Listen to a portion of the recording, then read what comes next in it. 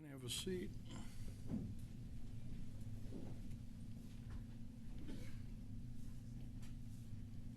All right, let's go on a record on Mark Jensen, 2002 CF 314. So you have the appearances, please. Good morning, Your Honor. The state of Wisconsin appears by Special Prosecutor Robert Jamboys, along with Deputy District Attorney Carly McNeil and Public Service Special Prosecutor Margaret Jamboys. Attorneys Bridget Krause, Jeremy Perry, and Mackenzie Renner appear on behalf of Mr. Mark Jensen. Mr. Jensen appears in person.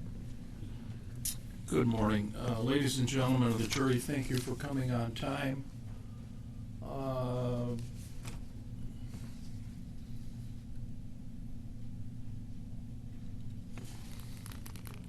We'll wait till you get your equipment here. Let's go. Oh, I thought they were in there.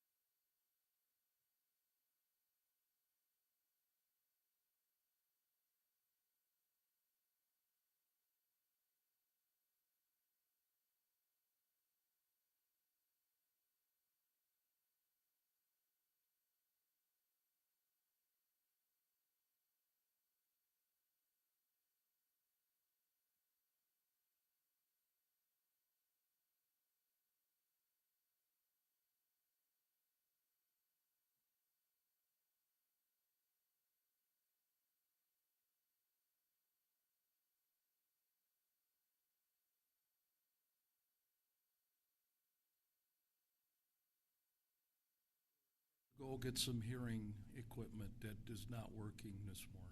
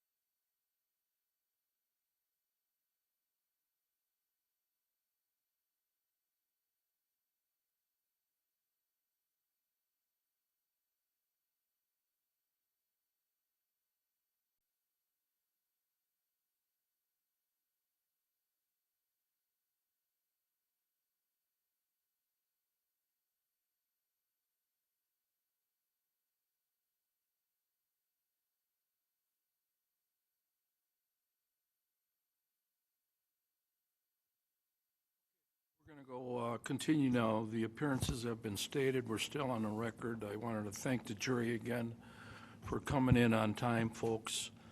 We are going to start the trial then. We have to swear you in again, so if everybody could rise, raise your right hands. Good morning.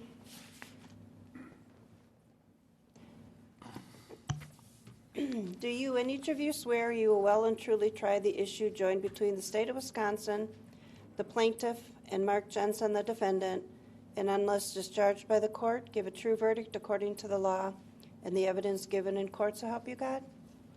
Thank you. You may be seated. Jury has been sworn in. At this time, ladies and gentlemen, I have to read what is called preliminary jury instructions. You'll have more instructions after we finish the case, but these preliminary instructions will give you some idea of how we're going to proceed with the trial. And then after I'm done, the attorneys will do their opening statements. So with that, I will begin by saying before the trial begins, there are certain instructions you should have to better understand your functions as a juror and how you should conduct yourself during the trial. Your duty is to decide the case based solely on the evidence presented and the law given to you by the court. Do not let any personal feelings or bias or prejudice about such things as race, religion, national origin, sex, or age affect your deliberations. Do not begin your deliberations and discussions of the case until all the evidence is presented and I have instructed you on the law. Do not discuss this case amongst yourself or with anyone else until your final deliberations in the jury room. You may be excused from the courtroom when it's necessary for me to hear legal arguments from the lawyers. If you come in contact with the parties, the lawyers or the witnesses, do not speak with them. For their part, the parties, the lawyers, and the witnesses will not contact or speak with the jurors. Do not listen to any conversation about this case. There are a number of representatives from the media covering this trial. As was discussed earlier, what the media may report is not of the standard necessary for jury use in deciding the great issues which will be presented to you in this case. For that reason, you must not read any newspaper reports or listen to any news accounts on the radio or television about this trial. Do not watch or listen to any newscasts on television or radio which originate from Milwaukee, Kenosha, Whitewater, or Lake Geneva for the duration of the trial. Do not read the Kenosha News, the Milwaukee Journal-Sentinel, the Janesville Gazette, the Week, the Midweek, or the Racine Journal-Times. Do not read anything at all on the internet which pertains to this case. Do not investigate this case on your own or visit the scene. Do not engage in any experimentation or research relating to any issues, facts, or persons involved in this case. Do not consult dictionaries, computers, websites, or other reference materials for any additional information regarding this case or any issues which may pertain to it. Anything you may see or hear outside the courtroom is not evidence. You are to decide the case solely on the evidence offered and received at trial. Television and photography will be occurring during this trial. Under no circumstances will televising or photographing members of the jury be permitted. And so you will not be pictured in any images which are ever broadcast or telecast. For those who may be interested, I have requested that the media make available to you, after the trial is over, access to all the media accounts which will be telecast during the trial. It's critically important to the fairness of this trial that you adhere to this order, that you not read, watch, or listen any account of these proceedings. You must understand that the violation of this order will have serious repercussions, both for the integrity of the trial and for anyone who would violate the court's order. Your ability to remain without sequestration is dependent upon compliance with this order, and you must also understand that any intentional violation will be punished as contempt of court. If you see or hear any outside information about this case, you must promptly report that to the court. Evidence. Evidence is first the sworn testimony of witnesses, both on direct and cross-examination, regardless of who called the witness. Second, the exhibits the court has received, whether or not an exhibit goes to the jury room. 3, any facts to which the lawyers have agreed or stipulated or which the court has directed you to find. Objections of counsel, evidence received over objection. Attorneys for each side have the right and a duty to object to what they consider are improper questions asked of witnesses and to the admission of other evidence which they believe is not properly admissible. You should not draw any conclusions from the fact an objection was made. By allowing testimony or other evidence to be received over the objection of counsel, the court is not indicating any opinion about the evidence. You jurors are the judges of the credibility of the witnesses and the weight of the evidence. Note-taking permitted. You are not required to, but you may take notes during this trial, except during the opening statements and closing arguments. The court will provide you with the materials. In taking notes, you must be careful that it does not distract you from carefully listening to and observing the witnesses. You may rely on your notes to refresh your memory during your deliberations. Otherwise, keep them confidential. After the trial, the notes will be collected and destroyed. Transcripts not available for deliberations. You will not have a copy of the written transcript of the trial testimony available for use during your deliberations.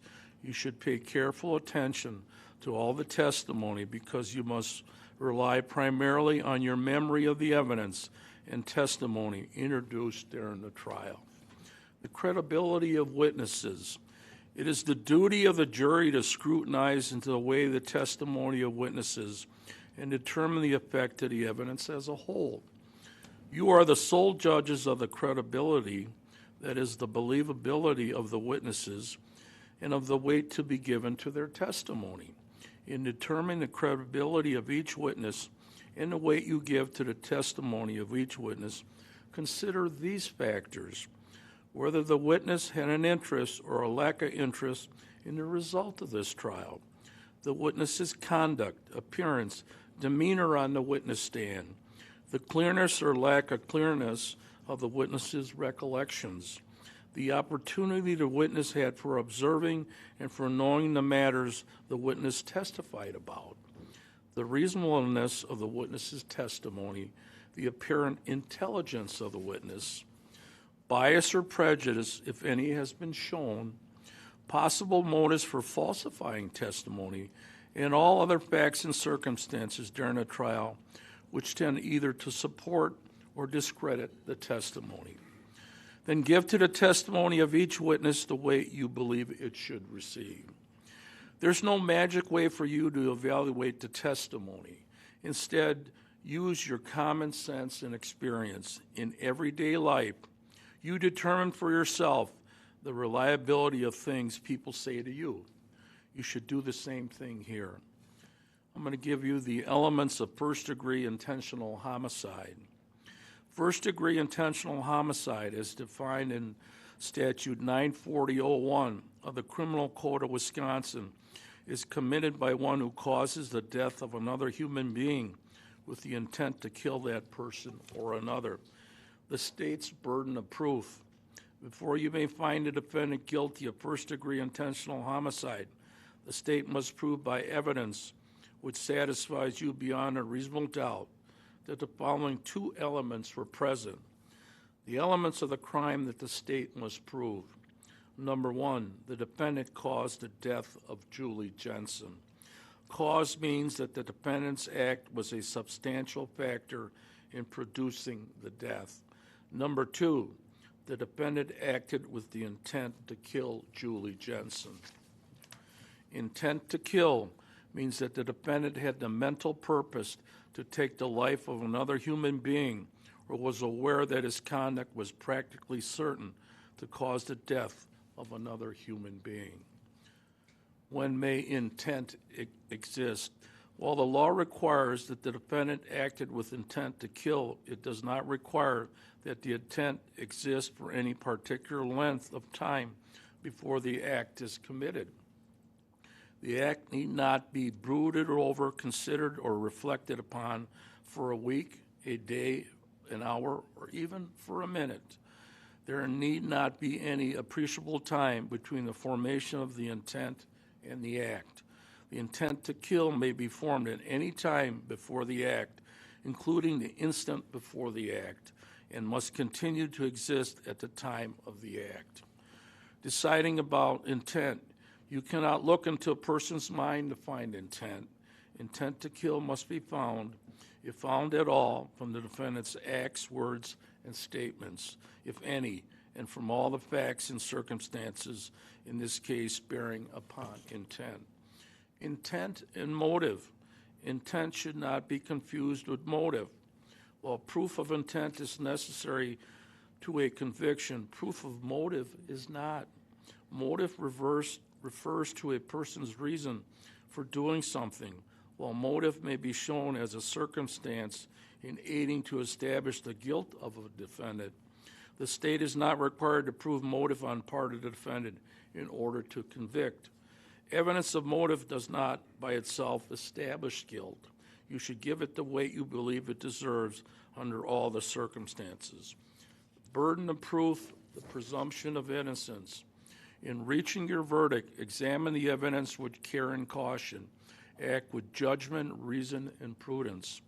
Presumption of innocence. Defendants are not required to prove their innocence. The law presumes every person charged with the commission of an offense to be innocent. This presumption requires a finding of not guilty, unless in your deliberations you find it is overcome by evidence which satisfies you beyond a reasonable doubt that the defendant is guilty. The state's burden of proof. The burden of establishing every fact necessary to constitute guilt is upon the state. Before you can return a verdict of guilty, the evidence must satisfy you beyond a reasonable doubt that the defendant is guilty. Reasonable hypothesis.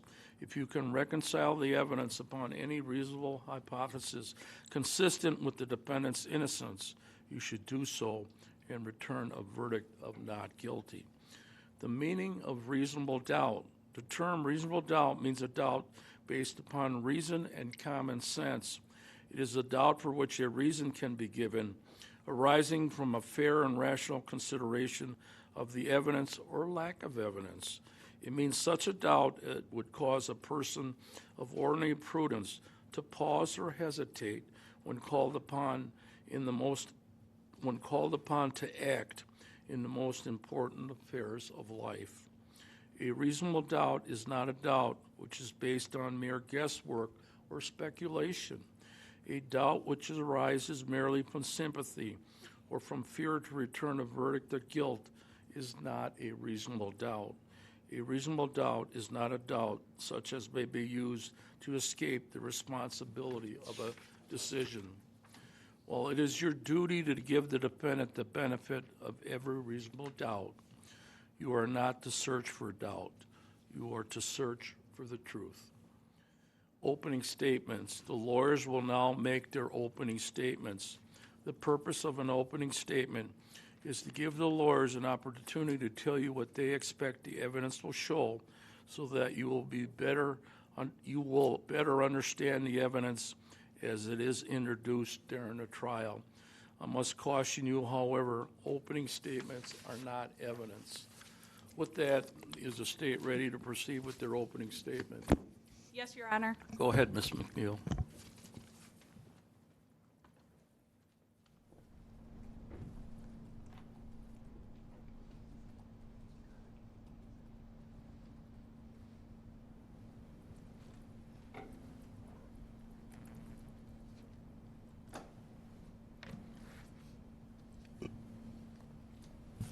Go ahead. I'm just waiting for your quote. Like I said, we'll wait.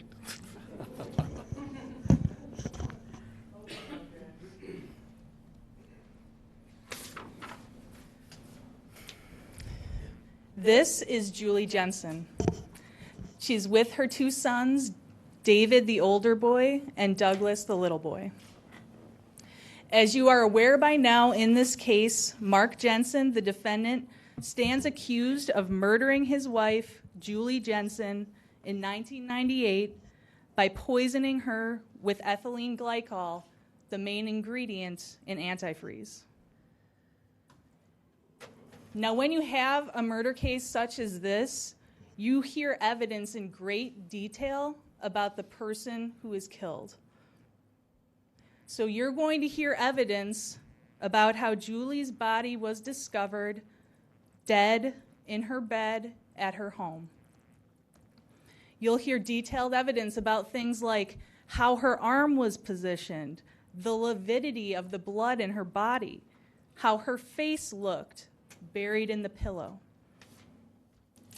You're going to hear about Julie's blood and what was in it, her stomach contents and her kidneys, and how they revealed the evidence of the ethylene glycol poisoning. And there's two things that you're going to hear in the evidence that you should know about ethylene glycol poisoning. A person should not have ethylene glycol in their system. The human body is made up of all sorts of things, but ethylene glycol is not one of them. So if ethylene glycol is found in a person, that is instant evidence of poisoning. And it has happened that some people have accidentally killed themselves with ethylene glycol, and some people have purposefully committed suicide by drinking ethylene glycol. But in this case, the evidence you're going to hear is that the defendant murdered his wife with ethylene glycol, that this was not Julie Jensen ingesting that substance to commit suicide. And that leads me to the other thing you should know about ethylene glycol. It's a drug that is not commonly tested for at autopsy. At autopsies, there are tests that are done for drugs, like prescription drugs or illegal street drugs. But ethylene glycol, such an unusual substance, is not typically tested for. And so a person doing an autopsy isn't necessarily going to find it unless they're looking for it. So you're going to hear that evidence about the ethylene glycol in Julie Jensen's blood and in her stomach, and other evidence of that poisoning in her system. You may even see some photos from the autopsy showing evidence from the inside of her body. So in this trial, you're going to hear Julie Jensen talked about in that way, that detached, impersonal evidence. But this is Julie Jensen. And in this murder case, even more important than how her body was found and what was in her blood and her stomach, even more important than that is the evidence you will hear about Julie the person. You are going to hear from witness after witness, people who knew Julie in various aspects of her life, that her family and her children were everything to her. She even had a specialized license plate on her car, My 3Ds, that stood for her two children, David and Douglas, and the father of her children, the third D, Daddy, that was for Mark Jensen. When Julie Jensen died, her oldest son, David, he was 8 years old. He was in third grade at Southport Elementary School. And you are going to hear from David's third grade teacher. Her name is Therese DeFazio. And she's a witness in this case because Julie Jensen was very involved in her son's life. She was actually a room mother in this third grade class. And so even though her youngest child, Douglas, he was only 3 years old, and she was a stay-at-home mom, it doesn't mean that she just stayed at home. Every Wednesday morning, starting in the beginning of that school year in 1998, Julie would volunteer in David's classroom to help out Ms. DeFazio. She would help the other students in the class and help Ms. DeFazio with various projects. And one thing that Julie Jensen and Ms. DeFazio had in common that you'll hear about in the evidence is that Ms. DeFazio had two sons too, two older sons. And so that was a topic of conversation between them because Julie Jensen was asking her for advice. What do you do with two sons? How do you raise your sons? She was looking towards the future, thinking about college for David, a very bright child. And Julie Jensen was also a big part of her children's activities. She was the kind of mom who would make Halloween costumes for her kids by hand. She was good at crafts and sewing, and she was a good baker. And you're going to hear in this case a lot about the neighborhood. The Jensens lived in Pleasant Prairie in a neighborhood known as Carroll Beach, which is near the lake. They had a nice yard with a beautiful garden, a swimming pool, and you'll hear from the neighbors who often saw Julie playing in the yard with the children or neighborhood children coming over to the house because they had the swimming pool. But Julie Jensen also had a life outside her children. Before her oldest son was born, she worked as an assistant at a stock brokerage firm. And even when she was a stay-at-home mom, she wasn't an isolated person. She was outgoing. She went out of her way to meet and get to know her neighbors. She made her neighbors her friends. And you're going to hear from a variety of neighbors who say that about Julie Jensen. She was also active in a neighborhood book club. You're going to hear about the book club. The month before Julie Jensen died, in November of 1998, she hosted the book club and she invited the ladies in the book club into her home. Finally, she was an avid gardener. Gardening was really her passion, so she would be outside a lot working on the garden. In the week of her death, she called a neighbor just to discuss gardening, some seeds that the neighbor had or had grown.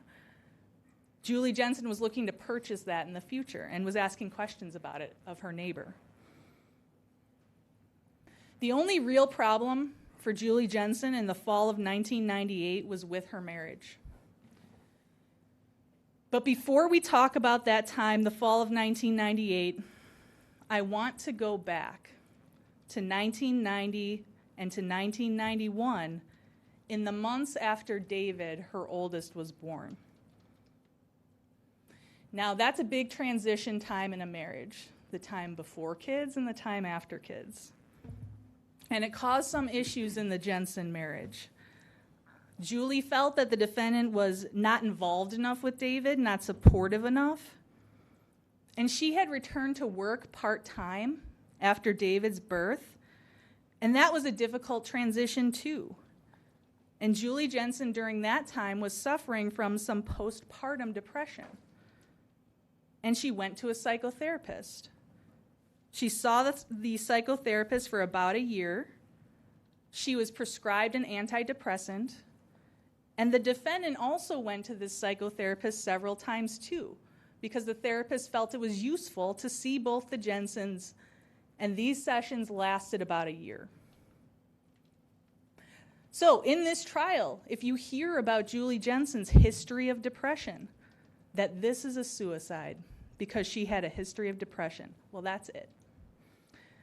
The postpartum depression and seasonal affective disorder when the seasons change, like fall, that she was treated for 1 year in 1990 to 1991. Julie Jensen did not have a history of suicide attempts. She did not have suicidal ideation. She had no suicide plans. And what a therapist is supposed to do, what you'll hear in the evidence, is ask someone, if they have signs of depression, to ask that person about risk of suicide. At no time did Julie Jensen ever say she was contemplating suicide. And in fact, she would cite her children. She could never do it because of her kids. And that's what happened in 1990 and 1991. And really what you're going to hear is the problem during that time period was with the Jensen marriage. In addition to Julie Jensen's concerns about the defendant's lack of involvement with David, she just felt the defendant didn't love her anymore. And she even contemplated divorce during that time period. Julie Jensen began confiding in a coworker, a man named Perry Tarica. He was going through a divorce, and he also had a young child. And one weekend, Julie made the mistake of inviting Perry Tarica to her home on a weekend when her husband was gone. And that weekend, she had sex, she had a fling with Perry Tarica. So she cheated on her husband. Now, that's the only time Julie Jensen and Perry Tarica were intimate.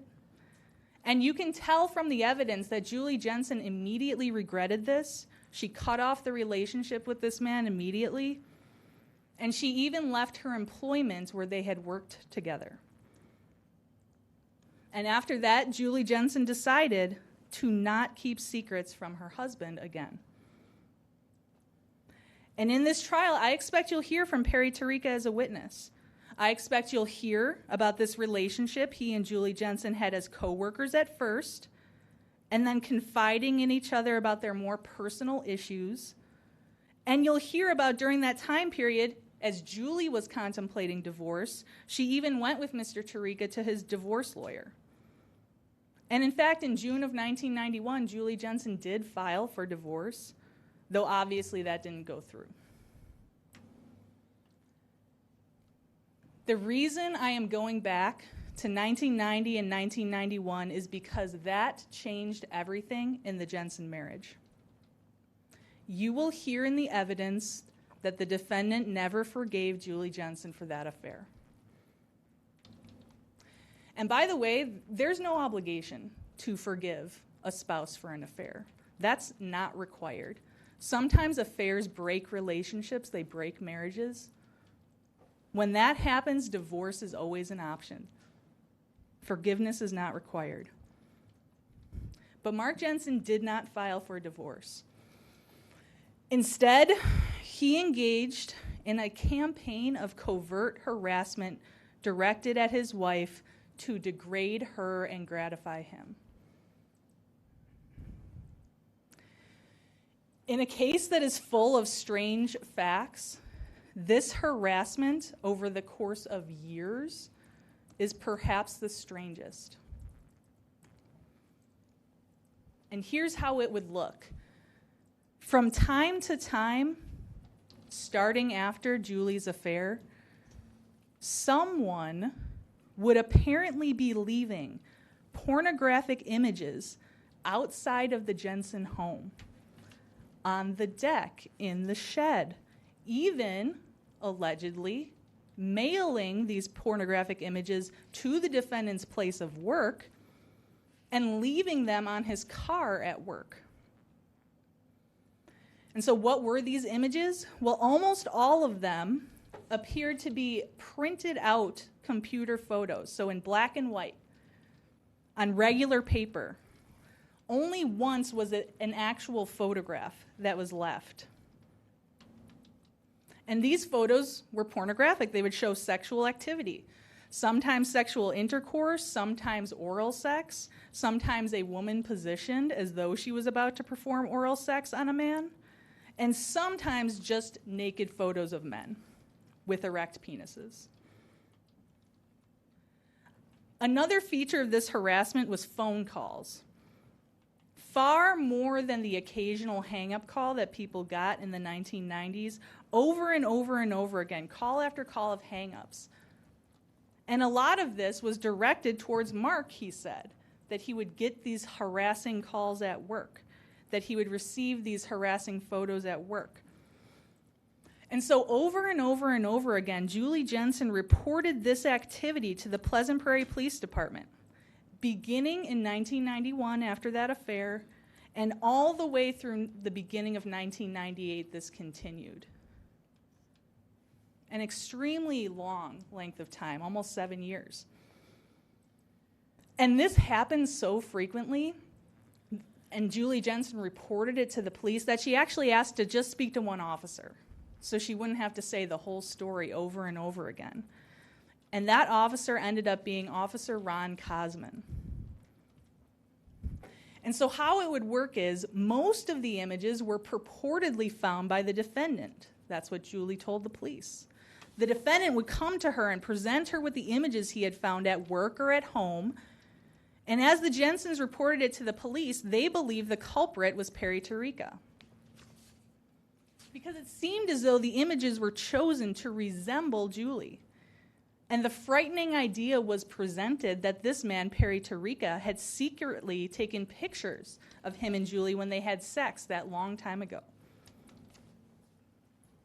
That he had had this fling with Julie, and now he was rubbing it in her face to humiliate her for years. And the police tried to investigate this. The police suggested to Julie that she keep a log of this activity. And you're going to see that she did. She kept a handwritten log. And it's actually stunning to see because it's so long. There's just page after page of this harassing activity. Because the defendant had said that these images were frequently left at his vehicle at work, the Pleasant Prairie Police Department suggested that the Jensens hire a private investigator. Maybe that person can stake out the car and see if they catch anybody. Or they suggested placing a video camera, videotape the car, and see if anyone leaves anything. But these efforts didn't work. The defendant was aware of this private investigator, and so while that private investigator was involved, nothing happened. The police also suggested putting a trace on the phone through the phone company. Remember, we're talking about the 90s, and so no caller ID. But when these traces were put on, the calls would stop. So the anonymous perpetrator could not be found that way. And so Officer Ron Kosman, he had a lot of contacts with Julie about this because of the harassment. And he was thinking about these traces. And he was thinking, well, how could these phone calls stop when we try to put these traces on? How could the perpetrator know to stop these calls? The only people who know about these traces are the Jensens and me, the police officer.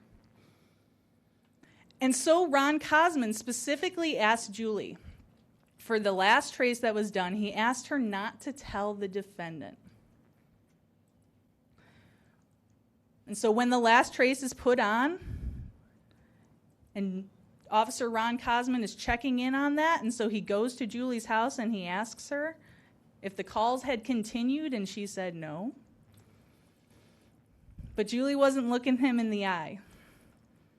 And so he asked her, did you tell the defendant this trace was going on? And she admitted that she had. And at that moment, Ron Kosman was frustrated with her. He said, why'd you do that? And so Julie explained, remember, in her mind, this harassment is her fault. It's because of that affair.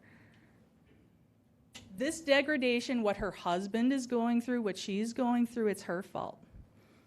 And she said, well, after that affair, she just didn't want to keep things from the defendant. Didn't feel right not to tell him, so she told him. And it's true that the man that Julie Jensen had this affair with, he was a suspect too. But the thing is, he had never even lived in Wisconsin, and then even living in Illinois, he ended up moving away, far away, like you have to fly a plane. He ended up moving far away early on. And this harassment, again, went on for like 7 years. And so it just didn't make sense. He's coming back to Wisconsin to leave these pictures around the Jensen home. It's not even a drive away. To leave these pictures at Mark Jensen's place of work, it just doesn't make sense. So you're going to see in the evidence this log that Julie kept of this harassment. And Julie Jensen ended up dying. She died on December 3rd of 1998. But this virtually constant harassment that had been going on since 1991, it slows down after June of 1998, and then it comes to a total stop after August of 1998. And you're going to hear in the evidence in this period of time that that's when the defendant gets a girlfriend. That's when his affair starts. Now, you're also going to hear about computer evidence. And most of the computer evidence relates to the murder itself, but some of it relates to this harassment. And one thing you'll hear is that the defendant, on his work computer, which was seized by the police, this is a 2002 computer. So years after the harassment, but it's still relevant for this reason. On this 2002 work computer, the defendant had an extensive collection of pornographic images. Judge, I object at this point, and I'd ask for a sidebar. Why don't you guys go on the back for a second? We're going to just take care of it right away.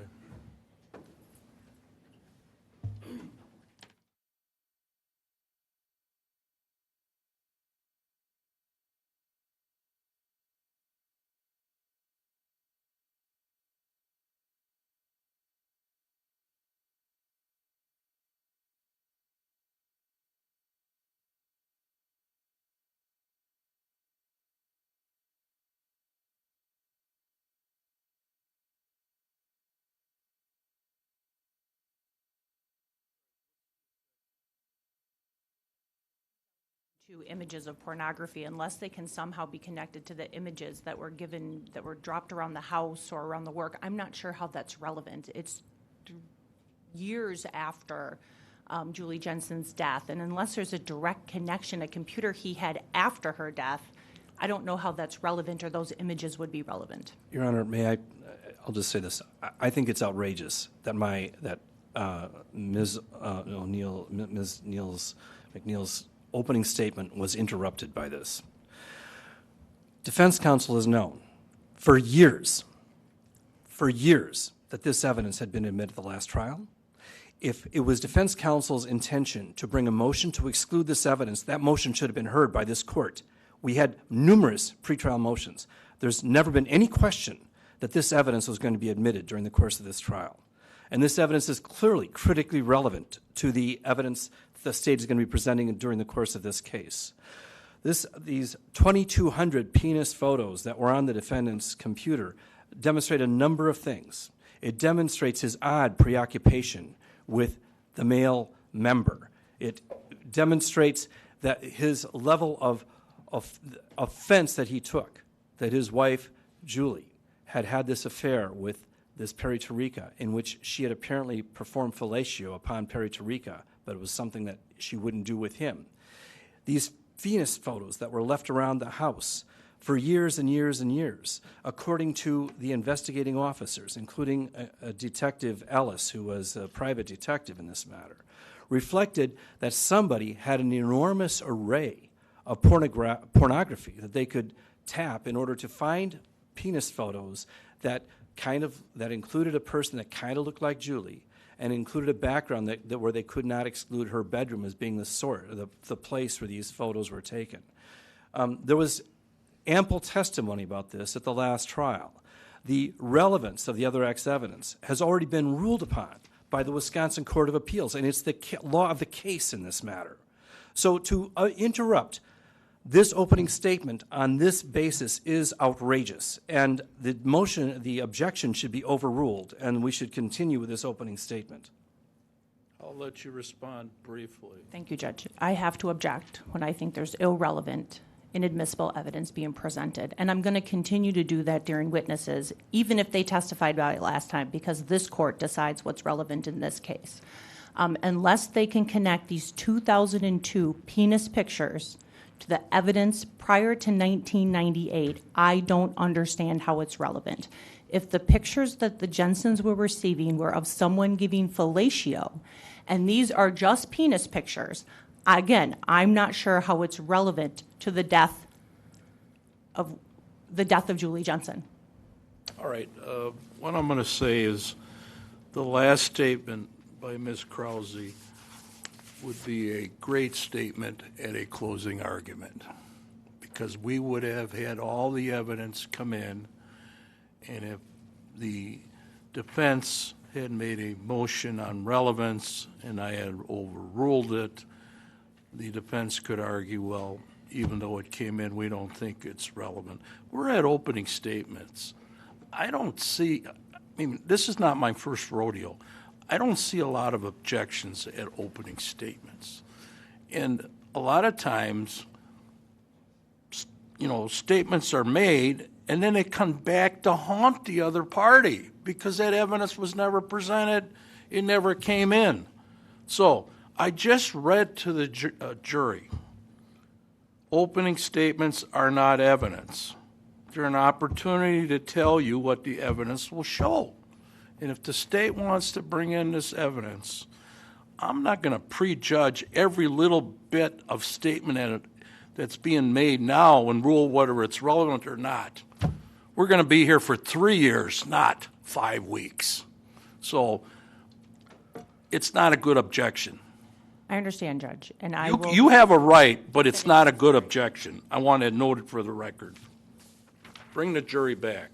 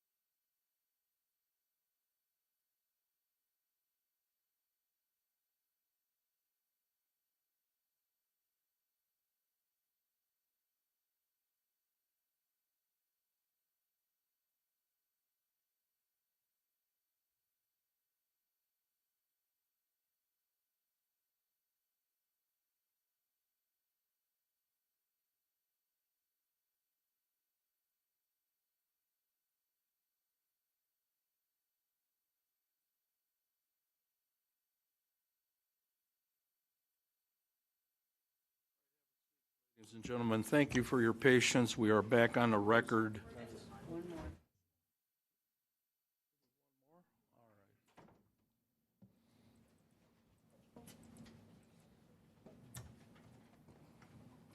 All right, we're back on the record on the Jensen matter. The jury has returned to the courtroom. The appearances are the same. Thank you for your patience. I'm going to overrule the objection, and the state can continue with their opening statement. Go ahead, Ms. McNeil. So these 2002 images on the work computer, they're relevant because it shows that the defendant had an extensive collection of pornographic images that were categorized and were similar to the harassing images that were left around the Jensen residence over that period of time. And I describe those images for a reason, because they connect to these 2002 images found on the defendant's work computer. But that's in 2002. So let's talk about 1998. What you're going to see here is you're going to see an example of Julie's log, what she kept, what she hand wrote about this harassing activity. You'll see the date at the top there, January 19th of 1998, and what Julie Jensen described as new tactics live on the internet. And so she's describing this harassment that is apparently occurring now with a change of tactics over the internet. And then what I want to show you next is what is noted on April 13th of 1998. Julie Jensen notes in this log an email that's part of the harassment. Here's the email. You'll see that it's from someone by the name of Turtle, that's the name in the email, to Mark Jensen. And then you'll see in the text of the email, consistent with the harassment, here's a few for Jay, so Julie, of me soft. Also a shot I took without her knowing it of a married girl in the office I'm currently doing at a nearby hotel. Attached to this email are three pornographic images of nude males. and then what looks like a surreptitious image taken of a topless woman in a hotel room. And it's consistent with the harassment because here's this harasser suggesting essentially he's doing it to another woman, taking pictures of her secretly, which was the same implication given to Julie Jensen in the course of this harassment. And then also, again, of course, the pictures of a nude male. This email is from M. Jensen at execpc.com to M. Jensen at execpc.com, with the names changed. So the way you would see this email in 1998, it would just look like it's from an anonymous person named Turtle to Mark Jensen. But the way our computer analysts can see the email, our computer analysts can see who it's from. It's an email the defendant sent to himself, pretending, under disguise, to be, he's acting as the perpetrator of this harassment. So how do we know Mark Jensen is really the harasser? A variety of things, but this email proves it. Where else do we see the email? We see this same email address show up on the Jensen home computer. This email address, mjensen at execpc.com, is in the Jensen home computer under the name Mark Jensen.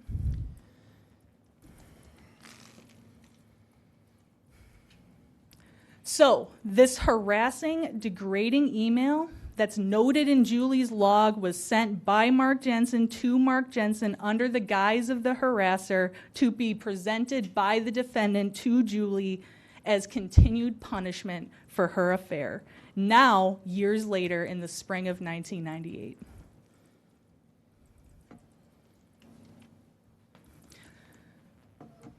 So that's the evidence that you're going to hear, that the first time the Jensen marriage was on the rocks in the early 1990s, that Julie Jensen sought counseling and treatment. She was treated for depression. She seriously contemplated divorce and even filed for divorce in 1991. In contrast, Mark Jensen engaged in a years-long covert campaign to harass and punish his wife. So let's turn to what's happening in 1998 when the Jensen marriage was again crumbling. In 1998, Mark Jensen had moved jobs. He was now working as a stockbroker at a company called Stiefel Nicholas. The home base for that company was in St. Louis.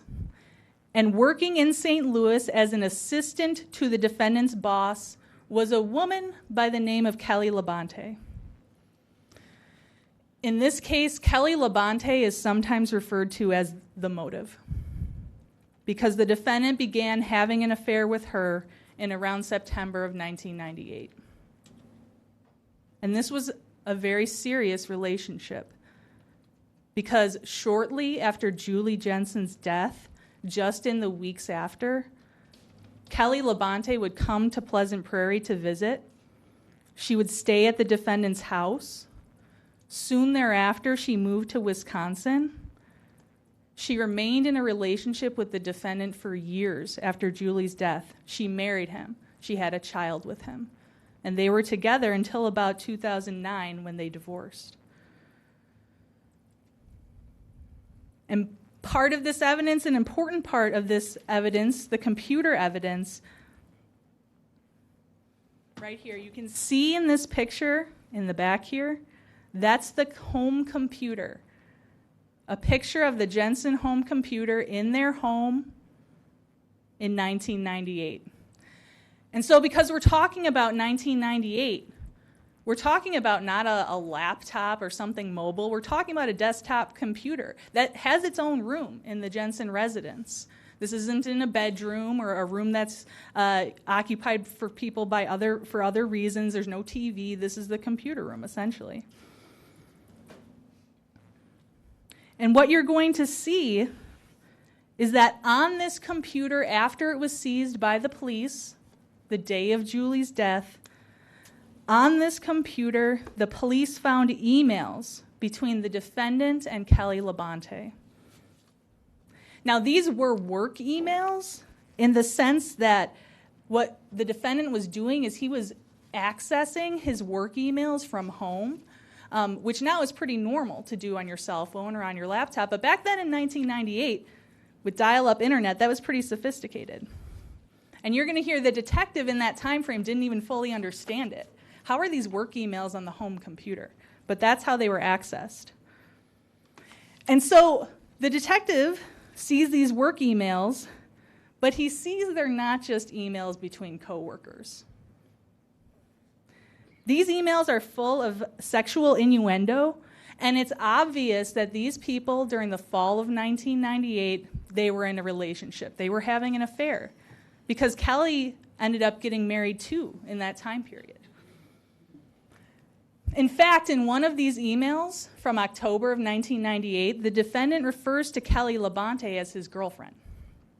And they end the emails frequently, almost all the time, with IDLY.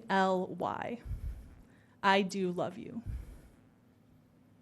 So within a few months after Julie Jensen's death, the police are aware of this affair, the motive. And the detective sits down with the defendant in April of 1999, so a few months after Julie's death. And as this investigation is continuing, the detective, who has seen these emails, asks the defendant about Kelly Labonte. And the defendant lies. He says before Julie's death, they were just co-workers and friends. He had only seen her a few times. They weren't in a relationship. And even at that point, in the spring of 1999, he wouldn't describe them as dating. It's a lot of hemming and hawing about what he wanted to call them, and he certainly didn't want to admit to having this affair. Now, in this trial, I expect the undisputed evidence is going to show that the defendant was in the midst of an affair with Kelly Labonte when he killed his wife, Julie. Now, Julie was a perceptive person. And in the fall of 1998, she noticed changes in her husband. She knew that something was wrong. Something had changed after her husband had started this new job at Stiefel Nicholas. And she even suspected that maybe there was another woman, maybe her husband was having an affair. But the proof that the police had found was on the computer. And a critical part of the evidence that you're going to hear in this case is that Julie Jensen didn't know anything about computers. Now, nowadays, that sounds almost impossible in 2023, but life was different in 1998. People did exist without computers. They had grown up without computers. If you were an adult in 1998, you'd grown up without a computer. You started your work life, no computer. No one had these little computers in their pocket. And the internet itself was in its infancy. This is dial-up internet. You can probably hear it when I say the words, hear it yelling at you. And so what you're going to hear in this case is that this internet, this incredibly slow internet, this is something that Julie Jensen never used. You're going to hear that Julie Jensen didn't have an email address. There's no evidence of her sending an email. You'll see that this computer evidence, that computer in the Jensen home, the internet was only used on that computer during times when the defendant was home. And Julie was a stay-at-home mom, so she had access to this computer all day long. But the computer analysts can tell when the internet was being accessed, the times. And they can tell that when Julie's home alone, no one's using the internet. It's only when the defendant is home, late at night, the early morning hours, when it's used during the daytime, it's on a weekend. Those are the times the internet is being used on this computer. And you're going to hear that there's also several documented times when we know from the evidence the defendant was out of town. There's no internet usage during those times. Julie Jensen did not use the computer or the internet back in 1998 when that was actually possible. You're even going to hear an anecdote from Therese DeFazio. Remember, she's the third grade teacher. You're going to hear that when Julie Jensen came to her classroom and offered to volunteer, Therese DeFazio thought, oh, it might be helpful. Maybe Julie can help the kids in their computer lab. And so Therese DeFazio suggested that, and Julie was like, oh, no, I don't even know how to turn on a computer. You know, Julie wanted to be helpful, but she told Therese DeFazio way back at the beginning of the school year, I really can't help with the computers. I can maybe type if someone opens a program for me, but that's it. So with proof of the defendant's affair being on the computer, Julie didn't have proof, only suspicions. She and her husband were arguing all the time, and she said when the defendant wasn't arguing with her, he basically didn't speak to her at all. Their relationship in 1998, that fall, was just falling apart. And once again, as in 1990, 1991, Julie was contemplating divorce. Now, during this time period, there were a few people that Julie Jensen confided in. Particularly, you're going to hear these names a lot, particularly her neighbors, Margaret and Ted Wojt. Now, I call them Julie's neighbors, but you're going to see in the evidence that they were really more than neighbors. They were friends. They had lived next to each other for years. The Wojts also had 2 children who were growing up. They both spent a lot of time outside. The Wojts' children would come over to play in the pool. They would see Julie outside all the time working on the garden. They would socialize with each other. They went out to dinners. They went to places like Six Flags with their kids. They went to the zoo or birthday parties. So they were friends. They were more than neighbors. In fact, you're going to hear in the evidence that Julie Jensen saw the Wojts so commonly that it was basically every day. Virtually every day they'd see each other and chat with each other.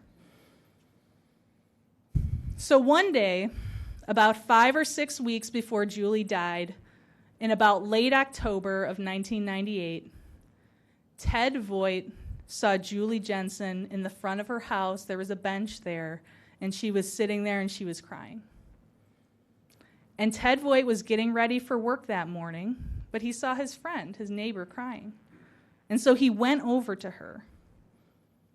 And this is the first of a series of conversations that Julie Jensen had with Ted Wojt about her concerns about her marriage and what was going on with the defendant. You'll hear about these conversations in detail in the evidence, but basically over the course of these 5 or 6 weeks before her death, Julie Jensen told Ted Wojt about the arguments with the defendant, how the defendant seemed changed, her worry that maybe the defendant was having an affair, and things that Julie had noticed with the defendant about the computer. She talked about going by the computer and seeing sticky notes that he had written by the computer that were suspicious, that had weird words on them like syringe and names of drugs. And she saw the defendant on the computer. For instance, she'd be vacuuming in the hall outside, and she saw on the screen that he was looking up poisoning and then closed the door in her face. She described another time when the defendant had gone to work but left the computer on, and on the screen there was a website about poisoning. So now, moving to late November, I'm going to put up here a calendar that'll help you with the days. Moving to late November in the days before Julie's death, which happened on December 3rd, Julie confided in Therese DeFazio. And this was the last time she saw Therese DeFazio. And you'll hear Ms. DeFazio recount this conversation and how she saw that Julie was troubled and encouraged Julie to speak to her. And Julie told Ms. DeFazio that she was afraid that her husband was going to kill her. Now, Ms. DeFazio was shocked and she was taken aback, and she asked Julie why she would think something so serious. And Julie explained about that list, that weird sticky note. And then she explained that she feared that her husband might try to kill her with a drug overdose and make it look like a suicide. Again, Ms. DeFazio asked her why she thought her husband might do this, and Julie said there were other things that she couldn't explain. And Julie confided to Ms. DeFazio, the same as she had to Mr. Wojt, that it bothered her how every time she walked by that computer room and the defendant was in it, he would cover it or turn it off quickly so she couldn't see the screen. And then there's a third person, the defendant's sister, Laura Koster. During Julie's life, Julie and Laura Koster were good friends. So even though Laura Koster is the defendant's sister, Julie confided in her as a friend. Julie Jensen spoke to the defendant's sister about the same suspicious note, the one that listed the syringe on it, and she even told the defendant's sister. She told her in the fall of 1998 that she feared that the defendant might be planning to kill her. Now, this sounds crazy, except for the fact that within a few weeks, within a few days of these conversations, Julie Jensen was dead. This sounds crazy. And that's the problem. That's the dilemma that Julie Jensen was facing. She knew it sounded crazy, and she explained it to Ted Vojt and to Therese DeFazio, that if she acted on these fears, if she did what a person who feared for their life would do, take her kids and run and hide, if she did those things, the defendant would point at her and call her crazy. Look at what my crazy wife did, running off with the kids, acting like I'm going to kill her. So here's what Ted Vojt said about Julie's dilemma.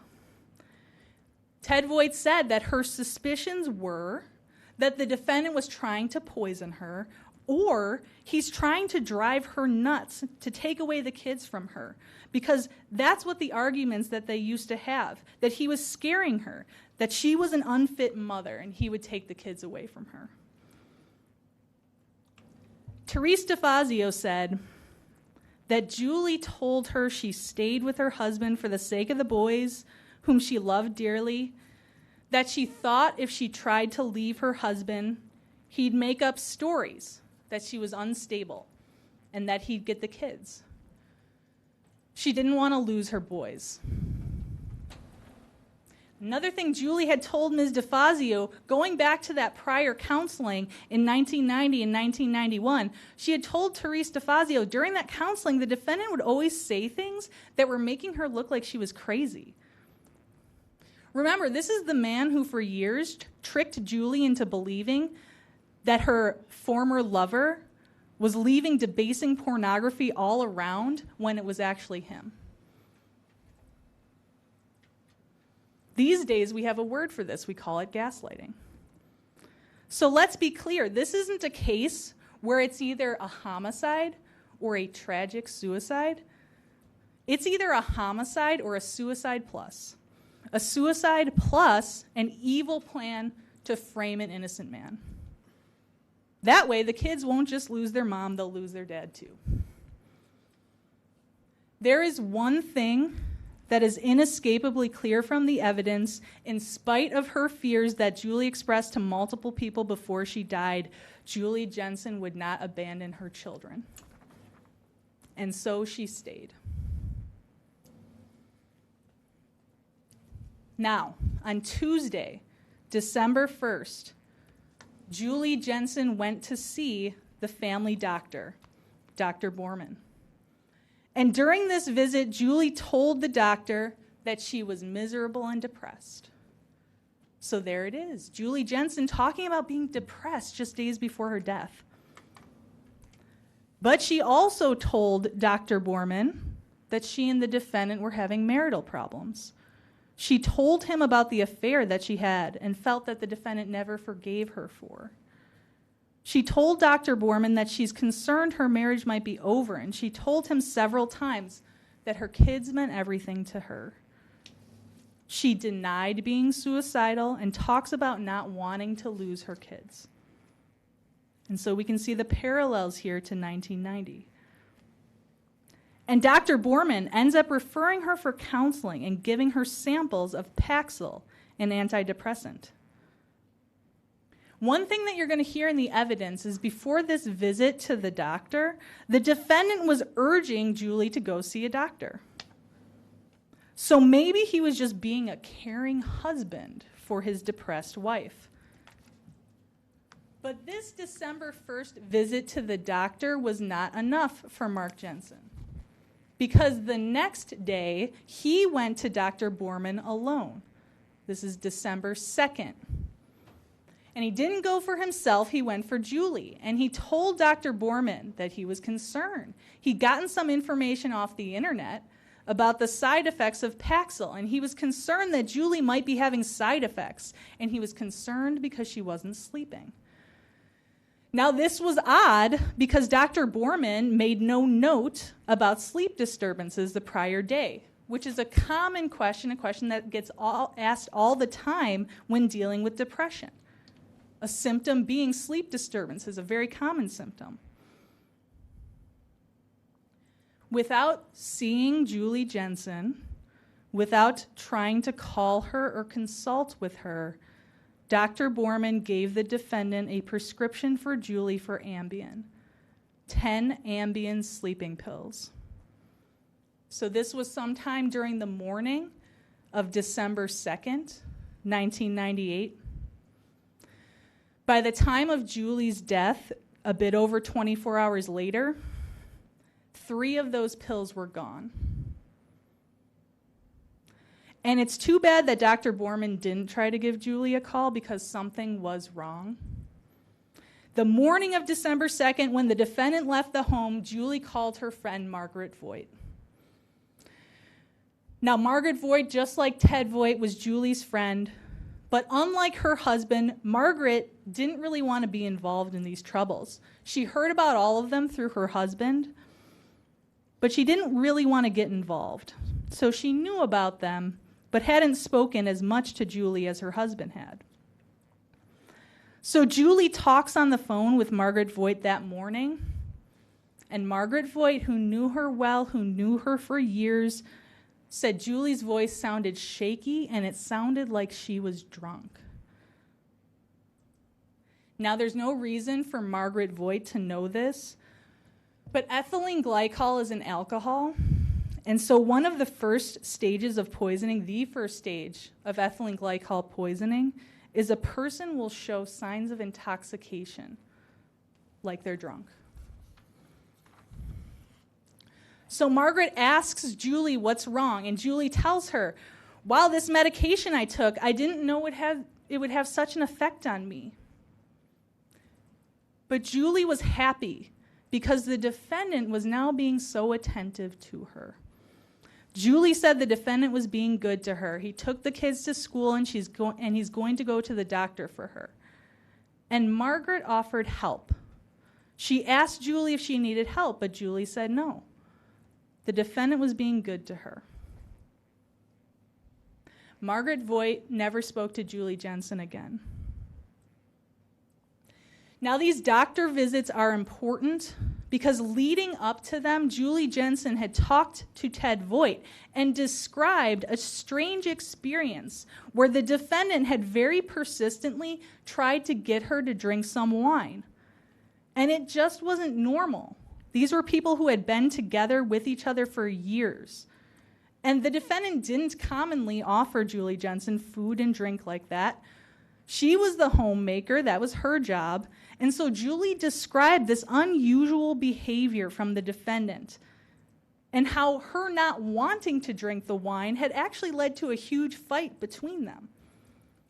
It was just another thing on the list of strange things that happened in the weeks before Julie's death.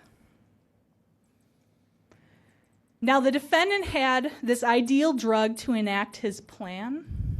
Ethylene glycol has a sweet taste to it, And it's the kind of thing that won't be detected at autopsy. But he has to have a way to slip it to Julie, and being persistent and aggressive about it wasn't working. But now Julie's got this new medication, and he's taking care of her. And these effects from this ethylene glycol can be passed off as side effects of the new medication. And once Julie starts getting well and truly sick from this poison, the defendant now has Ambien to give her day and night, to drug her senseless. And Julie did get truly sick. On Wednesday, December 2nd, she was supposed to go to Ms. DeFazio's class. She went there every Wednesday. She was very prompt. And so when Ms. DeFazio noted she was missing, Ms. DeFazio went to her son, David, who presented her with a note that said Julie couldn't come in because she was sick.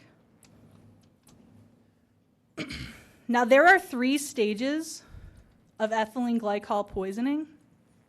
Someone who consumes enough ethylene glycol at once can die in stage 1. But if they reach stage 2, which is 12 to 24 hours after ingestion, the person's body becomes acidotic because the body breaks down the ethylene glycol into the poisons. And one of them is called oxalic acid. This causes breathing problems, heavy, rapid breathing, and it can cause heart arrhythmia. A person can go into a coma in this stage and die. If a person does make it to stage 3 of ethylene glycol poisoning, which can happen 24 to 72 hours after ingestion, that's the kidney phase. You see at the autopsy crystals in someone's kidney when they reach this phase. So the doctors can tell these crystals are from that acid created by ethylene glycol poisoning, and they disrupt kidney function. A person who reaches stage 3 of ethylene glycol poisoning, they die a slow and a painful death. At approximately 4:30 p.m. on December 3rd of 1998, the police responded to the Jensen residence for a pulseless, non-breathing female. Julie Jensen was dead in her bed. The crystals in Julie Jensen's kidneys found after her autopsy show that she had reached stage 3 of ethylene glycol poisoning before she died. I don't think that there's going to be any dispute in the evidence that Julie Jensen was desperately ill leading up to her death. It's consistent with the medical evidence, and the defendant himself acknowledged it. He said she was breathing funny. She had a hard time breathing. She got up and she fell and she hit her head. The morning of her death, she could hardly sit up in bed. She was groggy, almost incoherent. Her breathing was labored and raspy. It sounded like her windpipe was being restricted. The defendant said, "I'm not even sure she was coherent." The defendant also adamantly said that that morning she did not get out of bed. So now we go to the sleeping pills. The thing about sleeping pills is you're supposed to take them when you're supposed to be sleeping. And the defendant described Julie Jensen taking the first one Wednesday morning, right after he got them. And then another one Wednesday night. And then a third one Thursday morning, the morning of her death, when she was so terribly ill she was incoherent. The defendant even describes how that morning, he talked about Julie Jensen, she couldn't even choke down water. And she didn't get the water because she didn't get out of bed. He had to get it for her. So Julie Jensen didn't take a sleeping pill the morning of December 3rd. She was given a sleeping pill. She couldn't get out of bed. The defendant gave it to her. And the children saw their mother dying too. David was upset. He didn't want to go to school. He noticed his mom's breathing problems. David said she couldn't talk that morning. And the defendant said something weird to the detective who was talking to him about that morning. He said, "There was a question between myself and the kids that morning about whether or not to call an ambulance, take her to the hospital. The kids are 8 and 3. You don't consult with an 8-year-old and a 3-year-old about taking your wife who can't breathe to the hospital." And also, Dr. Borman, who had given her that prescription, given the defendant the Ambien, he had told the defendant, if your wife's condition worsens, you got to get her to the ER. But Mark Jensen didn't listen to Dr. Borman or his kids for that matter. What the defendant said he did was that afternoon, the afternoon of December 3rd, he said he went to work. So now we come to a witness by the name of Aaron Dillard. And before I talk about what Aaron Dillard has to say, I want to talk about who Aaron Dillard is. He became a witness because he was someone in 2007 who was in the same area of the jail as Mark Jensen. Aaron Dillard is a liar and he is a con man. Aaron Dillard is willing to provide information, testimony about Mark Jensen to help himself in the outcome of his criminal cases. So why call this lying con man as a witness, someone who everyone acknowledges is a liar? Well, what Aaron Dillard has to say is that while he was in jail with the defendant told him what happened about killing his wife. And now again, I cannot be more clear that Aaron Dillard is not an inherently believable witness. He's the opposite. But what Aaron Dillard had to say is eye-opening. Because the only people who know what happened in the last moments of Julie Jensen's life, well, it's only one person, the person who was there, the defendant. And up until this point, up until 2007, a lot of people had spent a lot of time thinking about this case, law enforcement and medical examiners. In this case, we're actually going to be calling 2 medical examiners as witnesses. You're going to hear from Dr. Chambliss, who actually did the autopsy on Julie Jensen, and Dr. Mainland, who studied the case and ethylene glycol poisoning. And there were some unexplained things about this case. For instance, how Julie Jensen was found in her bed. She was found face down in her pillow to such an extent that you're going to see that her nose was actually shifted to the side. A very odd position for someone to be in who couldn't breathe. Also, she was laying awkwardly across her arm. So her arm was kind of beneath her diagonally. An odd position for someone to put themselves in. It looks like someone had simply rolled her over from her back to her face. And part of what happens is in an autopsy is that the doctors look for internal injuries. And there was some internal subcutaneous bruising on Julie's rib cage that aligned with how she was laying on her arm. And she also had some hemorrhages in the back of her neck area. Now, when someone's doing an autopsy, deciding that the manner of death is asphyxiation, that's often a decision that is based on excluding everything else. You have a person who's dead, and you can't say other ways that they died, but you see some signs of asphyxiation. So different maybe from strangulation, where there's actual force applied to someone's neck, but asphyxiation, where someone's breathing is stopped, like by forcing their face into a pillow. It's not going to leave the same signs. And so sometimes these signs can just be things that are seen, post-mortem artifacts that are seen, and they aren't signs of asphyxiation. But they are also consistent with someone who is suffocated. And so this leads us to what Aaron Dillard says the defendant told him. The defendant had a timing problem. He needed Julie Jensen to die on December 3rd before he got David from school. He could not bring his 8-year-old, who had already been wanting to take his mother to a doctor. He couldn't bring that 8-year-old back in the home where his mother was dying but not dead yet. So if Julie Jensen was alive by the time David Jensen was done with school, that was a problem for the defendant. And what Aaron Dillard said is that the defendant, he took the kids to school and to daycare, which is true. And the defendant returned home, but Julie Jensen was not dead. She was non-responsive, she was incoherent, but the defendant feared that she was actually breathing better.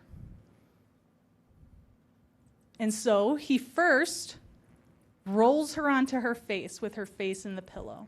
And then he leaves the room, kind of hoping that that will do the job. But when the defendant returned to the room, Julie Jensen was still alive. And so he got on top of her, he pushed her face and her neck into a pillow, he sat on her back so she could not breathe, causing the pressure on her arm that she was laying on, causing the subcutaneous bruising, and then she died.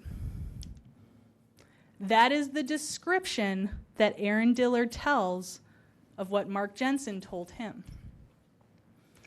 And there's other significant details that Aaron Dillard gives, details about the medications, getting the Paxil, how the defendant's, his plan was to slip her antifreeze in juice when she's taking this medication, how Julie was acting drunk. The defendant apparently told Aaron Dillard that Julie was acting drunk. And then also getting the Ambien to sedate Julie. Now, I want to be clear that Julie Jensen, untreated, and she was untreated, would have died of ethylene glycol poisoning. So it is that poisoning what this case is truly about. But the significance of Aaron Dillard is not that he is a truth teller, but he's also not a doctor, he's not a toxicologist, he's not a forensic pathologist or a detective, and he certainly can't speak to the dead. And the way Aaron Dillard was able to give details to explain some of the unexplained things in this case was eye-opening, even to people who had thought about the case for a long time. And not being a doctor or a medical examiner or a psychic, the only way Aaron Dillard could do that is if he heard it from the mouth of the defendant. But Aaron Dillard is not the only person the defendant talked to. You heard about Kelly Labonte being referred to as Mark Jensen's motive. Now it's time to get to Mark Jensen's mistake. And that person is Ed Klug. Ed Klug is Mark Jensen's mistake because on a drunken night, the defendant revealed to Ed Klug before Julie's murder that he was looking on the computer for ways to kill his wife. Mark Jensen knew Ed Klug because they both had moved to Stiefel Nicholas in 1998. Mark Jensen had joined the firm earlier, and he was actually involved in helping open Ed Klug's branch in Appleton. In fact, Kelly Labonte was there too. And so Mark Jensen actually wasn't so helpful in opening that branch, according to what Ed Klug saw. And so then they know each other from that, and they end up together at a big conference. You're going to hear about this conference that took place in St. Louis in early November of 1998, so before Julie's death, the big company conference. And Mark Jensen and Ed Klug, they know each other, but they both recently joined this company, so they don't know a bunch of people. And so they end up hanging out in the hotel. And at first they are with a bunch of people drinking, but then the hotel clears out. It's basically even past bar close time. And they've been drinking together and talking, and they engage in some wife bashing, so to speak. And so during this conversation, when Mark Jensen had been drinking, the defendant told Ed Klug that if you want to get rid of your wife, that you could go to websites that would tell you how to poison your wife, how to kill her, and it wouldn't be detectable. You could use things like Benadryl and antifreeze, things that couldn't be detected. And the way Ed Klug describes it is that Mark Jensen was telling him about a substance that would crystallize someone from the inside out, which is what ethylene glycol does. Ed Klug said Mark Jensen was telling him how he was doing this on the computer and how he was going to kill his wife.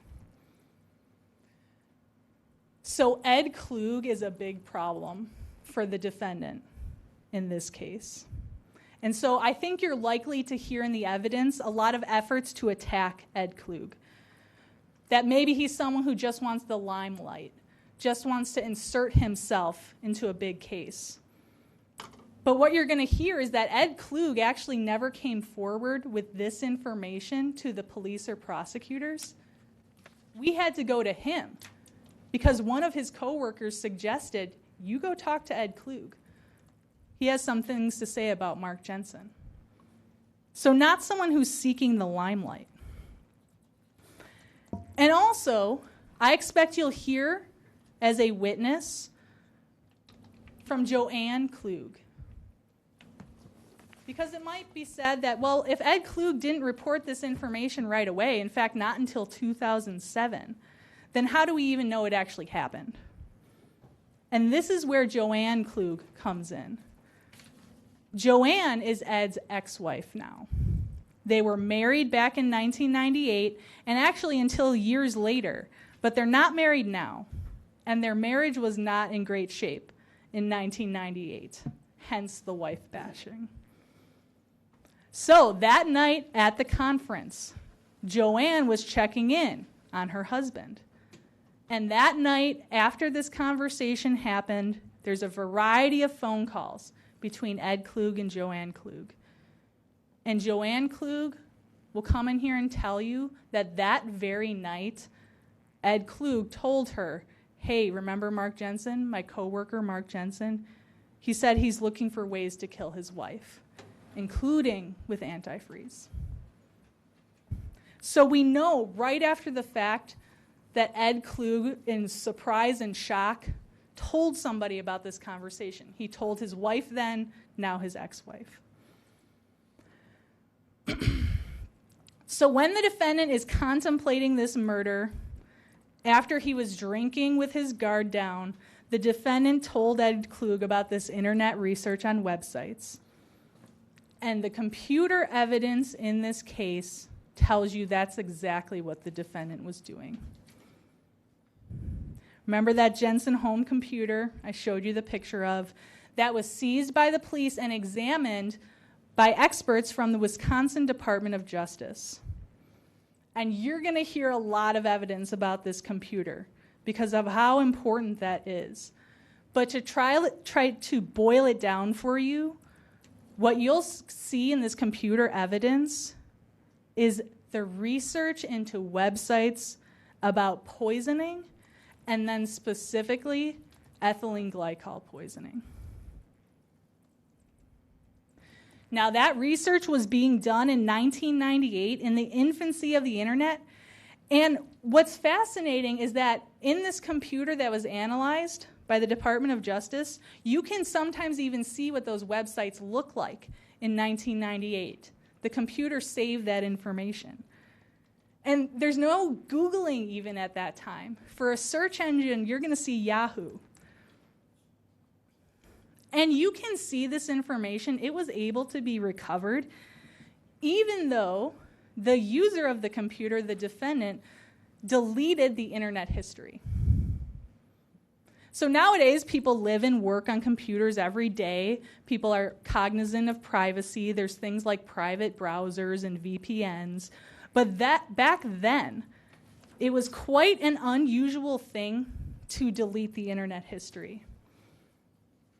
And that's what this user, this sophisticated user of the computer, did repeatedly. We're only able to see this internet history because of the analysis by the professionals. If a user were simply to open this computer, if it could still turn on even after 1998, and just try to look at the internet history, you wouldn't see anything. And I already told you about Julie's inability to use a computer, and the defendant was quite the opposite. You're going to hear from the defendant's co-worker, a man named Dave Naring, who was his friend from work. And he's going to tell you that during this time period, the defendant was very skilled at the computer. He was on the computer all the time at work. Remember, we don't see a single email from Julie Jensen. In contrast, we see a bunch of emails involving the defendant. We can also compare the internet history we see on this home computer with things that we know were going on in the defendant's life. For example, the defendant imagined going on a Windstar cruise with his girlfriend, Kelly Labonte. The internet history shows a visit to the Windstar cruise website. The defendant, in an email, he's offering to buy Kelly Labonte some clothes from Patagonia. On the home computer, we see that online shopping at Patagonia. The defendant is thinking about ways to kill his wife.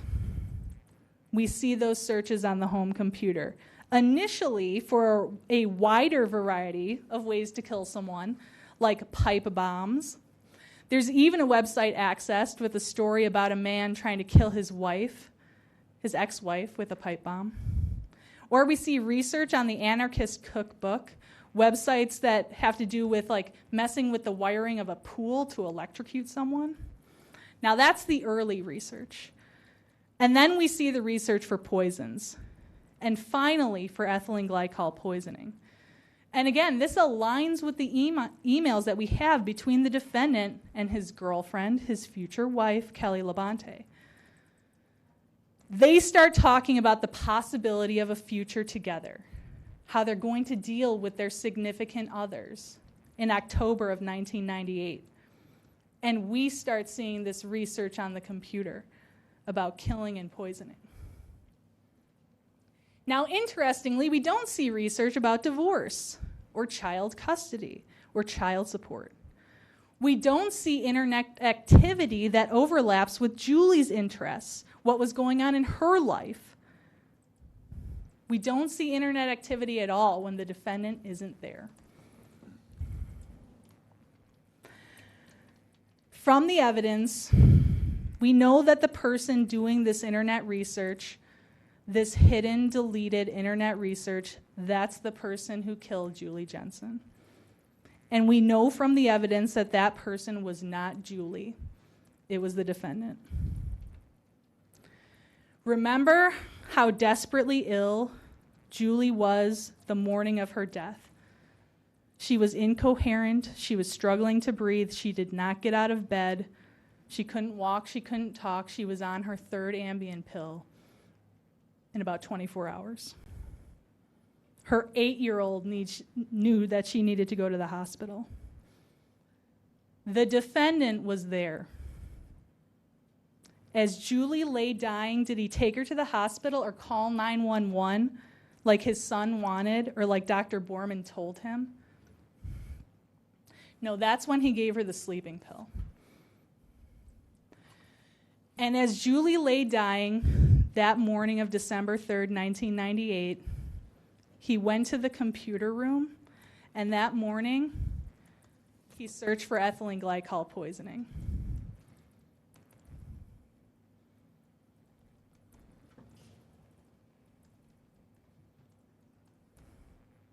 You can see the search term on the bottom of the screen here.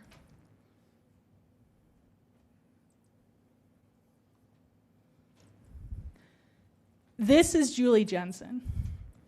She didn't kill herself. She didn't frame her husband to make it look like a homicide.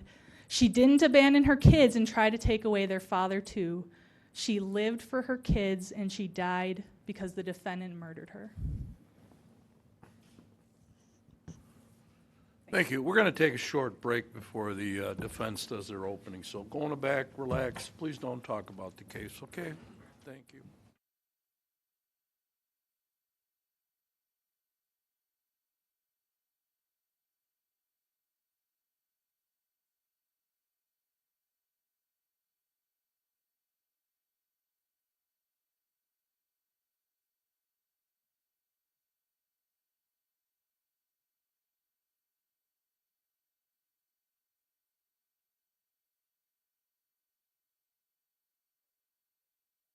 Okay, thank you.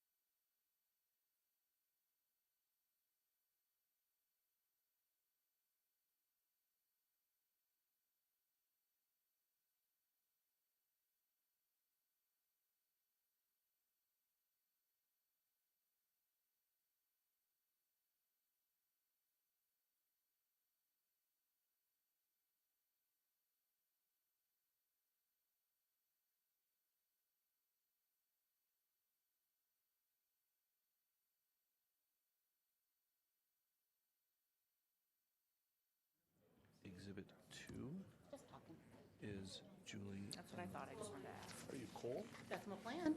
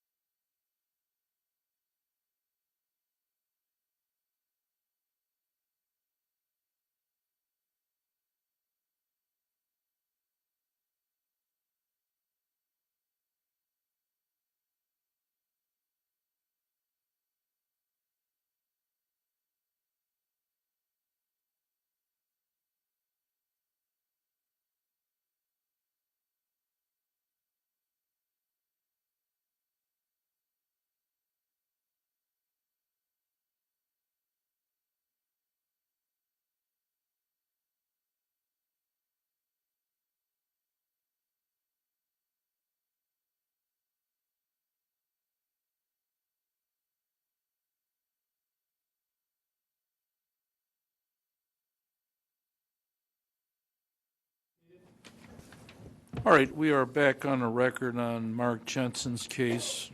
The appearances are all the same. The jury's back in the courtroom. The defense is going to do their opening statement. Attorney Renner, you can proceed anytime you're ready. Thank you.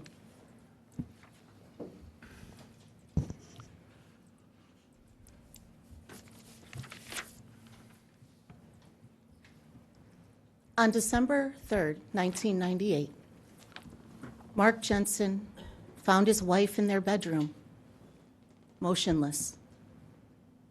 He called 911. When paramedics and the police arrived, they found a distraught mess of a man in Mark Jensen. His eyes were red from the tears streaming down his face. There was snot bubbling up from his grief.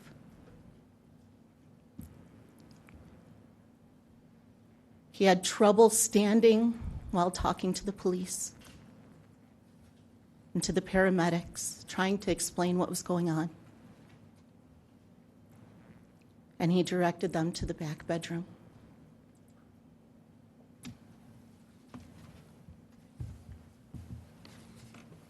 Prior to 1998, till December 3rd, 1998, the Jensen family was just like any other family. They had good days. They had bad days. The Jensens were a middle-class family. They loved their boys, and they worked hard to build what they had. Julie Jensen was a smart, educated woman. The kind of woman who, despite the fact that her higher education was in nursing, was able to self-study and gain her Series 7 stock brokerage license. Mark Jensen was a successful stockbroker. They had 2 sons.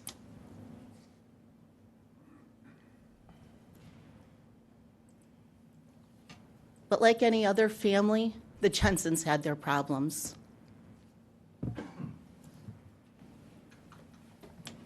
Back in 1990-91, Julie Jensen cheated on her husband.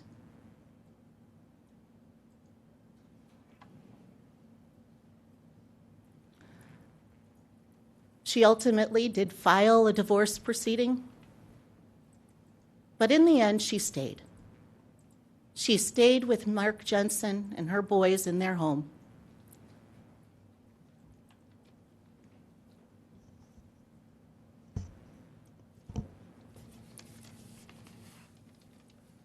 And Julie is diagnosed with depression.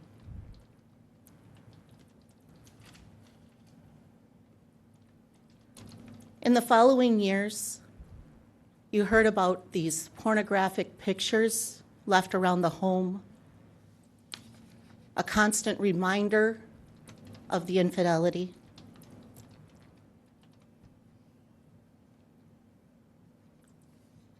Yet, at the time, everyone believed those to be sent by Mr. Tariqa, who's the person that Miss Jensen had the affair with. On advice of police, Mr. Jensen hired a private investigator to get to the bottom of these photos.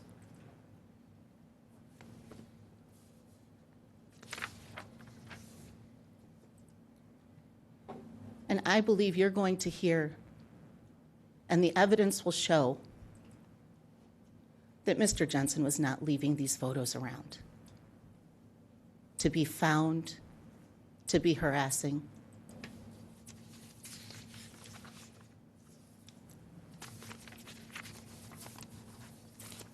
As I stated, though, Julie Jensen was diagnosed with depression first in 1991.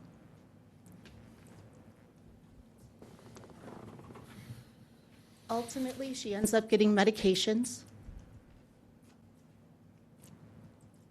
She goes to therapy.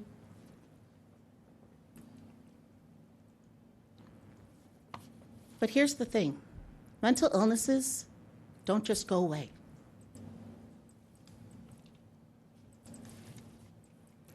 You're going to hear multiple witnesses talk about things that Julie Jensen said to them.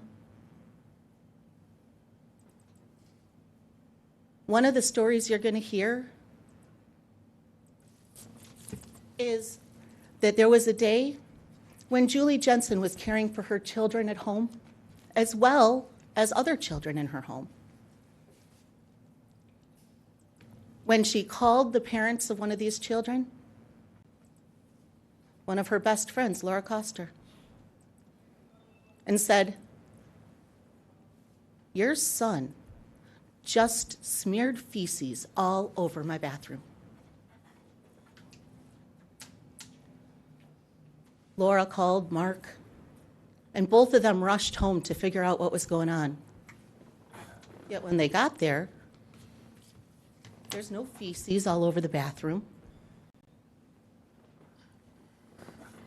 There's no smell of cleaning products or anything that would have explained why it's not there anymore.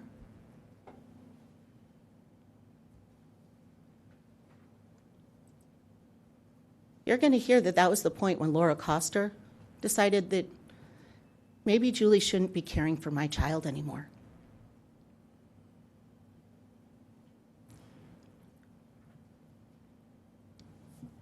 You're going to hear about a day when Julie was at her dentist's office in the weeks leading up to her death, crying, upset, and saying that she wanted to take her life.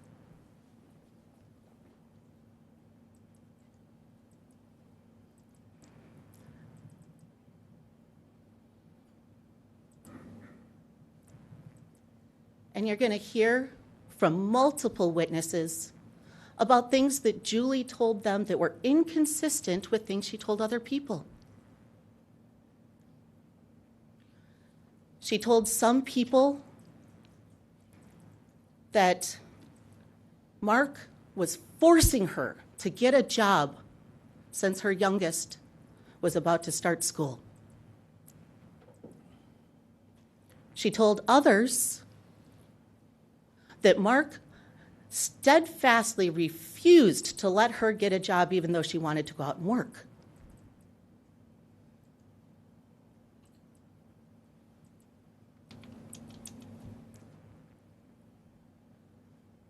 You're going to hear statements that Julie made to neighbors, to acquaintances. But the people in her family, she never told any of them about any worries about Mark. And every time that someone asked her, hey, let me help you leave, she declined that help each and every time.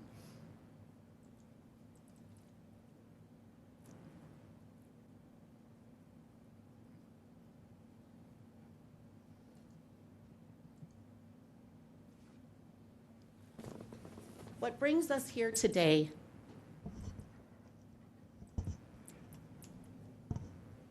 is Julie Jensen's suicide. This suicide of a woman who was in declining mental health, who was seeing her family doctor, a family practice doctor, for prescriptions for her mental illness, for her depression, not a psychiatrist.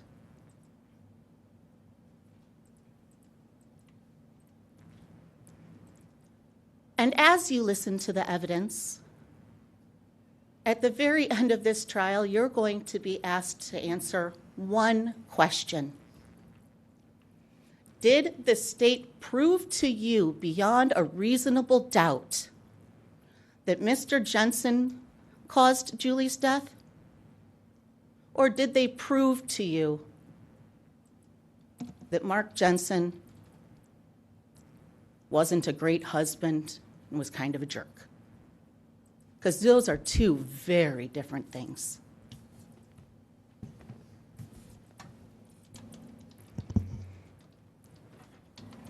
After Julie Jensen's death, an autopsy was performed. Dr. Chambliss can't determine a cause of death based on the autopsy, but based on crystals in the kidneys, ethylene glycol poisoning is suspected by the Kenosha medical examiner.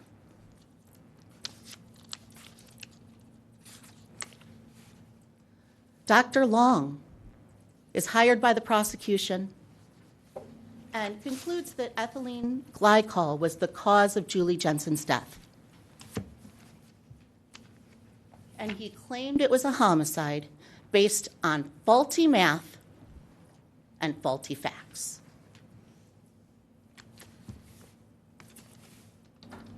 Dr. Mainland, another of the state's witnesses, is in agreement with the cause of death being ethylene glycol poisoning,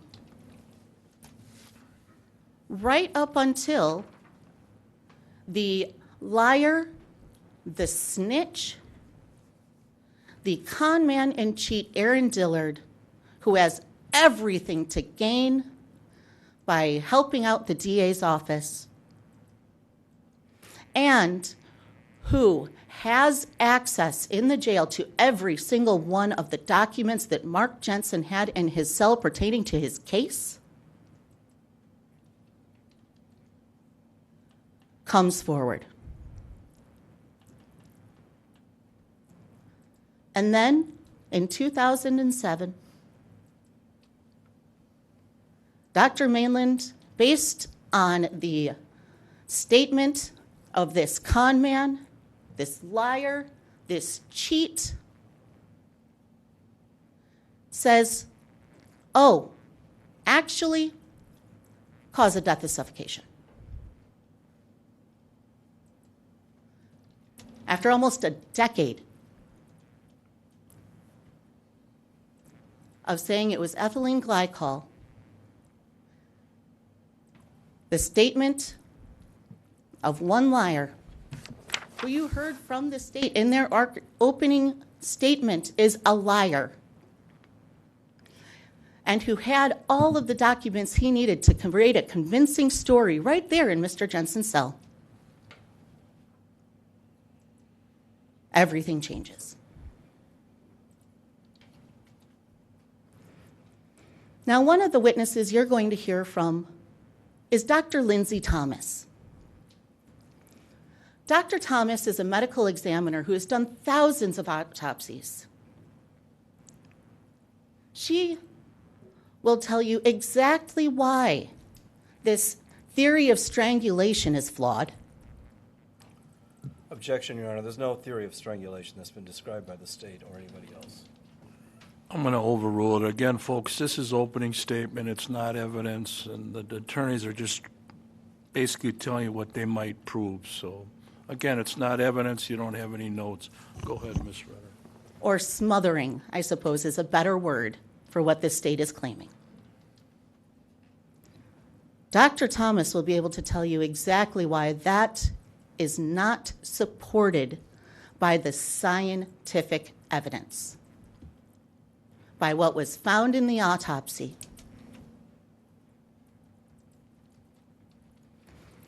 And you're also going to hear from Dr. Stacy Hale. Now, Dr. Stacy Hale is a medical toxicologist. One of the things you'll learn about is the difference between medical toxicologists and forensic toxicologists. Medical toxicologists deal with the living. They deal with people who are coming into the emergency room, suffering from poisoning, suffering from other issues that have a toxicological basis, which is a big fancy way of saying it's got a chemical in the body basis. And she's going to be able to explain to you exactly why Dr. Long's testimony, Dr. Long's analysis, and Dr. Long's findings are all flawed. Flawed because of bad math and not supported by the physical evidence.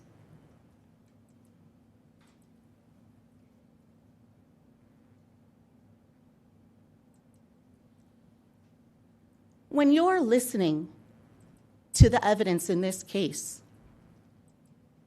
one of the things that the judge will tell you, and already has told you, is that it's up to you as the jury to weigh the credibility, the believability of the witnesses that are put before you.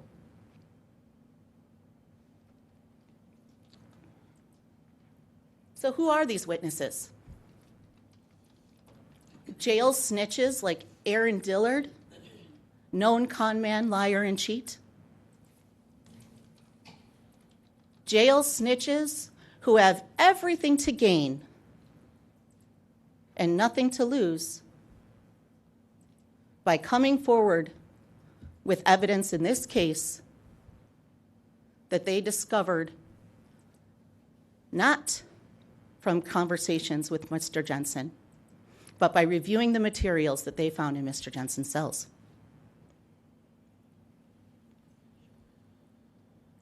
Witnesses whose stories just don't add up.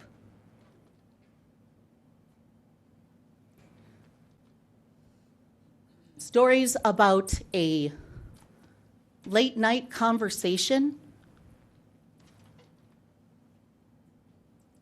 at a hotel that isn't supported by anyone else that was there. People who had every opportunity to listen to that conversation and again, you're going to hear evidence about these flawed witnesses and what kind of people they are. The type of people you can believe or the type of people that gossip and who you can't trust when they state things. Witnesses who only come forward almost a decade after the death of Julie Jensen.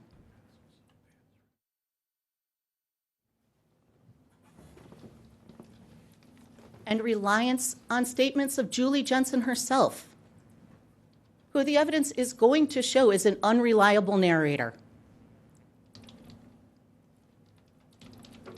She tells people on one hand that she wants to work and her husband won't let her, and tells people on the other hand that she doesn't want to work, she doesn't want to do this, but her husband is making her.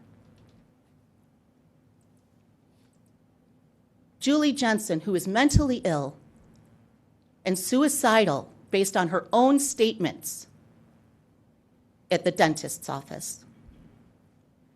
Julie Jensen, who refused to leave despite telling people that she was afraid for her life. Julie Jensen, who had access to the family finances, who had her own car, and had a husband who worked all day.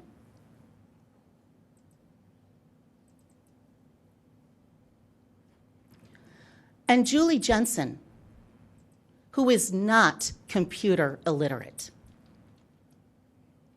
You are going to hear that Julie Jensen was in charge of the family's finances. And she didn't just write down in her checkbook what she spent in the balances. No, she used a program on the computer called Quicken. A program that required her to go on the computer.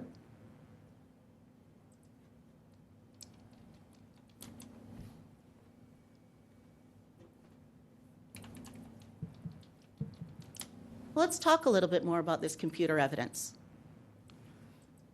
Because the computer evidence from the Jensen home computer you're going to hear came from a single user on the computer. Now remember, this is back in 1998, the days of dial-up, right? We all remember, well, maybe not all of us, but a good chunk of us are going to remember that obnoxious sound that the dial-up modem made. We're also going to have to remember that this was the days before you could stick your internet connection into your wall for the cable, before the days where you had a separate line that came into your house just for internet. In the days of dial-up, you had to plug in the computer to your phone line, to your landline in the home. Now, the state makes a big deal about the majority of the computer activity, because not all. The majority happens after Mr. Jensen comes home from work and the entire family is at home. But remember this. If you were in a dial-up situation, and you were on the computer and the school called to say that your son was sick or there was an emergency, they got a busy signal.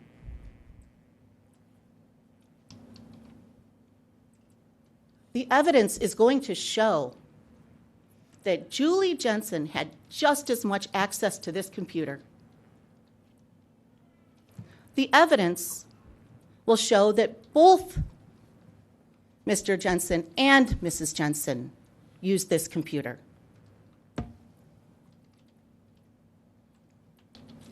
And wouldn't it make sense if, when you are at home and your kids are at school and your husband is at work, that you want to have that phone line available in case something happens? And that you as a responsible parent, would do your online searching when your whole family is at home, when you don't have to be worried about what your 3-year-old is doing running around the house,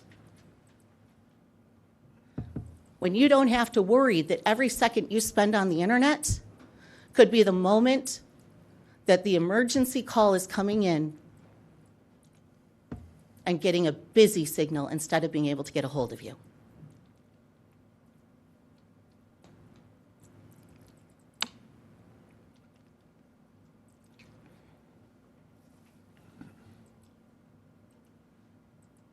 And as far as the searches on December 3rd, the morning, if you look closely at that search, you're going to see that they started around 9:40 in the morning.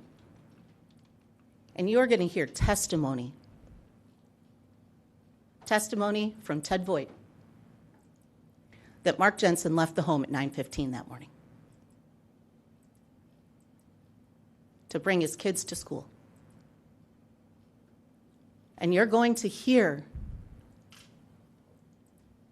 and this is probably pretty gross to think about, but in Julie Jensen's stomach contents,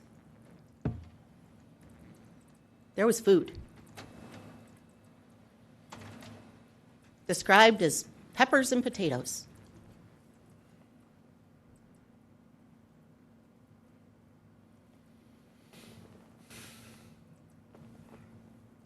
Why is that important?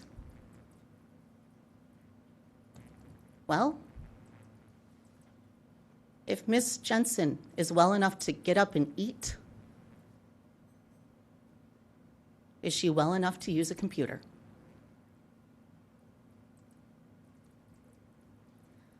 Now, most of us have done searches on the internet, on Yahoo or Google.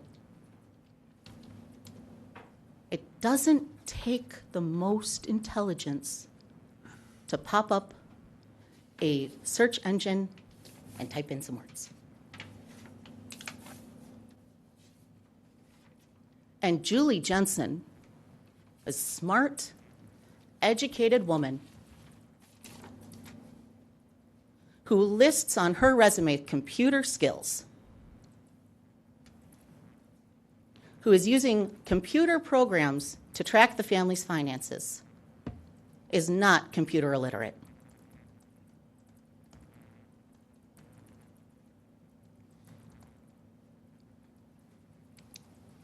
What Julie Jensen was is a mentally ill woman. She was a mother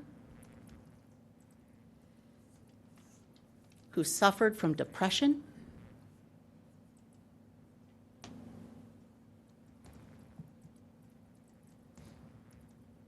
and a person who made allegations against her husband not to the people that were closest to her in her life, but to acquaintances.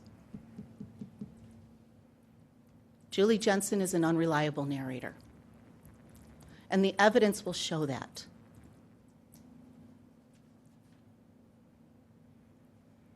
The evidence will also show that Julie Jensen was at high risk for suicide. Dr. Sarah West is one of the people you are going to hear from in this trial as well. Dr. West did an analysis. She did it post-mortem, of course, but she did an analysis of Julie Jensen, and she's going to explain to you exactly why Julie Jensen was at high risk for suicide.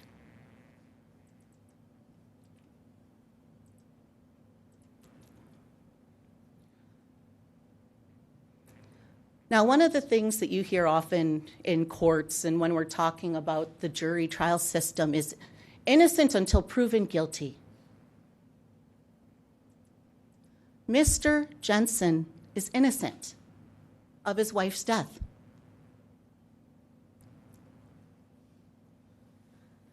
As you analyze the evidence, Again, the one question that you have to answer is, did the state prove to you beyond a reasonable doubt that Mr. Jensen caused his wife's death? Here's the thing, the answer to that is no, because he didn't cause her death. Julie Jensen took her own life. The evidence will show as much.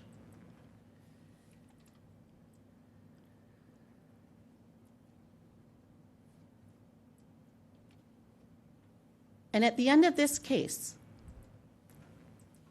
all of the lawyers will come back up here and they're going to ask you to find,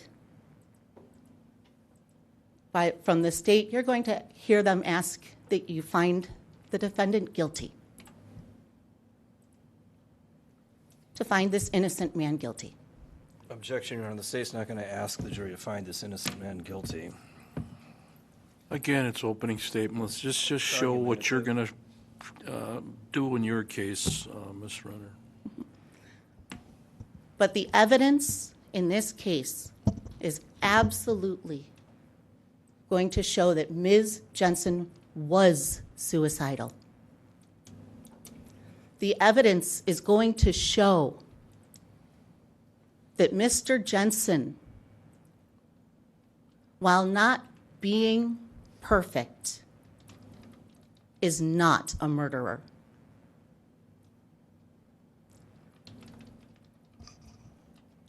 And for that reason, we will be asking you at the end of this case to find Mr. Jensen not guilty, to hold the state to their burden of proof,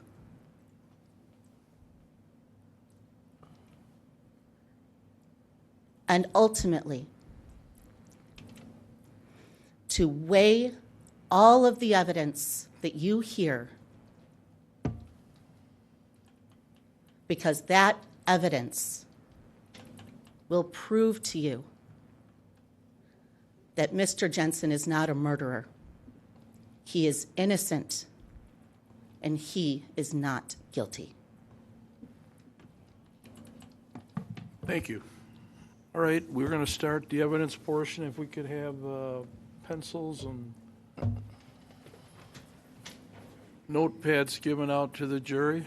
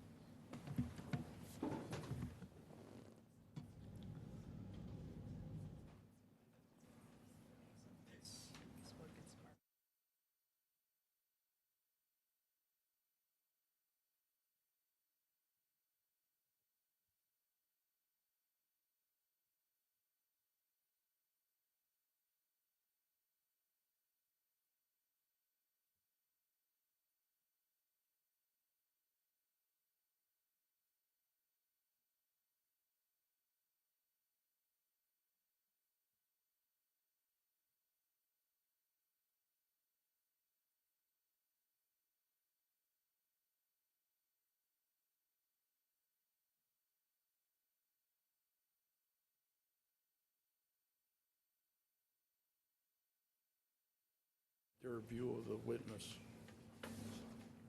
Yeah, they're not going to use that. So that should go in the corner somewhere.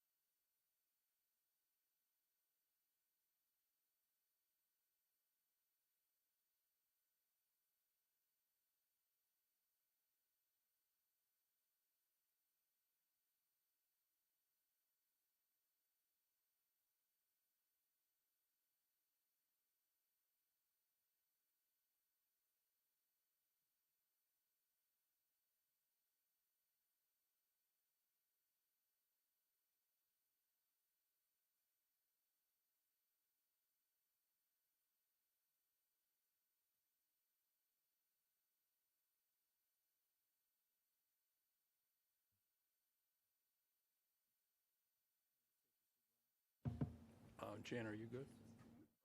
The state can call their first witness. State calls Ruth Vorwald to the stand.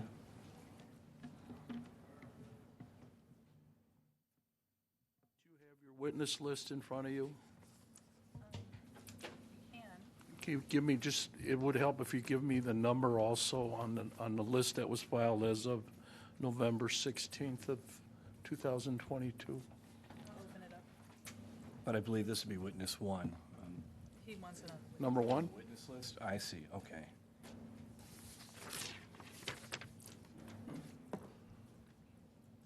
All the way up front, ma'am, remain standing, raise your right hand. When you come up here, I'll swear you in. You solemnly swear the testimony in this matter to be the truth, whole truth, nothing but the truth, so help you God. I do. You can have a seat. Get as close as you can to the microphone. If you give us your first and last name and spell both of your names for the court reporter. Ruth Vorwald, RuthVorwald. Go ahead, Mr. Jamboy. Can you move that microphone a little bit? Which one? Is that better? That's the one we want. All right.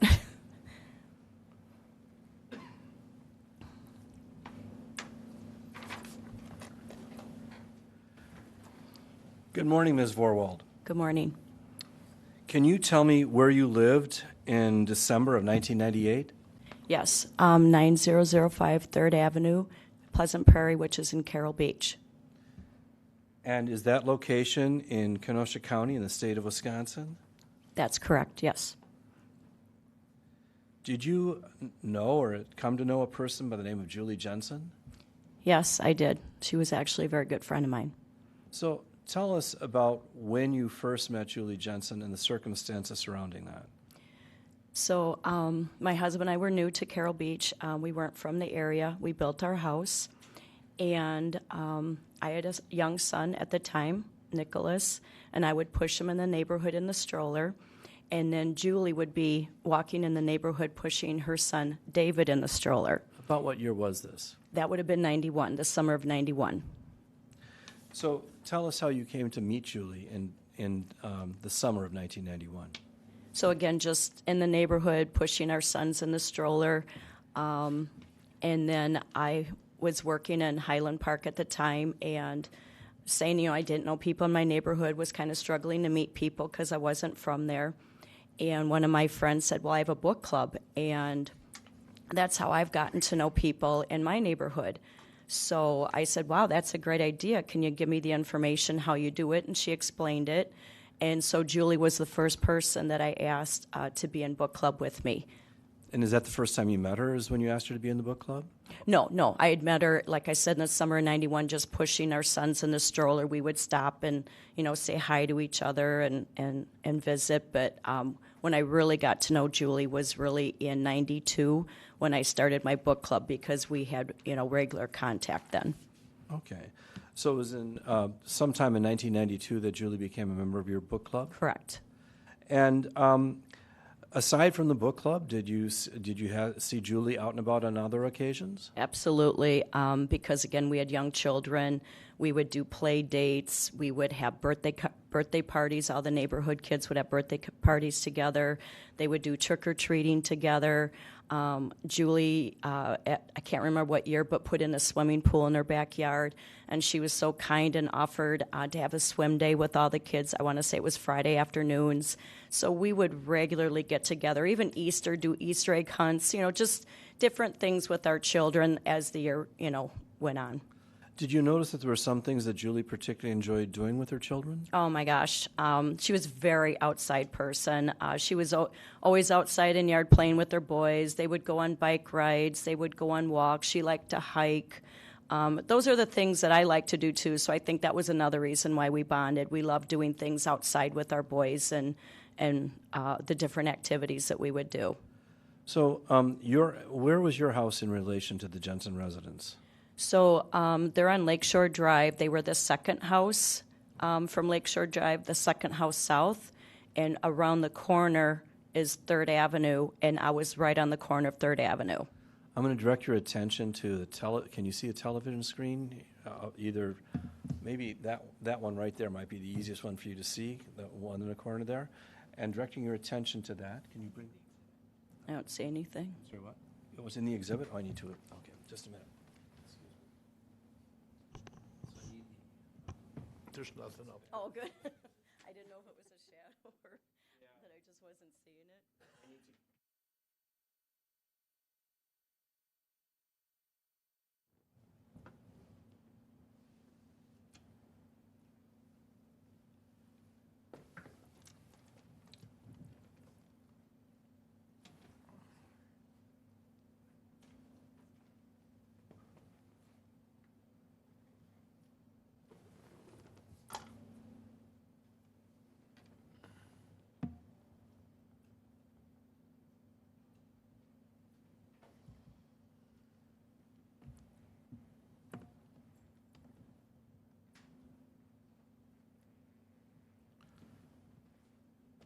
Now, directing your attention to the screen, the screen that's most visible to you, can you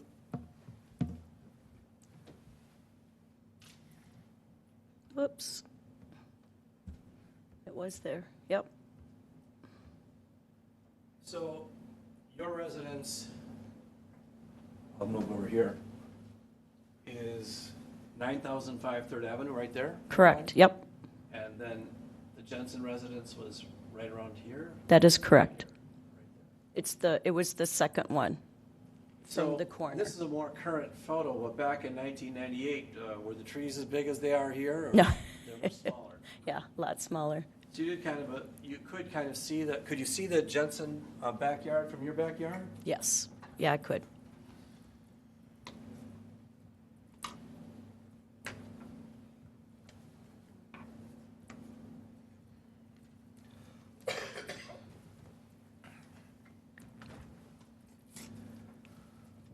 Now, you indicated that one of the things that Julie loved to do was ride her bicycles with the children. Yes. I'm directing your attention to Exhibit 2.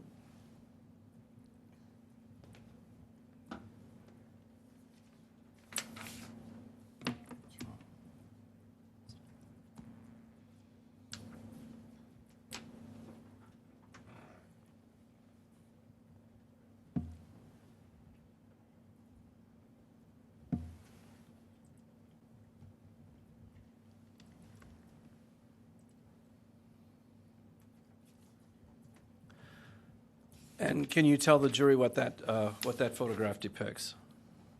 That's a very normal photo of Julie being with David and Douglas. And considering the size of David and Douglas versus Julie at that time, can you tell us what year it appears that photo was taken in? I'm thinking that was the year before she died. I'm thinking the fall the year before she died because the year that she passed, she had the shorter haircut. So 1997? This photo was taken in 1997, you think? Yes, yes. Okay. And Douglas would have been 2 years old, and that looks right.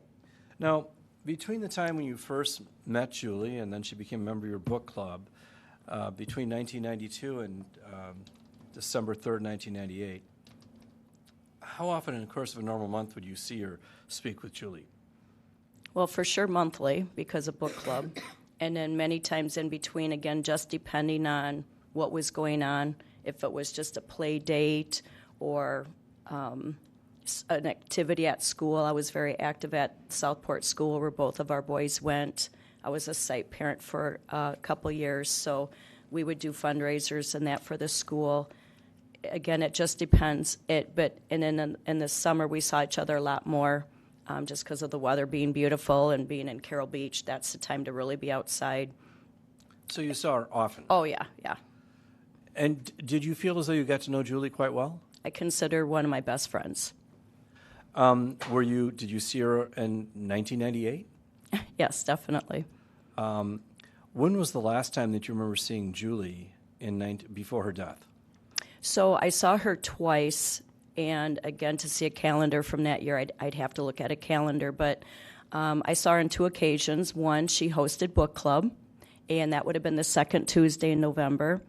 And then the second time I saw her, my son Matthew was turning 5, and I had a bumper bowling party, and we invited all the younger kids in the neighborhood. So Douglas, was at that birthday party.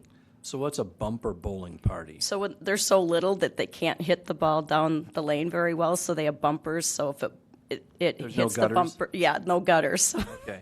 gives them a chance to actually knock a pin down. That might be my only chance Yeah. to when I'm bowling. So she didn't have David at that birthday party? No, because Matthew was 5, so it was Douglas, because David was the age of my older son, Nicholas, so Douglas came to the party. And what is Matthew's birthday? November 9th.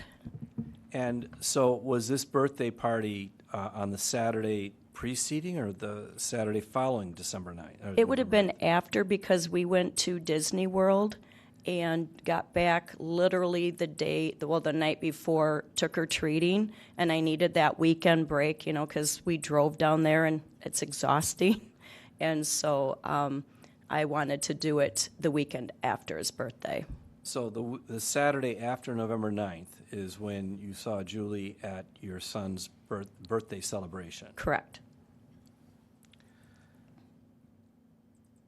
So directing your attention to Exhibit 3.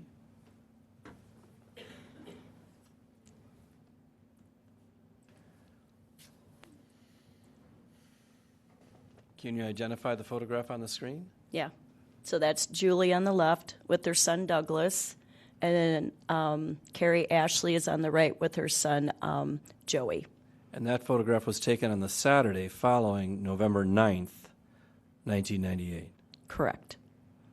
Now, did you spend much time visiting with Julie? Did you see her at the birthday party or talk to her? Oh, yeah, we talked to everybody, especially when the kids were bowling. I mean, we had to help the kids bowl a little bit, but after bowling, we did the lunch and gave them money to do the little video game things that kids like to play. So, yeah, it was about 3 hours. So did Julie, was Julie active at the Oh, party? absolutely, yep. Tell us about your recollections of Julie at the party, if you can. I mean, any normal mom with an active 3-year-old boy, just, helping him and playing and assisting him when he needed help with the ball. And, I mean, she was a very hands-on mom, so if I needed help, she was helping hand out plates when we did the cake, things like that. And, well, tell us what, you saw Julie interact with her children? Oh, always. What kind of a mother was Julie? She was a very hands-on, very loving mom. She was a stay-at-home mom.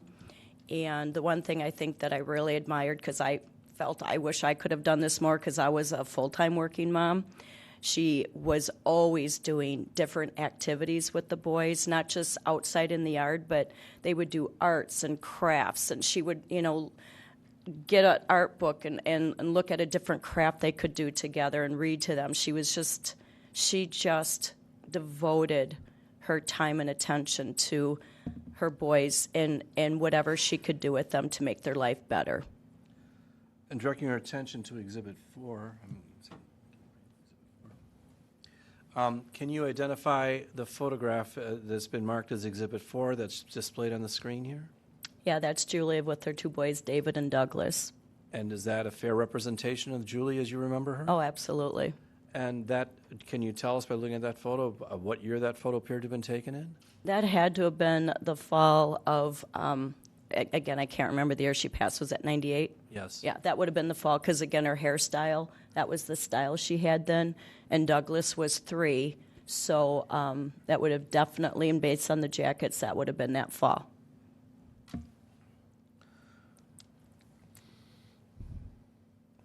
Actually, that was Exhibit 4, I think I just showed you. Now, fast forward to December 3rd, 1998. What can you tell us about what you remember about that day? Well, my sister was visiting from out of town, What's your sister's name? Sharon Krause. And do you know why? Do you remember why your sister was visiting you from out of town? She, her husband and son, she said I had an activity or something, and she was just wanting to come see my house, spend a night with me, spend some time. So she came that Tuesday, December 2nd, and then December 3rd, we got the boys off to school, and she finished her coffee, and I like to walk every morning. So we left the house shortly after 9 and went for a walk, because it's so pretty to walk in Carroll Beach. And then I wanted to point out the homes of my friends, you know, ladies in my book club and my friends. So we walked on Lakeshore Drive, which is, of course, the prettiest way to walk anyway in Carroll Beach. And we were not even a mile from my house into the walk, and I saw Mark driving in his vehicle heading north towards his home. And what time was that? That would have been about 9:25, 9:30 at the latest. Directing your attention to Exhibit 5, the photograph that's displayed on the screen, Exhibit 5. There it is. Now, can you see it well enough from where you're seated? Would it help you move closer? Or? No, it's fine. Okay. Now, and where is your residence in that photo? Is that It's up. near the top of the photo? Yeah, it's near the top of the photo. And it was in that straightaway. It was before, in Carroll Beach, it takes a curve. So in that straightaway area, towards the middle part, lower 3/4 of the photo. I'm going to step over here because I can't get close enough. So, I can't hear you. Continuing problem. Can you show us? It would have been before 104th. So north. Shore Drive is depicted on that photo, on a satellite photo. As you're looking at the photo, is the road? Lake Michigan is to your right, correct? Yeah, it's the street right along Lake Michigan. It's not the highlighted street, it's the street just to the left of Lake Michigan? Correct. Okay. And you said it was, now where were you when you saw Mark Jensen driving northbound on Lakeshore Drive? Again, I'm trying to see the actual street numbers. But I'm on 90th, and it would have been maybe 10 blocks from there. Let me use your cursor. Again, it wasn't all that far into the walk. So this is your residence here, Yes, and then this is Lakeshore Drive? yes. And it was in that straightaway area before you can see where it curves. A little curve, it was before that curve. As you see, I'm moving the cursor down. Tell me to stop when you got to the, where, It's been right around there. right around here. Yep, That's where you saw Mark Jensen? correct. And tell us what everything happened when you saw Mark Jensen. I waved. And he waved back. He waved back. And then you continued your walk. Yeah. I mean, I did make a comment to my sister that was odd to see him in the middle of the morning on the south side of Carroll Beach with him working in Racine and the boys going to, Southport School. So I first thing I said to my sister, that's odd. So, and Racine, for the benefit of those who maybe aren't oriented to north-south, Racine is actually north of Kenosha, Correct. north of that location. Correct. And he was coming from the south and heading north when you Right. saw him at There's no 9. grocery stores. There's no gas stations. There's nothing there. It's just some residences. There's a lot more now these days. But, yeah, there is really nothing there. And that was somewhere around 9:25 to 9:30 in the morning? Correct. Now, what's the next thing you remember happening on December 3rd, 1998? So in the afternoon, I was home, and I heard a siren. Then I heard another siren, then another siren, a couple more sirens, and I'm like, what is going on? And I was waiting for Carrie Ashley to drop something off at my house, and she hadn't stopped yet. She was late, and the sirens were stopping right in front of her house and Julie's house. Their houses face each other, and their driveways face each other. And I looked at my sister. I go, I need to walk over there and see what's going on because it's unusual for Carrie to not have stopped. And there's all these sirens. So she said, I think you're right. I'll walk with you. So And about what time was that? That I can't remember. I want to say, I don't believe my boys were home from school yet, so I think it was before school was let out, but... So what happened next then? So we walk over there, and again, we saw there was a fire truck, there was a fire rescue vehicle, police cars. I think there was an ambulance, but a lot of activity.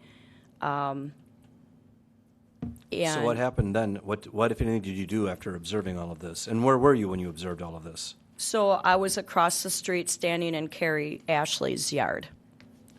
And I was concerned because I thought, I don't know why, but in my mind I'm thinking fire because the fire truck's right out front.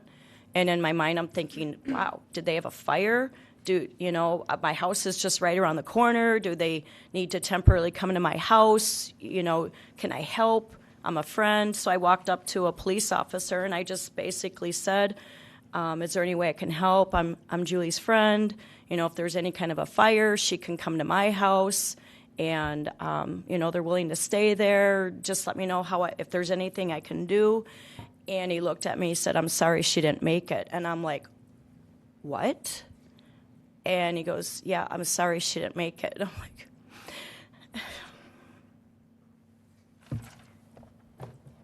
you don't expect to hear that. That's the last thing you expect to hear when you're thinking you're going over to see a friend.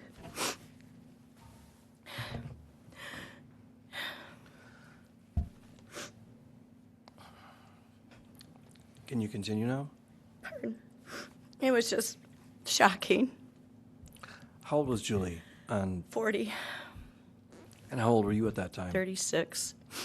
And it just broke my heart. I mean, I was a young mother with 2 young boys. She was a young mother with 2 young boys. And it's like, how is this possible?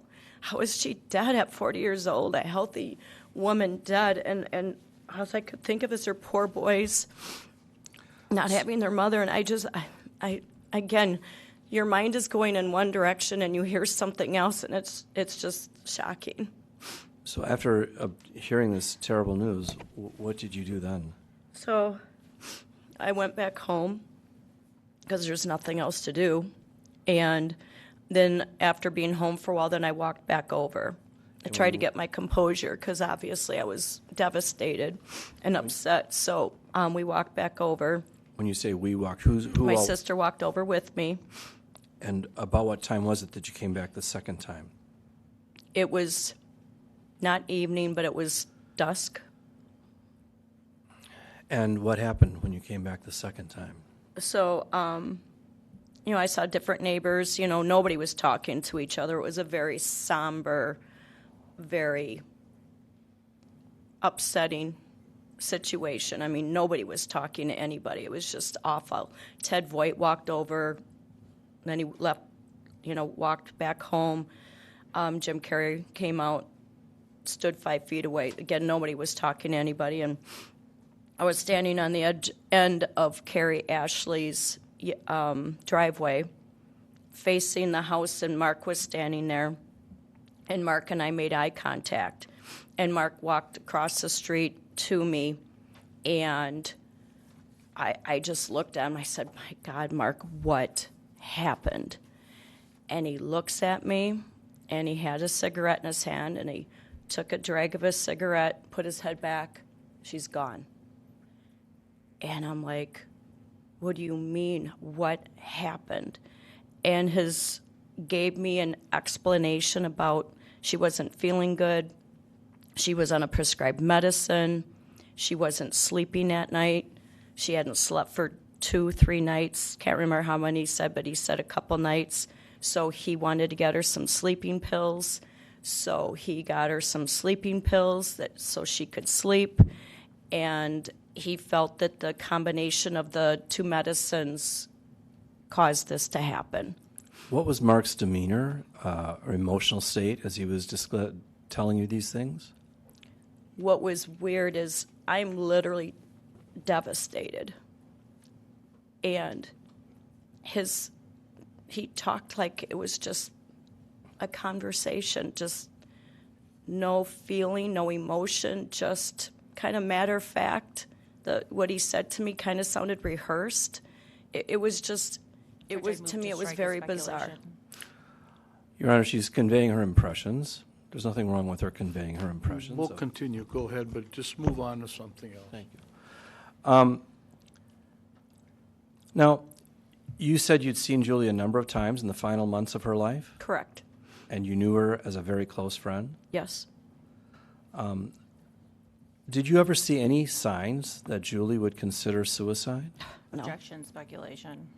Well, the opening was pretty to the point, what Ms. Renner said to this jury. Correct. So, I mean, this issue is wide open. So go ahead, Mr. Jamboy.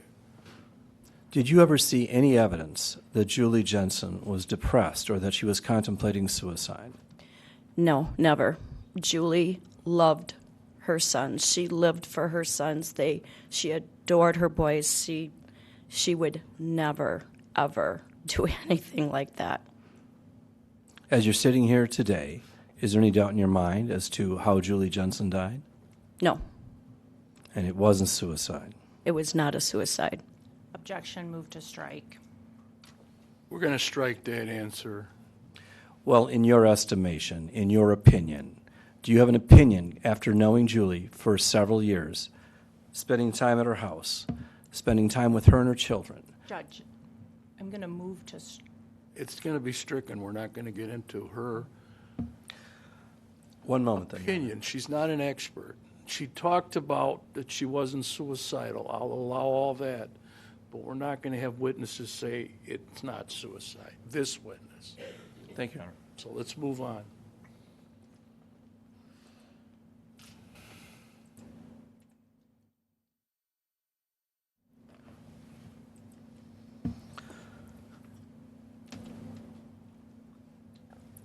After Julie's death, which occurred on a Thursday, is that right? I thought it was a Wednesday, but again, Okay. that was 26 years ago, 24 years 24 ago. years ago. My math is right. Did you attend Julie's wake? Yes. Do you remember when and where the wake was? What day of the week it was? The wake, I'm trying to think. I don't know if it was I don't know the day of the week. I really don't.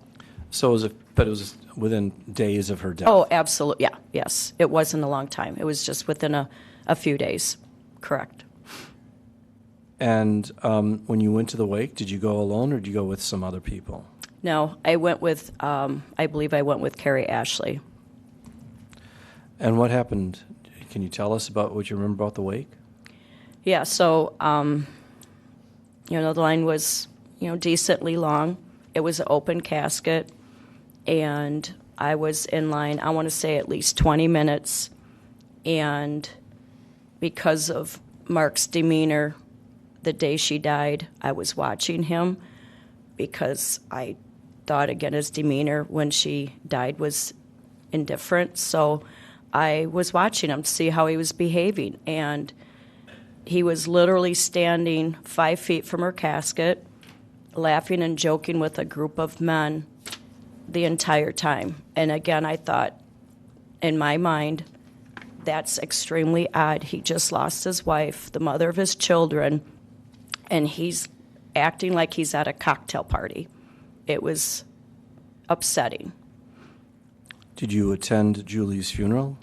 I did not, because after I witnessed that, I was beyond upset, and I'm like, I'm not going to go. I'm not going to watch that behavior.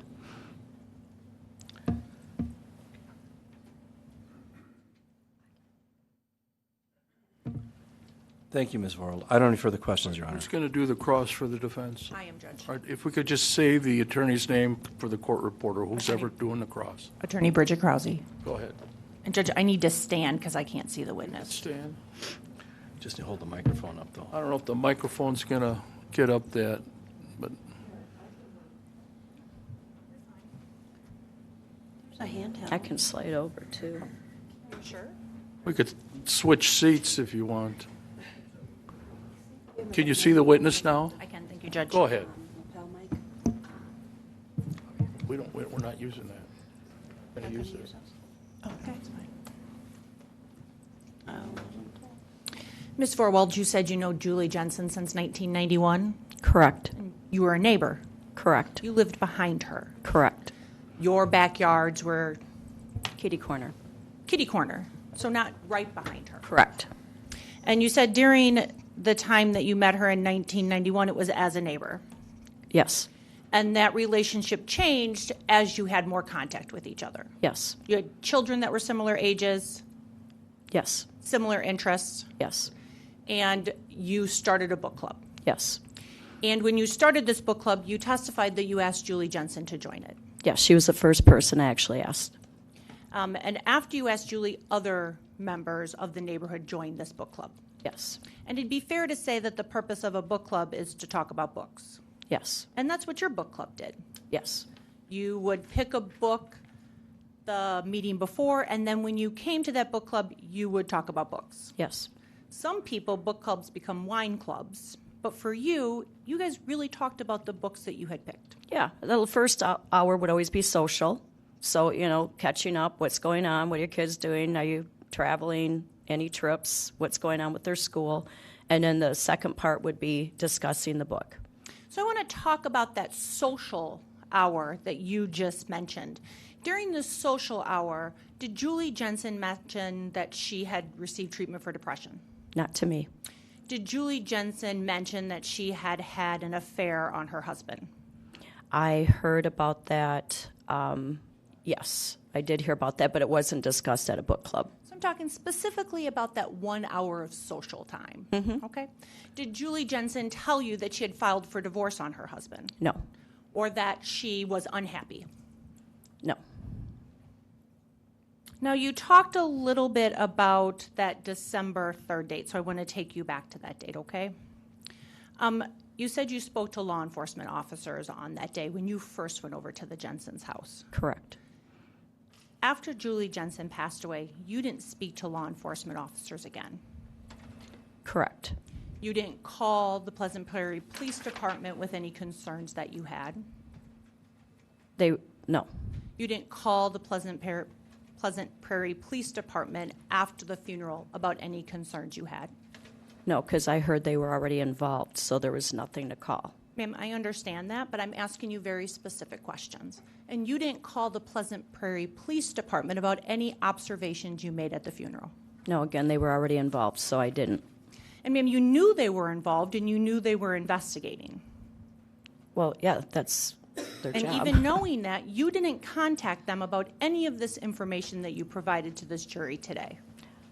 Well, I know it took, I believe, 3 years to determine cause of death. Ma'am, and did you contact the Pleasant Prairie Police Department at any point when you knew they were investigating the death of Julie Jensen? I did not.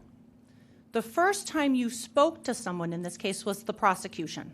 After they determined cause of death, then I Ma'am, did. the first time you spoke to someone in this case was the prosecution. Objection, Your Honor. I object to the attorney interrupting the witness's answer. I agree. Let her finish the answer. If you want to object, I'll make a ruling. So, Judge, I don't want to keep moving to strike because she's not actually answering the question. I mean, I can do that, but it doesn't make any sense. but I don't want you interrupting witnesses either. That's fine. So are we on the same page? Absolutely. Thank you. Go So- ahead. So I would move to strike her last answer as unresponsive. Objection. The answer was not unresponsive. I The agree. She could not finish it. So ask the question again and we'll see what it is. Thank you, Judge. The first time you spoke to anyone in this case was the prosecution, That is correct. and that was after Mr. Jensen had been charged. I can't say if it was after his charge. It was after it came out her cause of death. And after, before you actually spoke to the prosecution, you had talked to a number of neighbors Correct. about what they heard or what they had been told. Correct. And that was prior to you talking to the prosecution. Well, yeah, it was 3 years. And probably after you talked to the prosecution. We're all friends and neighbors. So you continued to talk about what you had heard or what you had observed. Well, in all honesty, we really all wanted to forget that day and what went on because that's not a pleasant memory. Nobody wants to keep all of that inside them because it's not fun to talk about. We lost a friend, so it wasn't like we were constantly talking about it. We actually didn't talk about it a lot. So after 2002, you didn't talk to any of your friends or neighbors about Julie Jensen's death? If it would have been very rarely that we would have talked about it. Okay. So you did talk about it? Again, sure. I want to talk to you a little bit about the funeral. Mm-hmm. You said that you were in line for about 20 minutes. The wake. Thank you, the wake, the visitation. Yes. You were in line for approximately 20 minutes. Correct. And while you were in line, you saw Mr. Jensen. Yes. And he was standing in like the receiving line that the family members stand in at the end of the casket. Yeah, he was on the other side of her casket, like I said, about 5 feet away. And generally when people go through a receiving line, they stop and talk to the family, and then they either leave or they stay for the service. Normally, yes.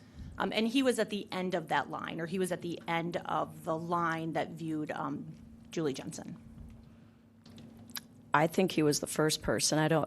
But he was, like I said, literally about 5 feet away. That was a terrible question. That's not what I meant. I didn't mean he was at the end of the person line. I meant he was at the end of after viewing Miss Jensen, he was after that. Correct. And he would be talking to people. My observation was there was a group of friends, and he was talking to them for a considerable amount of time. So it wasn't a constant flow of people. And again, that's my observation. Did you know who those individuals were? I did not. Did you know if they were friends of Julie Jensen? I did not know the people. You didn't know if they were family members of Julie Jensen? The family members that I knew, that wasn't them. But you don't know if they were family members of Julie Jensen? No. You don't know what that conversation was? Correct. You don't know if people were telling stories about how they knew her, about things that they did with her? I have no idea what was being said. You don't know if they were telling funny anecdotes about things that may have happened in her life? Right, that is When correct. she was a child? You don't know any of that information? I do not. Nope. You also know that many people consider a visitation or a funeral a celebration of life, Yes, it can. a time to talk and reminisce about the person that has passed away, Yep, that's possible. the Yep. loved one. Right. You weren't with the family prior to the visitation. I was not. You weren't involved in any service with a pastor prior to the visitation. You weren't involved with anything that happened after the visitation with a pastor or with family. Correct. What you observed was that 20 minutes that you were standing in line. Yes. And as you yourself testified, you were watching him because you didn't like the way that he responded or the way his demeanor on December 3rd. Correct.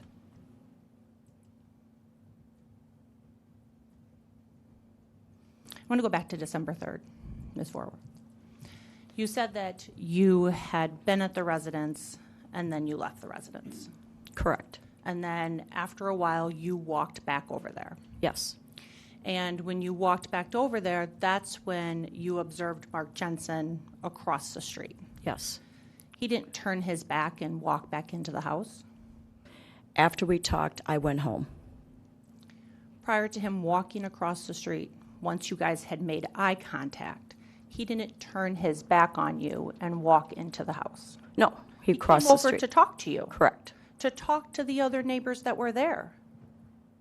I don't know who else he talked to. I know he talked to me because Were other neighbors around you?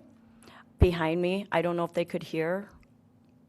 So he actually walked across because he saw you making eye contact with him, and he knew you were Julie's friend. Objection calls for speculation as to why the defendant walked across. This witness only knows what he did, not why he did it. Sustained. You made eye contact with Mr. Jensen, Yes. and at that point he walked across the street, Yes. and he talked to you, Correct. and he knew you were Julie's friend. Yes. And when he talked to you, you asked him what had happened, I did. and he responded to what He had did. happened. You weren't in the home immediately after Mr. Jensen found Miss Jensen. No. You don't know how he reacted to finding Miss Jensen. Correct. You don't know how he responded to paramedics or law enforcement that initially saw him? Correct, I did not.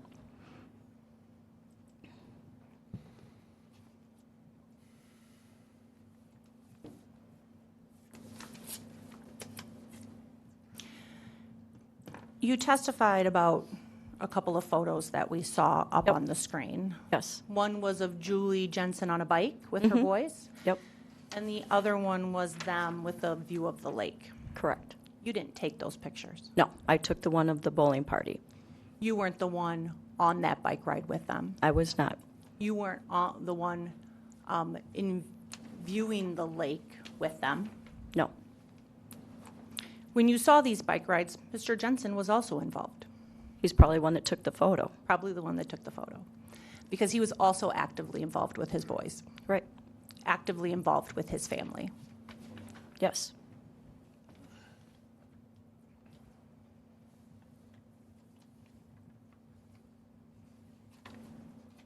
One second, please, Judge.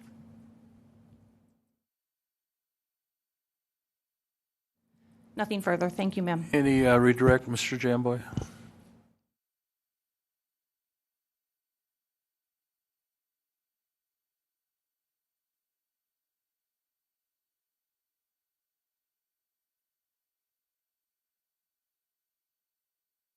No redirect, Your Honor. Right, Thank you are Ms. excused, ma'am. Thank you. Vorwald. Say we call Sharon Krause. And how long is this witness going to take? Short. I will hold you to that. I'll be very short. Can't guarantee what she'll do. 37, Your Honor. Thank you.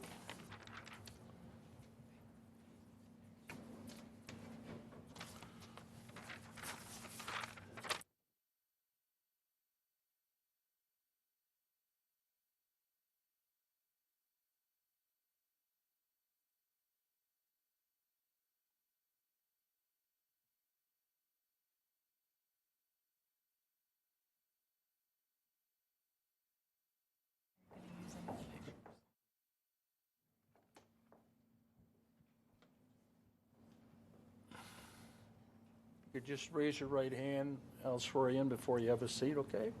You solemnly swear the testimony in this matter be the truth, whole truth, nothing but the truth, so help you God. The witness said, I do. Try to get as close as you can to the microphone. Spell your first and last name for the court reporter. Sharon Krause. And spell it, please. Yes, SharonKrause. Thank you. Go ahead, Mr. Jamboy. Good morning, Ms. Krause. Can you tell the jury, do you know Ruth Vorwald? Yes, I do. She's my sister.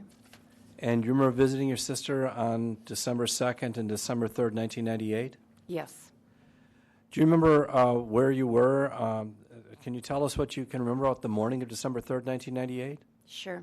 We got up and she got the boys off to school. She said, we're going for a walk at 9. We ate. I'd like to have my coffee, and she wanted to get going. She's very prompt on her scheduling, so we went for a walk. And do you remember what, if anything, you saw while you were on your walk with your sister? We were walking on Lakeshore Drive past Mark and Julie Jensen's home, and we got maybe half a mile away, and she said, oh, here comes Mark. That's weird. And about what time was it that you and she saw Mark? 9:30, approximately. Okay. And do you remember anything else about December 3rd, 1998, when you were visiting with your sister? I was downstairs. We were going to go have dinner. Ruth was upstairs getting ready. I saw flashing lights behind her house. I went to the stairway, yelled up. I said, Ruth, there's something going on behind your house. There's a lot of red lights. She came down. What happened next? We took a walk over, and because she said, that's Mark and Julie Jensen's house. And so we walked over there, and there was a police officer standing there. She asked him apparently what happened, but I didn't hear what he said. And then she started crying, and Mark Jensen, she said, here comes Mark. And he came So over. do you remember how much time elapsed between the point where she heard, where she started crying, and the point where you saw Mark come across? It was very soon after. So tell us what you can remember what happened about Mark coming across. He came and approached Ruth. I was standing on her side. And she said, "What happened, Mark?" And tell us how Mark responded. He took a puff on his cigarette. He blew it in the air. He looked at her and said, "She's gone." And she said, "What do you mean, she's gone?" And he said she hadn't been feeling well, and she hadn't been sleeping. And he called the doctor and got her sleeping pills. And what was your impression of Mark's demeanor as he was providing this information? There was no emotion. He was like he had known exactly what he was going to say. I had a bad feeling. Thank you. Nothing further. Cross-examination. Thank you, Judge. And just to be clear, Ms. Krause, you and I are not related. My name's Bridget Krause. Oh. No, we're not. You said that you saw Mark Jensen's car about 9:30 a.m. Correct. And that was as you were walking with your sister. Correct. You didn't follow that car. No. You didn't see where that car went. He was heading the opposite direction towards his home. So you guys were heading southbound and he was Correct. heading northbound. Correct. So you didn't actually see whether he stopped at his home. No. Ma'am, you'd never met Mark Jensen before. No. You didn't know his general demeanor. No. Didn't know his general style of No. talk. There No. are people that are pretty matter-of-fact talkers. Okay. Would that be fair to say? Have you ever met someone like that in your life? Mm-hmm. Okay. And you didn't have, she said, mm-hmm. Can you say Oh, yes, just so the yes. court reports? it? Sorry. Thank Yes. you. And as you just said, you had never met him prior to that time that he walked over to talk to your sister. No, I have not. And just so that I understand your testimony, you heard the sirens and then told your sister about it. I saw the lights, red lights flashing behind her house.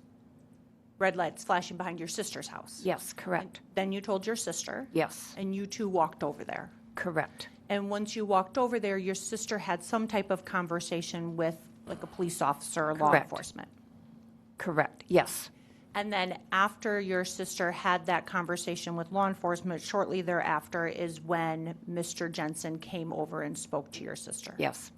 Ma'am, it'd be fair to say that you weren't in the Jensen house at the time Mr. Jensen found his wife. No. You don't know how his demeanor was at that point. No. You don't know how he reacted. No. You weren't in the Jensen house when EMTs arrived and told Mr. Jensen that his wife was gone. No. You don't know how he reacted. No. I have no further questions. Thank you, ma'am. Any redirect from the state? Have you, in the course of your lifetime, been in the vicinity of somebody who had just suffered a terrible, horrible loss? Yes. And have you noticed the manner in which those people tended to respond? Yes. Sad, dreadful, questioning what happened. A strong emotional response? Very strong. Yep. Did you see I've any? experienced it. Did you see any evidence of that in Mark Jensen? No. Nothing further. Any recross on that? Very quickly, again, ma'am, you weren't in the home when Mark Jensen found out that his wife had passed. Objection asked and answered. Yeah, but you went into it again, so she can ask it. And ma'am, you weren't present when he spoke to his pastor at the home that night. No. Thank you. All right, you're excused. Thank you for coming. Have a good day.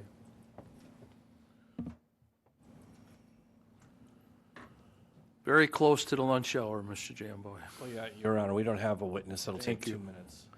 Okay, folks, be back by 1:15, okay? Please don't talk about the case. Have a good lunch. We'll see you at 1:15.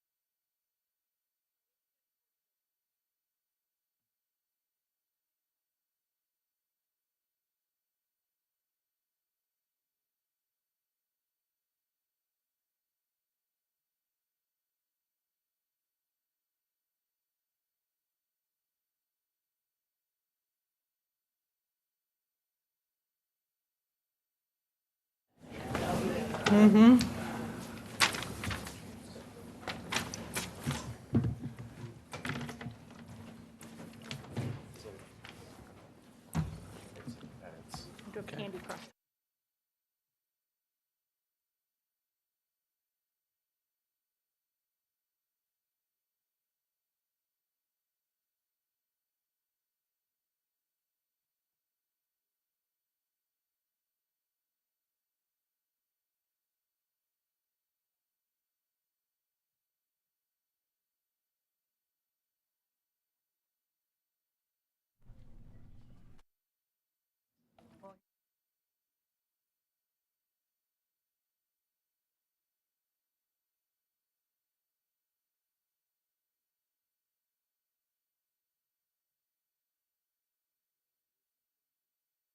It's just here.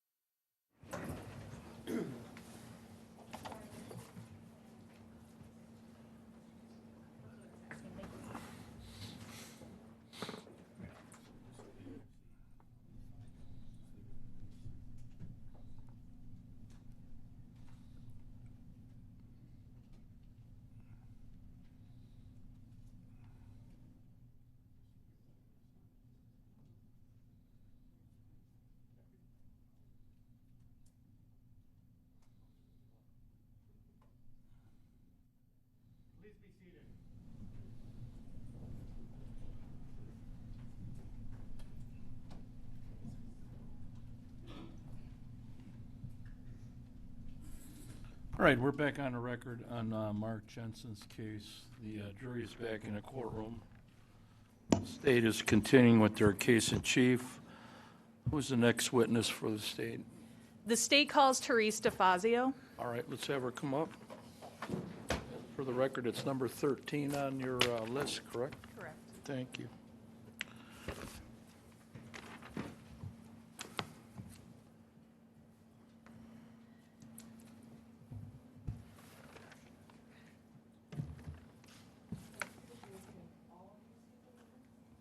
Yes, I can, what about you? Would you prefer to sit over here? So I'm starting first, so. Okay, thank you. But I can see her no matter where you sit, so. You can come up here by the witness stand. I can see her on corners. Remain standing, raise your right hand, I'll swear you in. You solemnly swear the testimony is meant to be the truth, whole truth, nothing but the truth, so help you God. Thank you. Can you have a seat? Get as close as you can to the microphone and spell your first and last name for the reporter. Therese, Therese, DeFazio, capital D-E, capital F-A-A-Z-I-O. Thank you. Go ahead, Ms. McNeil. Ms. DeFazio, in 1998, where did you work? I worked at Southport Elementary School. Were you a teacher there? Yes, What grade did you teach? I taught third grade at that time. And how long did you work at Southport Elementary School? Oh, over 20 years. Are you retired now? Yes, And when did you retire? June of 2013. Okay, so I just have a couple of questions about the school first. Back in 1998, when did school start? It started a little bit before 8 o'clock. So in the morning time, it would be a Yes. little bit before 8 o'clock? Yeah. And do you know what time school would end typically? It's around between 2:30 and 2:45, I think, at that time. So if there weren't after-school activities, that's when the students would generally be let out? Yes. And then in terms of the beginning of the school year, when did school start at the beginning of the school year? Well, that year Labor Day was late, so we had to start before Labor Day. Labor Day was the 7th of September. So we started, I believe it was September 1st, and we had an open house the night before. I'm not positive of those dates, but I'm pretty sure that's it. So early September. Yeah. And so back in 1998, before the start of the school year, was there an open house? Yes, the night before school started.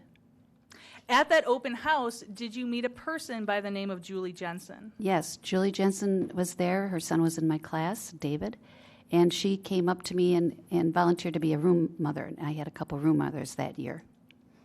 And you said her child was named David Jensen? Yes, it was.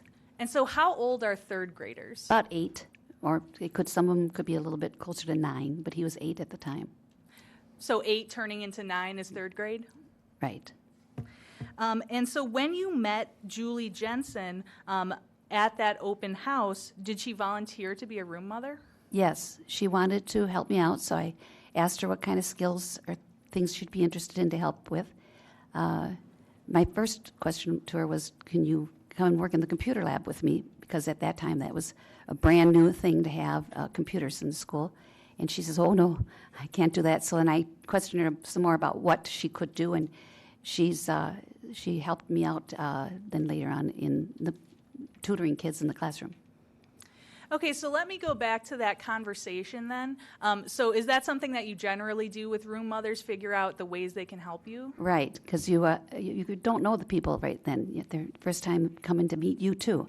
So you have to find out what their interests are, and she was real happy to come and help me. She just couldn't, she says, help me in the computer lab unless I could have somebody open up the program for her, and I can type. All right. Did she say anything about turning on a computer? Oh, she said, I can't even turn on a computer. She said, my son David helps me. He turns it. We got a new IBM at home, she said, and I have to ask David to come and teach me. And later on in the year, I found out more about how little she knew. And did she describe any ability to type? Yes, she could type. She says, but I only type 35 words a minute. And I says, oh, that's how many I do. That's how I remembered it, because we're slow typers. And now, when you're talking to Julie Jensen about being a room mother, did you have any idea whether she had done this in the past for other grades for David, or did you not know? At that point, when I met her, I did not know. And did you find out more information about that later? No, I didn't. So you're interviewing her to see what she might be helpful with. Right. Now, as you met Julie Jensen, can you just describe for us your impression of her, how she looked physically? When I met her, she's a petite woman, blonde hair, and very sweet person, very gentle person, soft-spoken. And so did Julie Jensen, in fact, work in your room as a room mother that year? Yes, she did. She came in at about 9 o'clock. She was always on time. At 9 o'clock, she would be there. And stay until 11, because then she had to go and pick up her 3-year-old Dougie at the time. Doug is David's younger brother, at daycare, or it's like a preschool daycare. And she would work with me from 9 until 10:30. At 10:30, our music teacher would come in and teach, so that would give us time to go to do some things in what we call the side room to the classroom, and she could help me do some more things, and that's basically what she helped me with. Now, was this on a set day of the week? Yeah, every Wednesday. So Wednesdays, 9 to 11? Mm-hmm. Yes. Now, was Julie generally on time? Oh, she was always punctual. So when she didn't show up one Wednesday, I had to ask how she was doing. Her son told me. So before December of 1998, did she show up every Wednesday? Yes, every single Wednesday. And can you just tell us your interactions with her over these weeks working with the students? What did you observe? She was very good with the kids with math and listened to kids read. She was very good at all of that. And then at 10:30, we would go into the side room and she'd help me with either doing some filing or correcting some papers, cutting out things like that. And she was very efficient. And did she help out students who were not her son? Oh, yes, yes. Any student who needed her help when they came in. Now, in terms of David, how would you describe him as a student? He was an excellent student, and he had straight A's. He was just really smart. And he also was kind of shy at that age. He was a little bit shy. So on these Wednesdays, once it got to be 10:30, how would your class change? They would stay in the room, and we'd go to this side room, which had a glass wall that we could see through to the classroom. While the music teacher would be teaching, she was in there with me. And while we were correcting papers and things, she'd ask me questions about raising sons, because I had 2 sons. Mine were much older, though. They were in high school and college. But she liked to talk about, the boys, like I would with my friends when I was raising my kids. You share knowledge and information about how to raise sons. And so you and Julie are not in the classroom anymore. You're off to the side. Right. And so that gives you time to talk about other topics not in the class. Is that correct? That's correct. And so you're describing one of these conversations about talking about raising boys. Is that Yes. correct? And so did Julie have any specific questions about that you can recall? I don't recall the specific questions. It's mostly about, getting them into sports, music, things like that.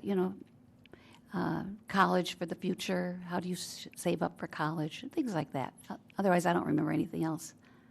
And did she seem to be thinking about David's future education? Yes, she wanted to, but I don't recall details about that. And is that when you talked about college? Yes, we mentioned college, yeah, because one of my sons was in college. Now, at some point, did Ms. Jensen talk to you about recognizing your name? Yes, one time she was kind of hesitant to ask me, but she says, "Do you have a brother-in-law that is named Paul DeFazio?" And I says, "Yes, that's my brother-in-law." And so why did she bring that up based on what she said?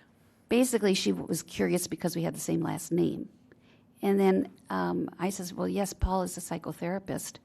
And she said, I'm going to see him for marriage counseling. So she talked about having seen what she learned was your brother-in-law. Right. And what did she say that she saw him for? For marriage counseling. She said that she sheepishly told me that she had an affair. She says with like a one-night stand sort of thing. She says that she regretted it right as soon as she had done it. But she talked to her husband about it and said she wanted a divorce, or he wanted a divorce. I don't remember who wanted a divorce, but they were thinking about divorce. And she said, well, let's try marriage counseling first. So that's why they're trying to save their marriage through marriage counseling. Now, this is a topic that is fairly sensitive, talking to someone about an affair and marriage counseling. So was that surprising to you, given your relationship with Julie Jensen at that time? Well, I've been seeing her every Wednesday since September, and parents usually do confide in me and things. They really feel that the teacher is somebody they can trust, usually, and so they can talk to us about family life or anything. They just open up. And so other parents have talked to you about detailed family life? Yes. Oh, yeah. Over the years, many times. Now, did Ms. Jensen tell you anything at all about how her husband reacted or treated her after the affair? She said that he was watching everything she did and asking her where she was going, when she'd go out, what time she'd be back. She says a lot more than he would normally. He was being very controlling over where she went and what she did. And did she describe anything where she believed that her husband was critical of her? She said, this happened later on, about conversation we were having one Wednesday. She said that, I'm trying to think, before conferences, she was talking to me about, she was worried about the conferences that were coming up on November 18th. And so we had a conversation about that, and she said she wanted to know what I was going to bring up. And I said, well, you know your son, he's a wonderful kid, he's just great. But I was going to bring up something about David having tics and eye tics. And I know that she didn't want me to bring that up because she said he'll be very, he'd yell at me. That's how she said it. He'll yell at me if you bring that up. And so he, meaning her husband, right? Yes. And so this was something, you said, a conversation that occurred leading up to the time of conferences? Right. It was the Wednesday before conferences. And in terms of these facial tics, what do you mean by that for David? His eye would have like a tick in it, blinking, and I don't know, I can't remember how to explain that. I mean, it's just the eye is bouncing around a little bit, the eyelid. And so this was important enough to you that you brought it up with Ms. Jensen? Well, I only brought it up because she was so worried about conferences coming up. And this was something that you were going to say at the conference? Right. And the expectation would be that Julie would be there, but also Mark Jensen? Yes.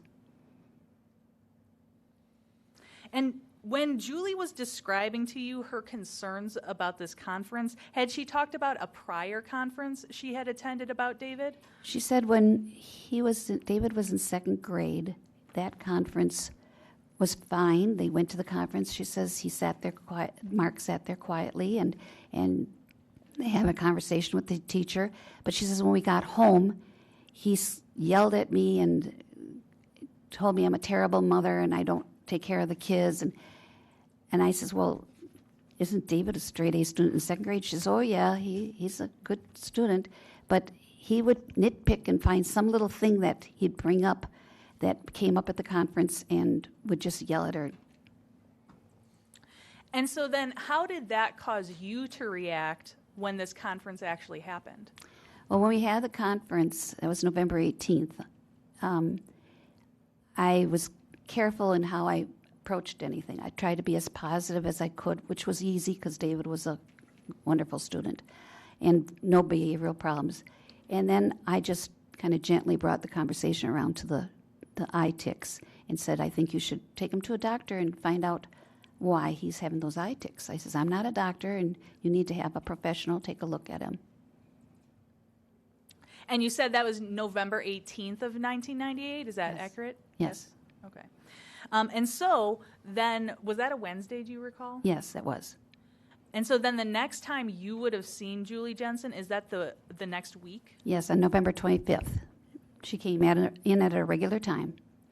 And at that time, were you particularly interested in how the conference had went for her at home? Right. I asked her, I says, so when you got home, did you get yelled at or did everything go fine? She says, well, he told me I can call the doctor after I pestered him several times, she says, about the doctor. He finally admitted, yes, you can go and call the doctor. But then he wouldn't speak to me at all. She said he would just ignore me, pretend I wasn't there. And when you were talking to Julie Jensen on November 25th, did you make any observations about her demeanor? Yes. We went into the side room at about 10:30. She'd been doing fine all morning, and then we brought him into the side room, and I said, is something bothering you? And she was kind of like doing this with her hands. I says, come on, tell me, what's the matter? She said, I don't think I should tell you. She goes, and I said, well, when you're ready, I'm here for you. I'll listen. And so you made that gesture with your hands. Would you describe that as hand-wringing? Yes. And so then at that point, she hesitated to tell you anything? She was hesitating, but then after I said to her that when you're ready to talk to me, that's fine. If you want me, I'm here. And she thought for a few seconds, and she says, well, I'd like to tell you something. I think my husband was going to kill me last weekend. And I looked at her surprised. I said, that's not something you hear from a parent. And I said, I repeated, I said, you said what? And she said, that he was going to kill me. I said, you know what, we better have this conversation down in privacy in the teacher's lounge, because I didn't know if anybody could hear us from the side room. So we proceeded down to the lounge, in the teacher's lounge, to talk about it. Just more privately? Yes. All right, so when you got to the teacher's lounge, describe that conversation for us. Well, she said that she found some notes next to his. She was cleaning the house, and she cleaned in his room and his desk area there. And she found some notes there. It had list, like a grocery list. It had things like, she said, it had drugs, syringes. I think it even said needles. On like a grocery list. And I said, you're sure that those are his notes? She said, yes. So, now, if I can follow up on that, did she describe how she came across this list? it was sitting right next to his computer, and she was cleaning the room. And so she brought that up to you as something that caused her concern? Yes. Okay. Because she said he never took drugs, so she didn't, and she wasn't thinking he ever needed a syringe or a needle or anything. So she just couldn't understand why that note was there. And when you're having this conversation with her, did she say anything else about the computer? Whenever she'd come into the room and he was on the computer, he'd either turn the screen or turn it off and wouldn't let her see what he was doing. And she asked him once, well, why are you always turning off the computer? And he'd say, well, I'm done with my work for today. And again, this is on the topic of things she saw that she thought were concerning. Yes. And so when Ms. Jensen is talking to you about this list, which has drugs on it, did she say anything about what that made her think? She was worried that he was going to try and kill her with an overdose of some kind of drug. And what were your thoughts when you heard this? I said to her, if you're in danger and you're feeling you're going to have something happen to you, you need to tell someone in authority. So first of all, I said, you need to call the police. She's in Pleasant Prairie, so I said, you need to call the Pleasant Prairie police. She says, I've already done that. I've talked to someone over there. And then I says, and then I picked up the phone book and I said, we should look up Women's Horizons. I says, they can help you too. If you feel that you're in danger with him, you need to go to Women's Horizons and get some help. And she said, I have to be here for my boys. She says, I'm not going to leave my boys. And I said, well, you can take your children to Women's Horizons. And she says, oh, no, I can't. He knows a lot of people in this town. And she says, he'd find me. And he'd probably tell everybody that I was crazy and my kids would be taken away from me. Now, before we move past this list, did Julie ever describe to you when talking about this list an incident where her husband was offering her something to eat or drink? Yes, he brought her something to drink one day, and she says, I wouldn't take it. She says, since I saw those notes, I have been eating out of anything that I pick up or I have made, or I go out to eat. She says, I have not taken anything from him because I'm afraid he's going to put something, like if there is a poison or something, into a drink. And she didn't want to take that chance. And so when you're talking to her about getting help and offering her various options, what did she say she was going to do? She says, I'm going to get a plan. I'm working on one right now. She says, I'm trying to get a place in Illinois. A friend has said he'd get me a place in Illinois where I can hide out. I can take the boys with me. She says, I've told the police about it. I'm trying to get a job, but she says kind of difficult because Dougie's only just turning 3, and she wanted to get him into at Southport we had a special classroom for preschool, and he could be a peer helper for children who had special needs in that classroom. But she hadn't gotten to that yet. She was about to. She also had been looking for jobs, but she says because Dougie was only in this preschool daycare for a couple hours, 2.5 hours in the morning, she says that nobody's going to hire me for something like that. So she was not sure what she could do with that, but she was going to try. And Okay, so she wasn't rejecting help or saying she was going to do nothing. She just described a different way of doing it. yeah, different way of doing it. Now, when you're hearing this conversation with Ms. Jensen, what did you do after hearing these things? Well, we were finishing up our conversation about 11 o'clock. I had to get back to my classroom because the music teacher was in there and leaves at 11. She had to go pick up Dougie. So I looked her straight in the eye and held onto her shoulders, and I says, Julie, you need to get some help, and if you need any help, you need to call right away to get it. It could be Women's Horizons, it could be your police officer you talk to. I says, but you need to get some help. And she says, I will. I'm getting my plan in together. I'm going to be ready in another week or two. I'll be ready to go. And so then I told her, well, she asked me not to tell anyone. I says, but I have to tell my principal this. I can't keep a secret like this. So after I went back to my classroom, lunch came around about 40 minutes later. I went to the principal and told her what happened. And so we both knew about it. Now, when you're having this conversation about Ms. Jensen's fear about her husband killing her, was the idea of suicide ever brought up?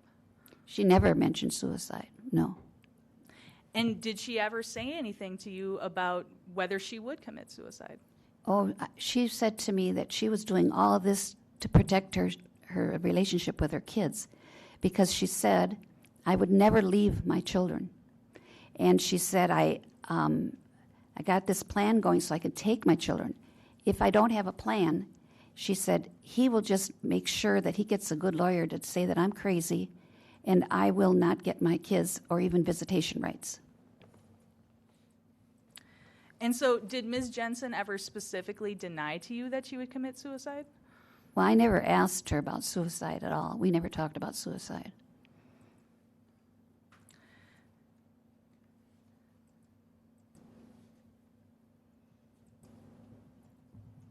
Now, to go back to the discussion about counseling that Yeah. Ms. Jensen had told you about, did she ever say anything about what her husband had said about her in counseling? He said, she told me that whenever they went to counseling, Mark would tell lies to the counselor, a psychotherapist it is. So she would tell, she said that she would tell what was going on, and he'd make up lies and tell lies all the time about her to make her look like she had a mental problem. And so when Ms. Jensen is describing her current concern about leaving her husband, was it similar to that she was afraid her husband would make up lies about her? Yes.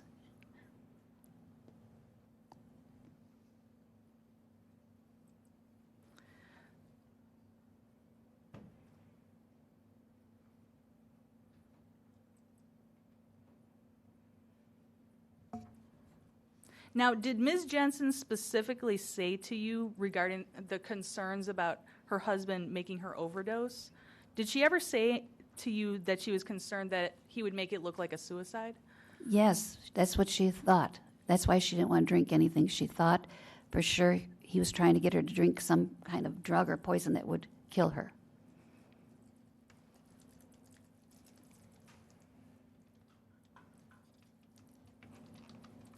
And did Ms. Jensen express concern about if she looked crazy, her children being taken away? Yes, if he made a good argument about her being crazy, he was also going to go pursue that she'd never see her kids again. He would make sure that she couldn't even be come to visit the kids, because he was going to make her look like she wasn't capable of being with the children.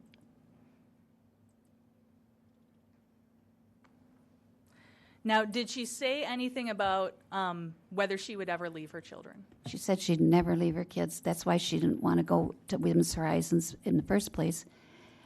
Even though I told her that the children could go with her, she said, it's not safe. He will find me there. I have to go someplace where I can really hide out. Now, when Ms. Jensen, during this conversation, when she talked to you about this list of items, including the drugs and the syringe, did she ever tell you whether she gave that information to anybody else? Objection, Yes. hearsay. Sustained. Judge, this is a statement of Ms. Jensen and whether she gave the information to somebody else. Well, this witness doesn't know. Well, You call that other witness then.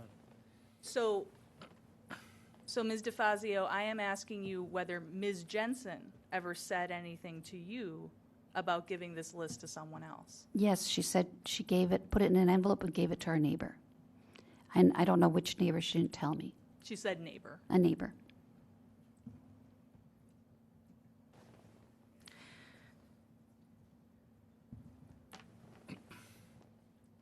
Now, this is all occurring on November 25th of 1998, this Yes. conversation? Is that correct? Yes, that's the last time I saw her alive. So the next Wednesday, would that have been December 2nd of 1998? Yes, it would be. And that Wednesday, were you expecting Ms. Jensen to be in your classroom at 9 a.m.? Yes, and since it was a little after 9 and she was punctual, I said to David, is your mom coming today? And he said, oh, I forgot to give you a note. So he brought up the note, and it said, sorry, I can't come today, I'm sick. Can David go walking home with his friend Eric Shore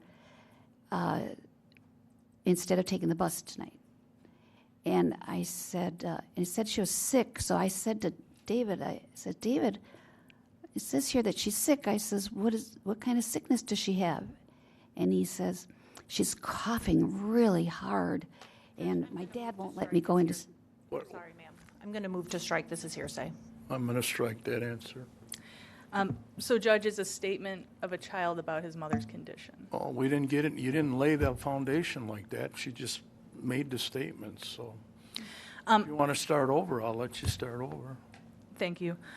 So, Ms. DeFazio, once you read the letter and it said something about Julie being sick, did you then talk to David? Yes. And when you were talking to David, was he expressing concern about his mother? Yes, she was coughing so hard. He wanted to go and say goodbye to her before school started. And I still move to strike as hearsay. Well, I believe the foundation is laid about David Jensen expressing concern about his mother. Go back in the jury room, folks.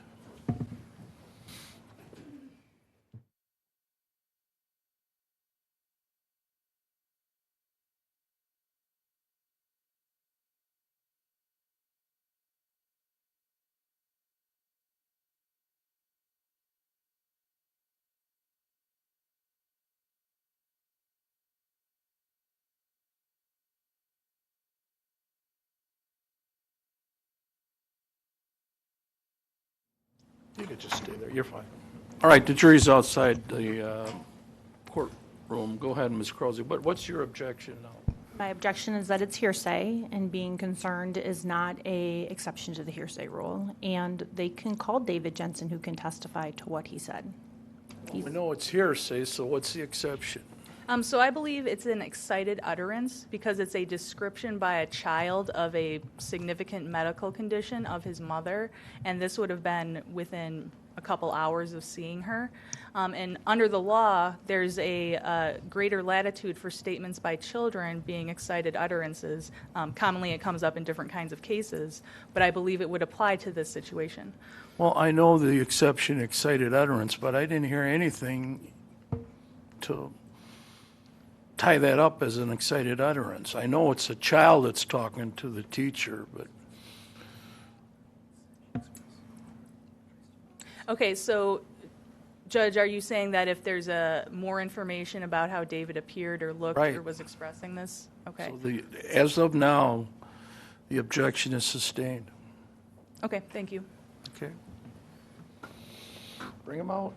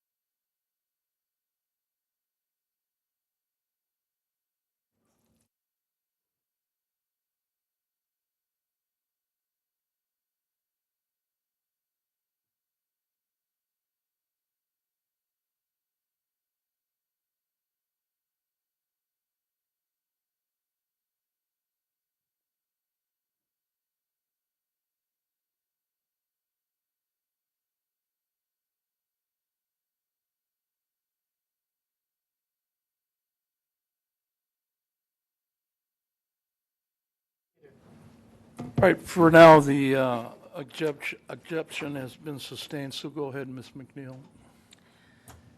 Did you make any observations about David when you were talking to him about his mother's condition that morning? Well, he's a little upset. He said, Judge, I still object as to what he said. Same grounds. So, Ms. DeFazio, if you could just tell us what you mean by upset, just what you saw in his demeanor. he was worried that his mom was sick. Okay. And so, when he was expressing this worry to you, what did he say about that? Objection, hearsay. I think that's sufficient. I'm going to sustain it.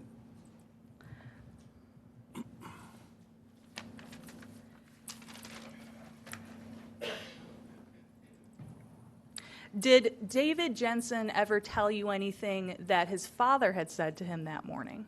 Objection, hearsay. It's a statement by the defendant. Through a Overruled. different witness. What's that? Through a different witness, Judge. They can call David Jensen, who can testify to that statement. Sustained.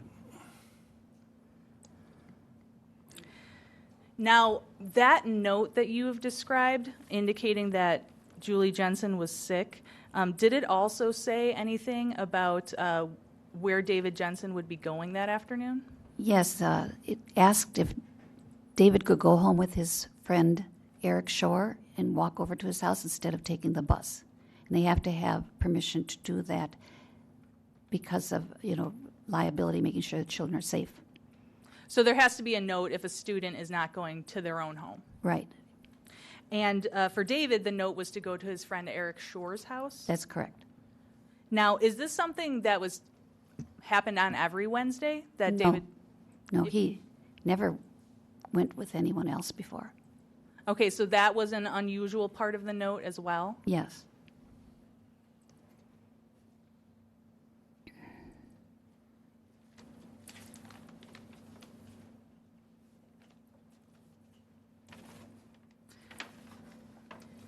Now, I just have a few other questions about things that Julie said to you before that you learned that she died. Did Julie ever say to you whether she had expressed her concerns about Mark Jensen wanting to kill her to anybody else? She told a police officer, she said was a friend of hers. Objection, Judge. This is Julie's statement, right? Right. All right, go ahead. She said she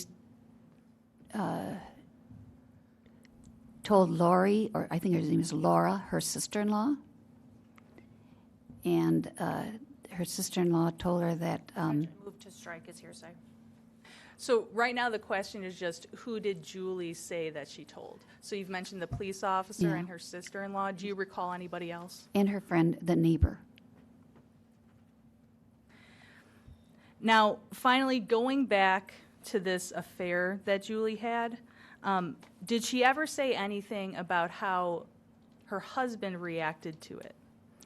She said he was angry and he just started being more controlling over her, wanting to know where she's going and what she's doing.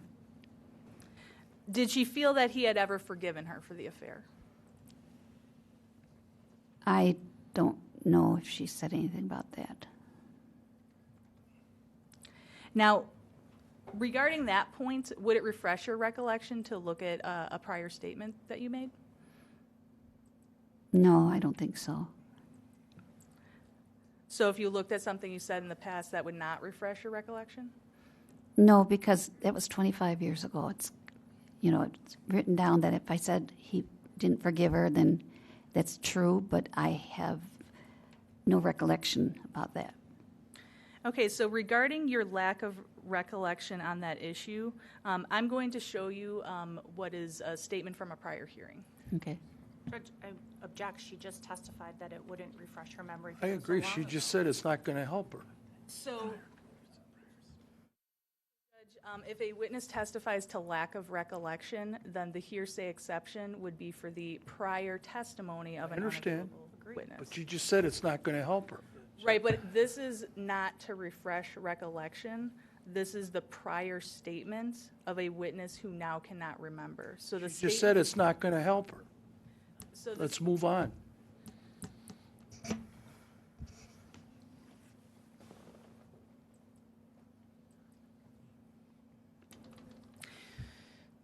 Now, Ms. DeFazio, this is what we've been talking about is December 2nd of 1998. Yes.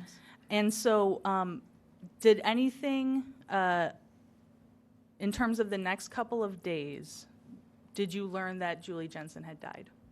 Yes, I found out on December 4th, a Friday, right before school started. And do you recall how you found out? Mrs. Ashley, Carrie Ashley, she came up to me. She's one of the parents in my room.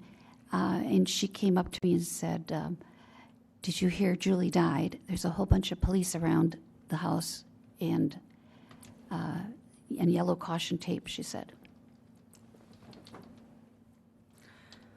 And so when you had heard that, what was your reaction? Well, right away I thought, oh my God, what is going on here? I remembered our conversation about her saying that he was going to try to kill her. So I sent a note down to the principal. It was just, the bell had just rung to start school. So I sent a note down to the principal saying, I need to talk to a police officer right away. Did you hear Julie Jensen died?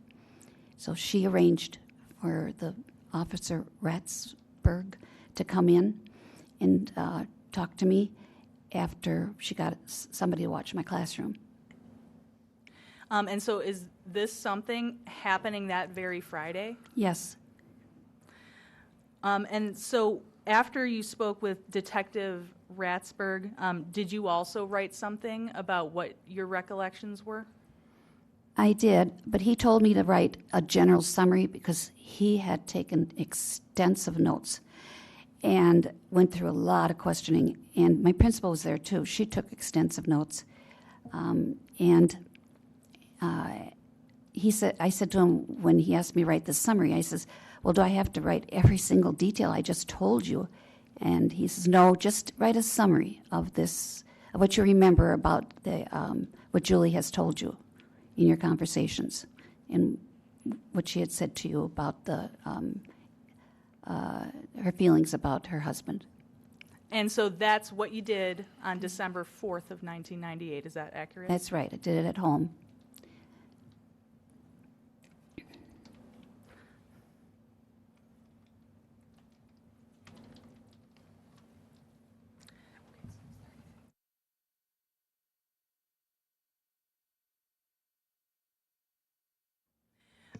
So, Judge, is it possible to take a break at this moment? How There's an long, issue we need to take up outside the presence of the jury, Your Honor. how long do we need a break? 5 minutes. 5 minutes? You heard them, folks, 5 minutes. We'll be back.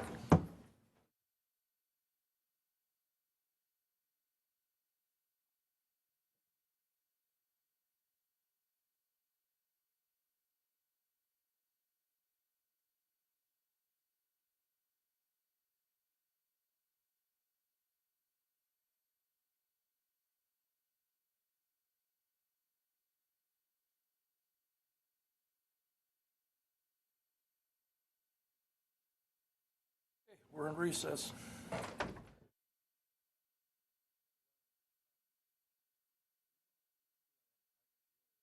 An evidentiary matter outside the presence of the jury. That's the reason that we needed the recess, was so that the jury would be excused, so we could have this legal discussion outside the presence of the jury. What are we going to argue about?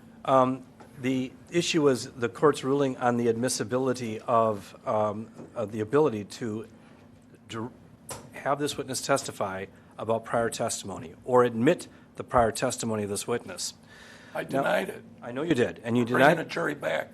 Judge, you denied it, but you didn't allow the state to make its argument. So, Your counsel made her argument. Your Honor, you denied it. Counsel made your argument. Bring the jury back. Your Honor, it's prior testimony. It's not being offered to refresh a recollection. It's prior testimony. It's admissible under 908.045 of the Wisconsin statutes. This witness is unavailable on that particular issue. We deserve to be heard on this, Your Honor. It's a first-degree murder case. We should be following the rules of evidence. The rules of evidence indicate this testimony is admissible, and it's an important part of this case. Your jury probably could hear you yelling. Well, Your Honor, please, the state is entitled to make an argument on evidentiary issues. Go ahead, make your record. Under 908.045, with stats, subparagraph, under 908.04, a witness is deemed to be unavailable if she testifies to a lack of memory on the subject matter of the declarant's statement. That is what this witness testified to. She does not remember the statement. She said looking at the statement would not refresh her recollection. So it's not available to refresh her recollection. However, she's an unavailable witness, as defined by Section 908.04 on this particular issue. And then when you look at 908.045, subparagraph 1, former testimony, the following are not excluded by the hearsay rule if the declarant is unavailable as a witness.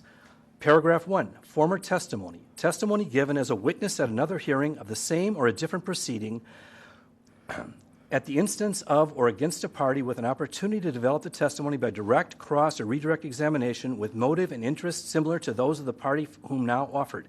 That is exactly what we have here. It's her prior testimony on an issue that she's now said she no longer recalls.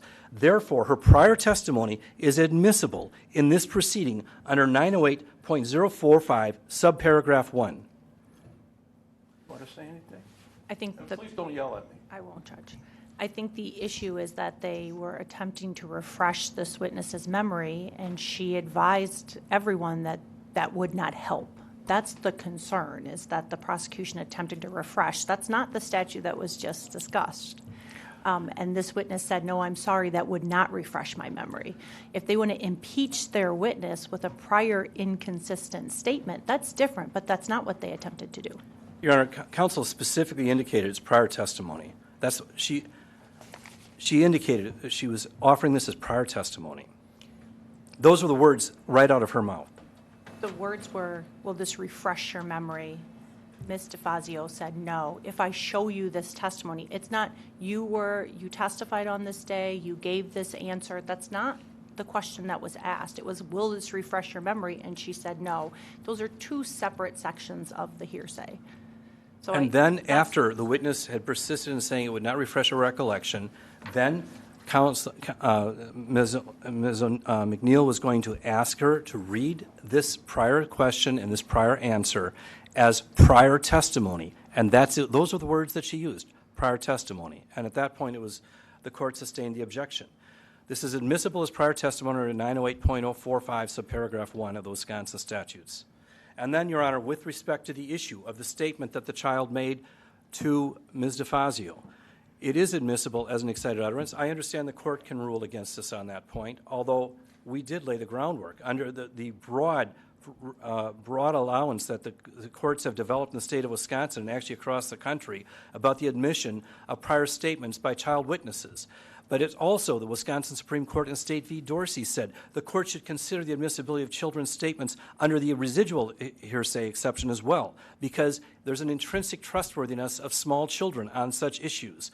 So when you look at the statement that David Jensen made to this witness on the morning of December 2nd, 1998, when she indicated he was expressing concern about his mother's health, and he had provided her this statement, this note that Ms. Jensen had provided to her son. That is sufficient under the excited utterance standard, but it's also sufficient under the residual exception hearsay, which the Wisconsin Supreme Court has strongly endorsed courts should consider when considering the admissibility of child witnesses. Thank you. I'll give you one chance to respond. Thank you, Judge. I think the problem with David Jensen's specific statement is that Ms. DeFazio doesn't say anything about him being excited. In fact, what she testified to is she was surprised that Julie wasn't there at 9 o'clock, so she went to David and said, "Hey, your ma's not here. What's going on?" And he said, "Oh, I forgot to give you this note." That doesn't sound excited. Well, I ruled it wasn't an excited Correct. utterance. Correct. So I don't have anything to add to that. I think they can call that witness and he can testify to it. As to the impeachment of their own witness, if they lay the foundation correctly and don't try to refresh her memory, then I think they can do that. But they can't try to refresh her memory. That's the problem. Well, the problem I have is what this witness said under oath, that it's not going to help her. Correct. So we're not going to go in that area. So if you want to try to get it in some other way, you can. So bring the jury back.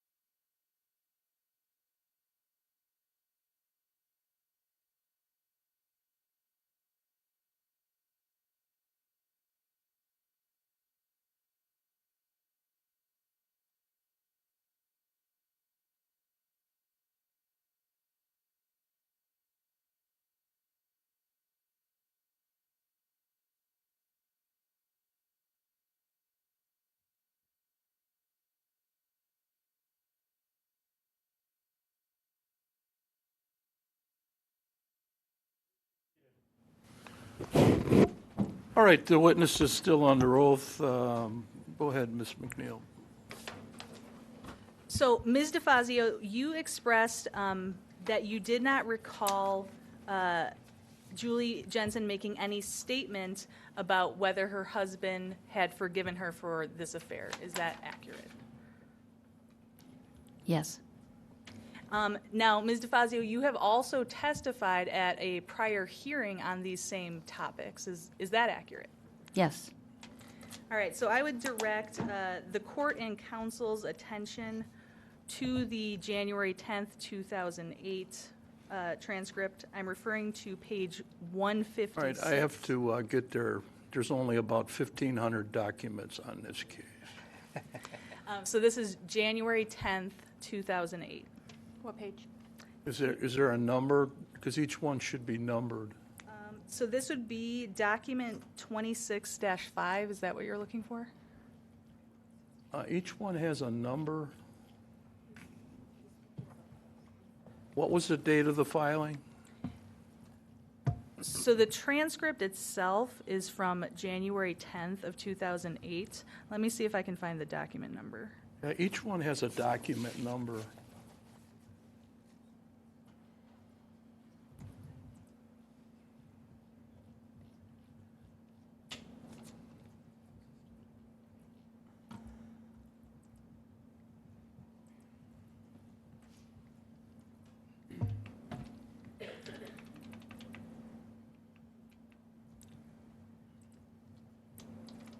Did you say January 10th, 2008? That is accurate. And what page?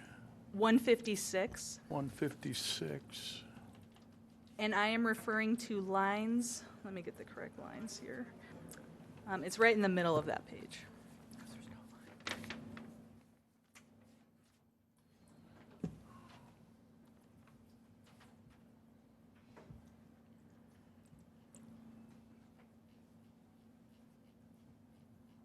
So can everyone see what I'm referring to?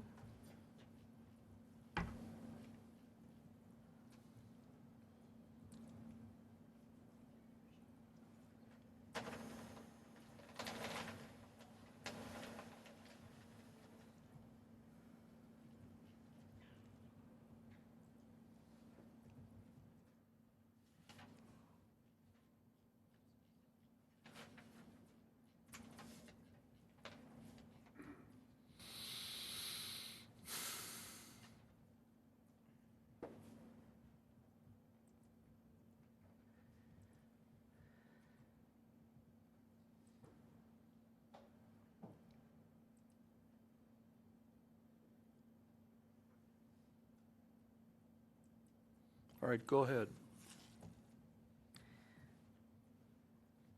So I would ask the record to reflect that on that date, Ms. DeFazio was asked the question, did she ever make any statement to you about how he never forgave her for that affair? The answer was, quote, "Oh yes, she said he never forgave her for that. He felt that was a terrible, terrible thing she had done. He would never, ever forgive her," unquote.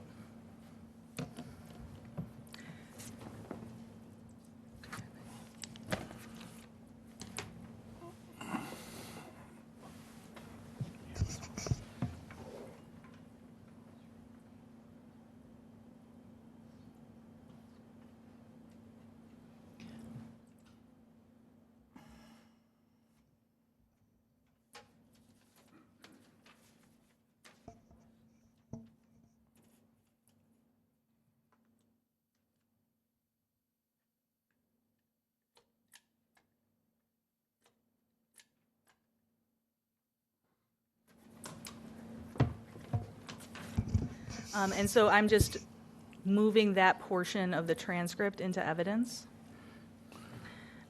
Can you mark it as an exhibit, or, I mean, how is somebody who is eventually going to look at this case in the future?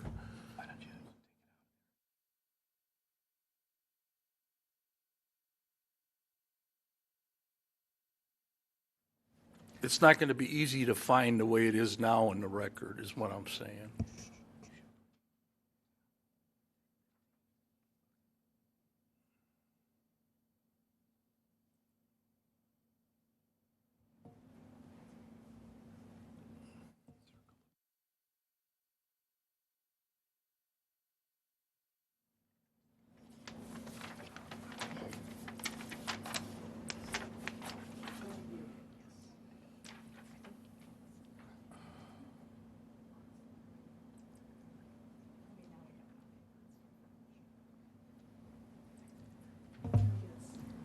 Exhibit? Sure.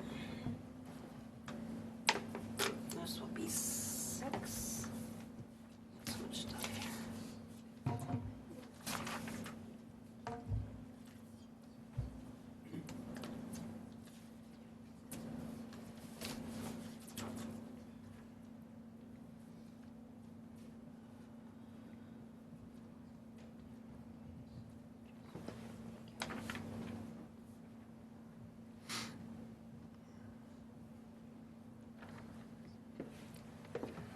So for the record, this will be State's Exhibit 6 that the state is moving into evidence. All right, it'll be received, subject to cross.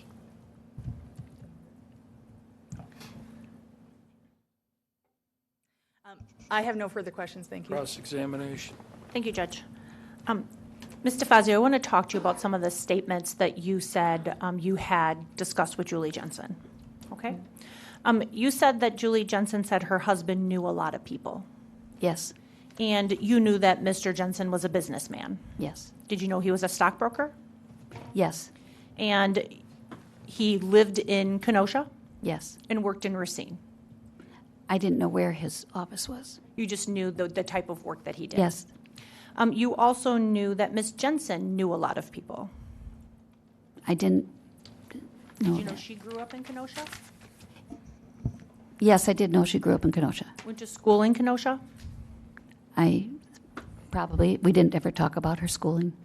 And she did talk, though, about knowing some law enforcement in Pleasant Prairie. Yes. And one of the people she talked about was a friend. Yes. And she described this friend, Detective Ronald Cosman. I don't know if she told me the name of the officer. I can't remember that. She just might have said, I have a friend who works at the Pleasant Prairie Police That's Department. right. And did she make it sound like that was the friend she was talking to when she told you that she had talked to a friend at the police department?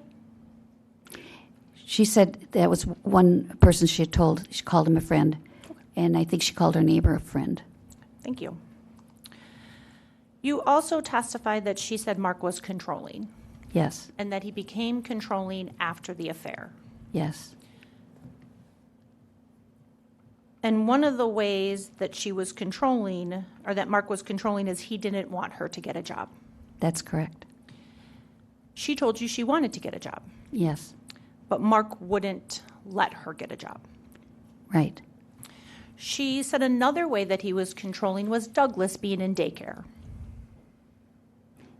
She didn't want, she said that Mark did not want Douglas in a longer daycare than he already was in. And he was like in a morning daycare. Right. And Mark didn't want any longer daycare for Douglas. That's what she said. And she said that she actually wanted to put him in like a day-long school program. It's a special needs program where he'd be the model for the other children who are unable to do things. And that was kind of through the school district. Right. So she wanted to put Douglas in that type of program. Yes. She hadn't done it yet, but she was going to. One of the other things she talked to you about was that she didn't know how to use the computer. Yes. Did Ms. Jensen tell you that they've had a home computer since 1995? No, she told me that she just got a new IBM computer she when said- school started. So when school started, they had just gotten a new IBM computer. That's what she said. Did she tell you that she had previously worked with stockbrokers No. and did trading with stockbrokers? No.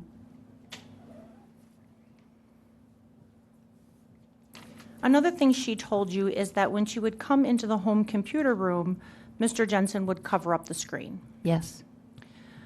Or turn it away, or turn it off so she couldn't see it. That's correct. And when she asked him why he was doing that, he's like, I'm done with work for the day. Yes. That's what she told you. Well, I'm done with what I was working on. Okay, so I'm done with what I was working on for Yeah. the day. Hmm? She never said that he yelled at her when she came into the computer room.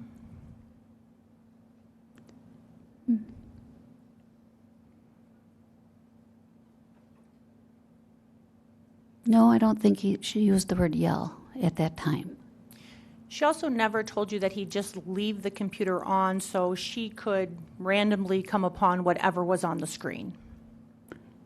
No, she didn't say that he left it on. He would either turn it off or turn it away. Right. You also talked to Miss Jensen about looking at computer history. Yes. And she said she didn't want to do that. She didn't know how to do it. She didn't know how to do that. Mm-hmm. And that's the information you got from her. Yes.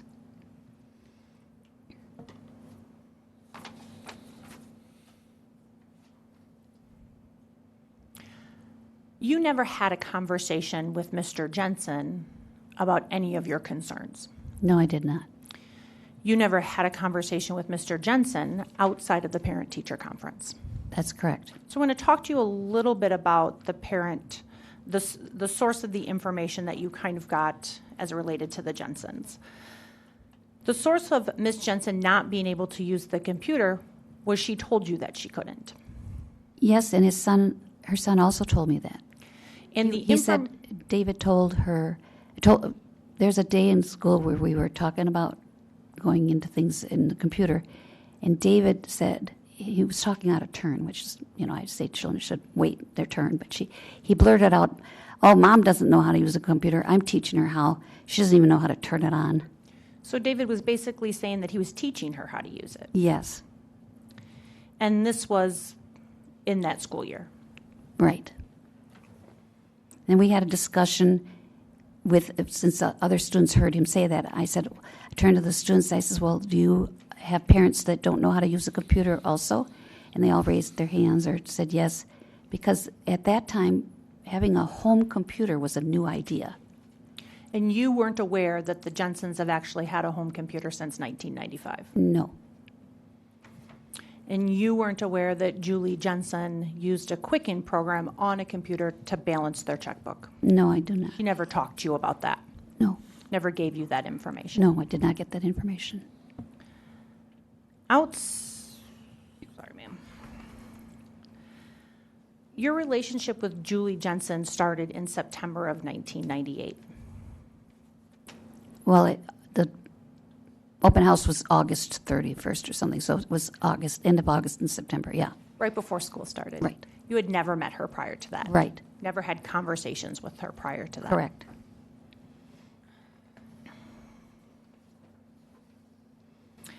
The other thing that Ms. Jensen talked to you about was that she recognized your last name, DeFazio. Yes, And she asked you if you knew Paul DeFazio. yes, And you did know Paul DeFazio. Yeah. He's your brother-in-law. correct. You know him to be a psychotherapist? That's correct. And what she told you was that she saw him as it related to marriage counseling. Yes, She never said she saw him as it related to depression. no, She also said that she was unhappy with the counseling with your brother-in-law. I don't recall her saying she was unhappy with it, just that it wasn't helping them. She was unhappy because Mark Jensen, I think you testified on direct, was making lies up. Oh, okay, yeah, you're right. Mhm.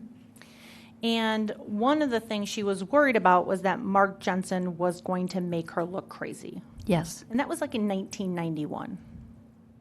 Oh, I didn't know what year it was that she said that. I thought it was recently that she'd been going to counseling with Paul. So she didn't tell you that the counseling she had with your brother-in-law was 7 years earlier. She said it was related to the affair she was having, but I didn't know what year the affair was. And it'd be fair to say, Ms. DeFazio, that your husband's also a psychotherapist. That's correct. At any point, did you counsel her about, like, the professionalism of psychotherapists and their ability to really understand what's going on in a relationship? I'm objecting to the relevance of this. And where are we going with it for The relevant? only question I was going to ask her on that. We'll let you ask the one question. Thank you. Ma'am, did you ever counsel her on psychotherapists and their ability to really understand what's going on? No, I didn't counsel her on that.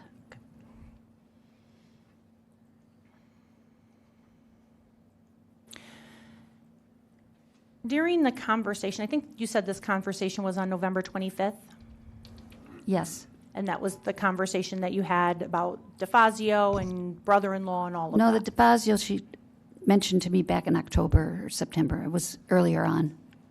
That's when she had mentioned that she had seen or was seeing your brother-in-law. Right, because now she'd been with me a few weeks then, and I think it was like in probably the end of September she brought that up to ask me.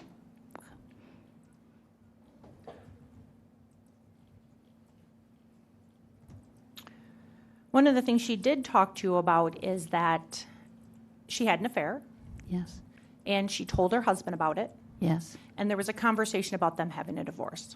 yes, And at that time, David was a young child. yes.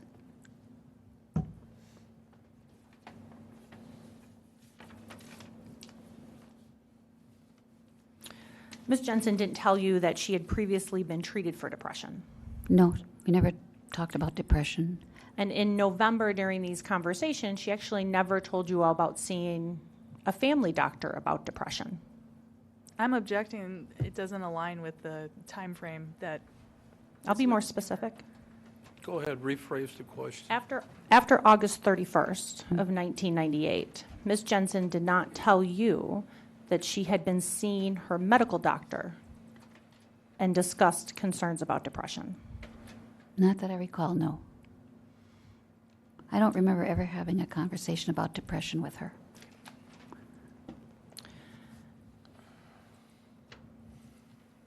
You testified a little bit about Julie Jensen making statements to you that she was afraid her husband would make her look unstable. Yes.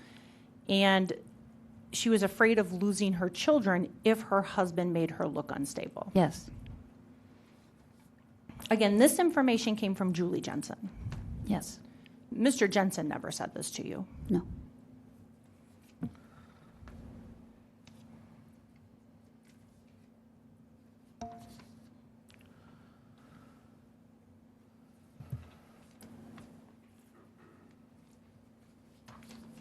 I want to talk a little bit about David Jensen. He was in your class the entire year. Yes. He was a good student, Excellent student. no behavioral problems. None. He did his work, Yes. didn't get in trouble. Nope. What you would talk about is like a exemplary student. I had a lot of exemplary students that year. That's great, and he's one of them. Yeah. Yeah. But at some point you saw the tics, Yes. and it seemed that it was like if there was a test or he was under stress. Whenever there's a test coming up, definitely I saw the tics more often than any other time. And at some point you talked to Julie about the eye tics. Yes. And did she, prior to the conference, did she ever say she had a conversation with her husband about the eye tics? I don't think she did. Did she ever say whether they had talked to the family doctor about it? No.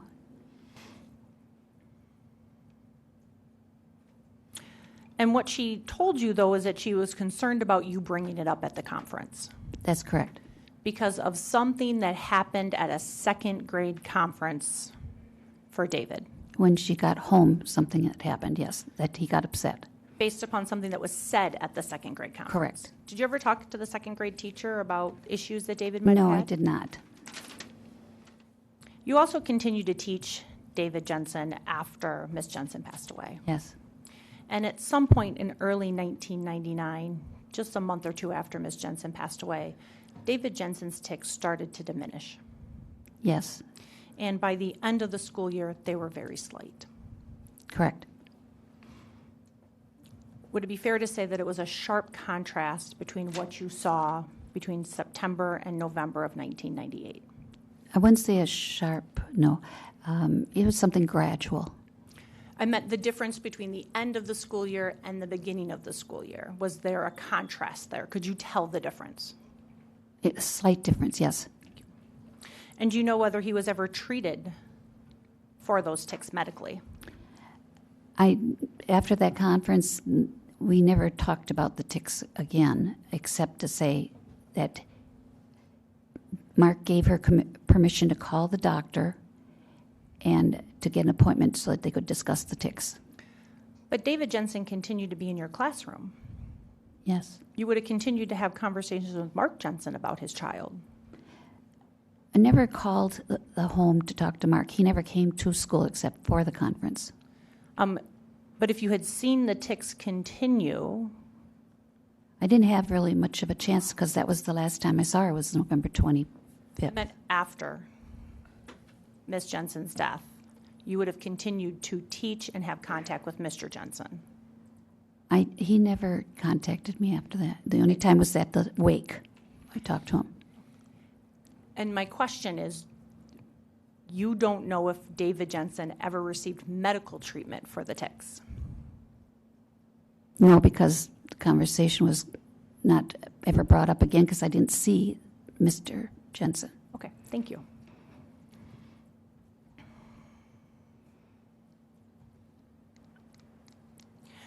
So I want to talk about this conversation at the conference. Mr. Jensen was present. Yes, Ms. Jensen was present. yes, And you were really careful about how you brought up that tic conversation. correct. And that's not because of what you saw in front of you, but what you heard from Ms. Jensen. That's right. And when you brought it up, Mr. Jensen responded, we'll have him go to the doctor. He didn't say that. I had to pull it out of him.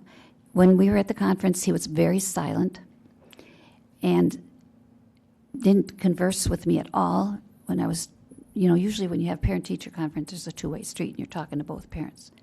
He did not respond at all.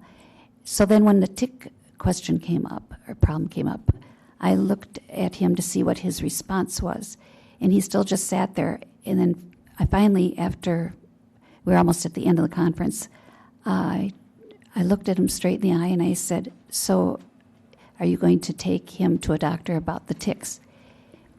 And he didn't move at first. He just sat there, and then I asked him again, and he shook his head yes, very slightly, and that's all he said. He didn't seem upset. He was just very calm and quiet the whole conference. And when I mean he didn't seem upset, when you brought up tics of his son, he didn't like yell at you. No, he Didn't didn't get say a angry word. Didn't get angry with you. No. And sometimes you can tell when someone's angry, even if they don't say a word, maybe by the look on their face. Or is that a yes? Yes. Or their face might get like red or flush. Yes. Those aren't things you observed on Mr. Jensen. No, he just was sitting there quietly the whole time. And you don't have any knowledge of any conversations, except for what Ms. Jensen told you, about any conversations between Mr. Jensen and Ms. Jensen about their children's tics or David's tics. Just that conference at the end. Did Julie talk to you about her family, her immediate family, No. her home life? No.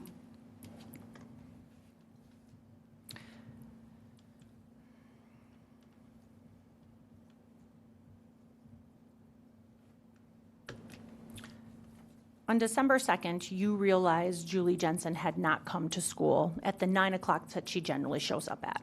Right. And at that point, you went up to speak to David. No, he called him up to my desk. So you said, "David Jensen, please come up here." Yeah. And you asked him why his mom wasn't there. Right. And at some point after that, he produced this note. I forgot to give you a note. And it was with the note that you found out why Julie Jensen wasn't going to be there. Right. And you recognized the handwriting of Julie Jensen. Well, it was printed, and usually in his, they had assignment notebooks at that time. If she had anything to say in assignment notebook, she always wrote in cursive. And that note was just printed.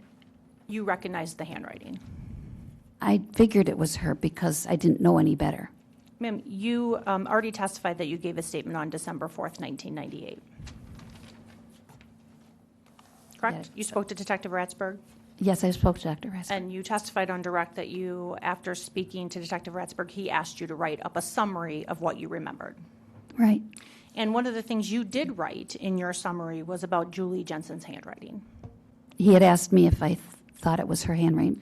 And what you told him, or what you wrote in your own summary, not what you told Detective Ratzberg and he put in his notes, but what you wrote in your own summary when you had time to sit down and think about it, was Julie's handwriting looked normal. By that, I mean it didn't look different in any way. And I was referring to... Ma'am, my question is that what you wrote? Yes. May I explain, though, what I thought normal meant? No, I Oh. didn't ask that, but I might. Oh. But if you could just wait a second, please. Judge, I'm objecting to that. The witness has said she's going to tell the whole truth, and she's trying to do that. Well, she did answer the question, though. Well, I believe she doesn't think she's answered No, it. I don't Well, feel then that. you have redirect, right? We still have that. Yes, I do. All right. So make a note for yourself. Ask question.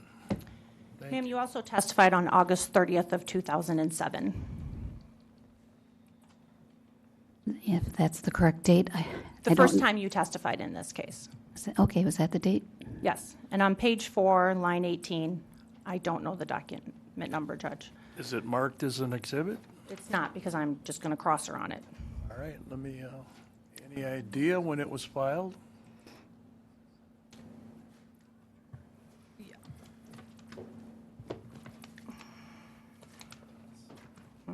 August 30th, 2007?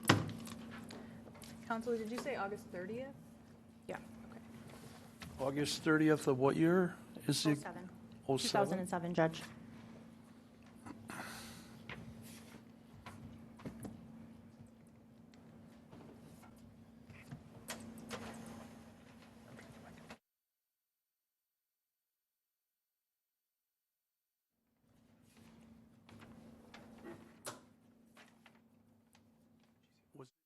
In the, is it in a transcript? Yes. And what's the date of the transcript? Like the date the transcript was filed? No, the proceeding, August 30th of 2007. August 30th of 2007. Was it a motion hearing? I can show the court if the court would like. Yeah, I believe why it don't was filed on January 10th of 2012. you- January 10th of 2020? Of 2012 document. No. Oh, never mind. My apologies. That's the federal.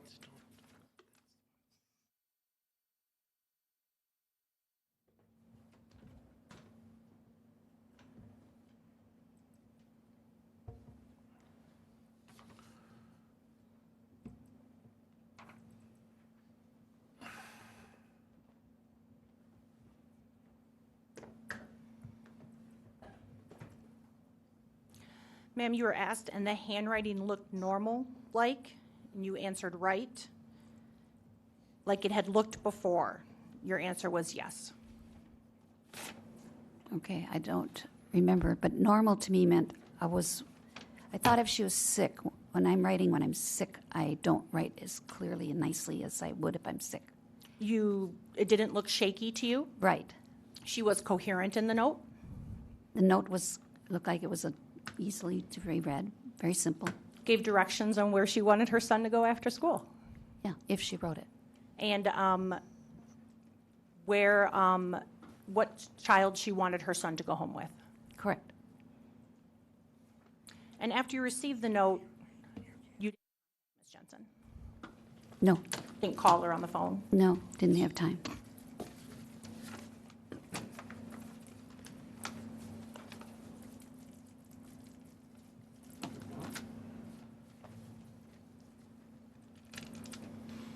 I want to go to that conversation that you had on November 25th when she made this statement to you that she thought her husband was going to kill you.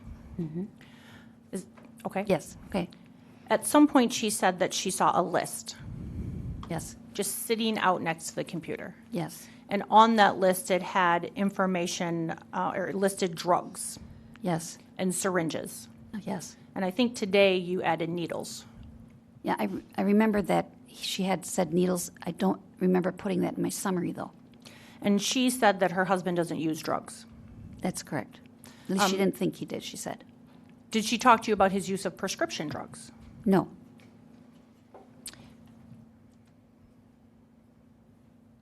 And based upon the statement she made to you, you suggested she contact law enforcement. yes, And she told you she has this friend that she's talked to at the Pleasant Prairie Police Department. correct. You also discussed with her going to a women's shelter, Yes, and she said no. that's correct. She couldn't go without her kids. Right. And you said, that's okay because you can take your kids. She says, I'm worried about them being in a place like that. She didn't want to bring them there. I get that. But you told her that, don't worry, you can take your kids. I did. And she said she was working on a different plan.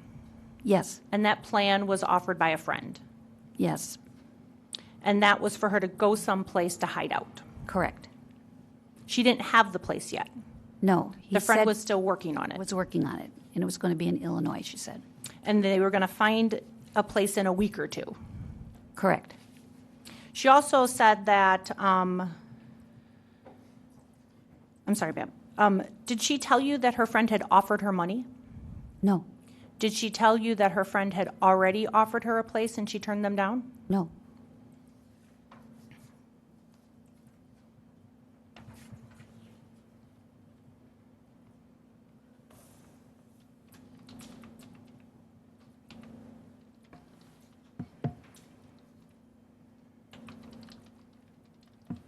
This list that she said she found, I think you described it like a grocery list, yes, things to buy. correct. And she said she found it in the computer room. That's right, next to the computer. She didn't tell you the name of any drugs listed on it. No, she didn't. She didn't tell you the list had aspirin written on it. No, She also didn't tell you that the list had razors on it. no, I don't think so. Did she tell you that it had lists of last names on it? No,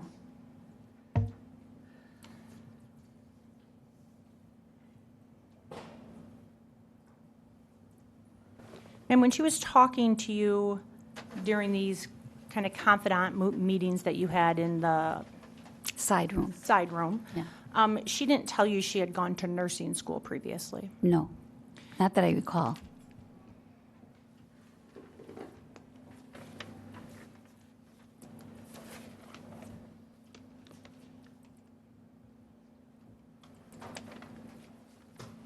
Judge, can I have one moment?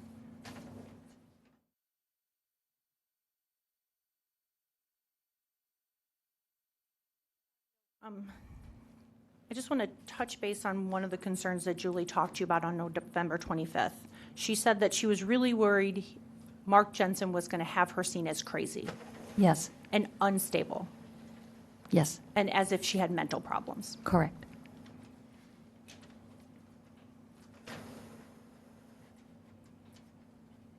Nothing further. Thank you, ma'am. Any redirect from the state? Yes, just a few things to clarify, Ms. DeFazio. When Ms. Jensen was describing for you this plan that she was developing, was that a plan in contrast to running away to a women's shelter? Yes, And so did it sound to you that it was more orderly or organized? that's what she had said. I wanted to be more orderly, and so I can make sure the children are going to be okay with everything. And also, it looks less crazy, right, than running away all of a sudden to have a plan? Objection, speculation. Overruled. Go ahead, let's finish up. So you may answer that question. Yes, she thought that if she had a plan, it would be a more stable thing to do instead of like running off, because then that would look like she's just thinking in the moment and not thinking about the future. Now, did Ms. Jensen express fear to you that Mark Jensen would find her in a woman's shelter? Yes, Are you familiar at all with Mark Jensen's handwriting?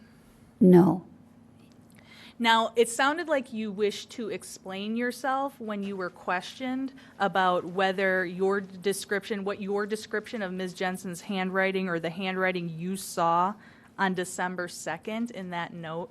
So just please explain yourself on that. Well, when I said normal in my summary notes, I meant it wasn't shaky, because it could, when someone's sick, as much as she was coughing so hard, when you're coughing, you kind of jerk with your handwriting. Thought maybe, I didn't see anything jerky like that. I noticed it was printed, and she normally wrote in cursive in the assignment notebook, but I figured it was a note from home. I assumed it was from Julie. It could have been Mark that wrote it. I don't know. So just as you sit here today and you're recollecting that note, you cannot say that you believe Julie Jensen wrote that note. You know, I can't be sure. Now, in the course of knowing Ms. Jensen, did you ever see her use a computer? No. And when you were asked on cross-examination about this conversation with Ms. Jensen about computer history, who brought up the idea of computer history? I did. I said at that time, the Macintosh had what they called a cache, C-A-C-H-E, I think it's spelled. And it's like today on your computer, you have one of the tabs says history, and you can go back and look in to see where you've been if it isn't deleted. And so I suggested to her, if she was worried about him being on the computer and she didn't know where he was going, she could look up the cache. I said that word at that time. She did not know how to do it, and was not familiar with IBMs. IBMs and Macintosh were completely different from each other at that time. They weren't that the same like they are now. You can go to any computer and they're pretty much the same. But at that time they were different, and so I did not know how to tell her to go into the history at all. Okay, so you bring up this idea, and Ms. Jensen's response is confusion? Right, she did not know what to do. Now, one other thing about Douglas, can you describe for us what this program Ms. Jensen wanted him to do at the school? We have a preschool program at that time at Southport where 3- and 4-year-olds could be in a classroom with special needs children. You had to apply for it, explain how your child was, if you wanted your child to be a mentor to the children who had special needs. it was a kind of a new idea at that time to bring two kinds of children together into a classroom at the age of 3. Dougie was not 3 at that moment. He was about to be 3. And so she was going to try and get him in once he would be turning 3. So this is not daycare. No, it's not a daycare. It is an actual preschool classroom type situation. And so Ms. Jensen, did she express to you that she wanted to do this with Dougie? Yes. She thought if she only went in with the 2.5 hours that they give you at a preschool, at that time you didn't go for a whole morning or a whole afternoon. You went for like 2.5 hours. And she had to leave by 11 when we were talking that day to get home or get to the school to pick him up. I don't know the name of the school he was at, forgot. But she said, that's not enough hours. Nobody will hire me for 2.5 hours. She said, so to get a good job, she needed him to be in a situation where he'd be all day. And then she wouldn't have to worry about going after 2.5 hours to pick him up. And so Ms. Jensen's idea was not more daycare, it was this program. Correct. And did she ever express to you what her husband thought about Dougie being in this program? She said that he didn't want her, he did not want Dougie to be in a school that long of the day. That long was too much.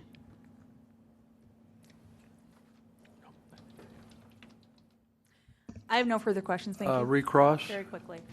Ms. DeFazio, what Ms. Jensen told you was that her husband did not want her to get a job, Yes, and he did not want her to put Douglas in anything longer than what he was already in. yes. Thank you. That's it? That's it. Thank you. You're excused. Thank you.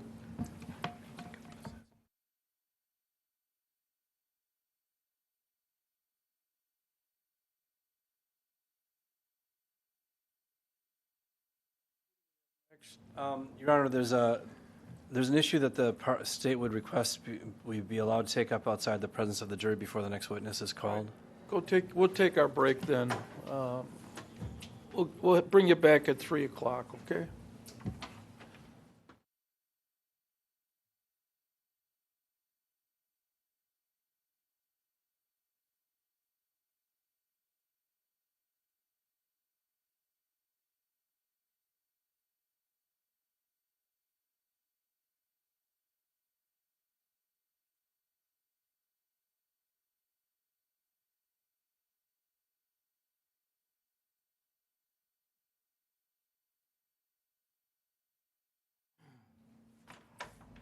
All right, the jury is outside the courtroom. Which witness are we talking about, Mr. The Jim? next witness, Your Honor, would be Eric Schur. What number is he on the list?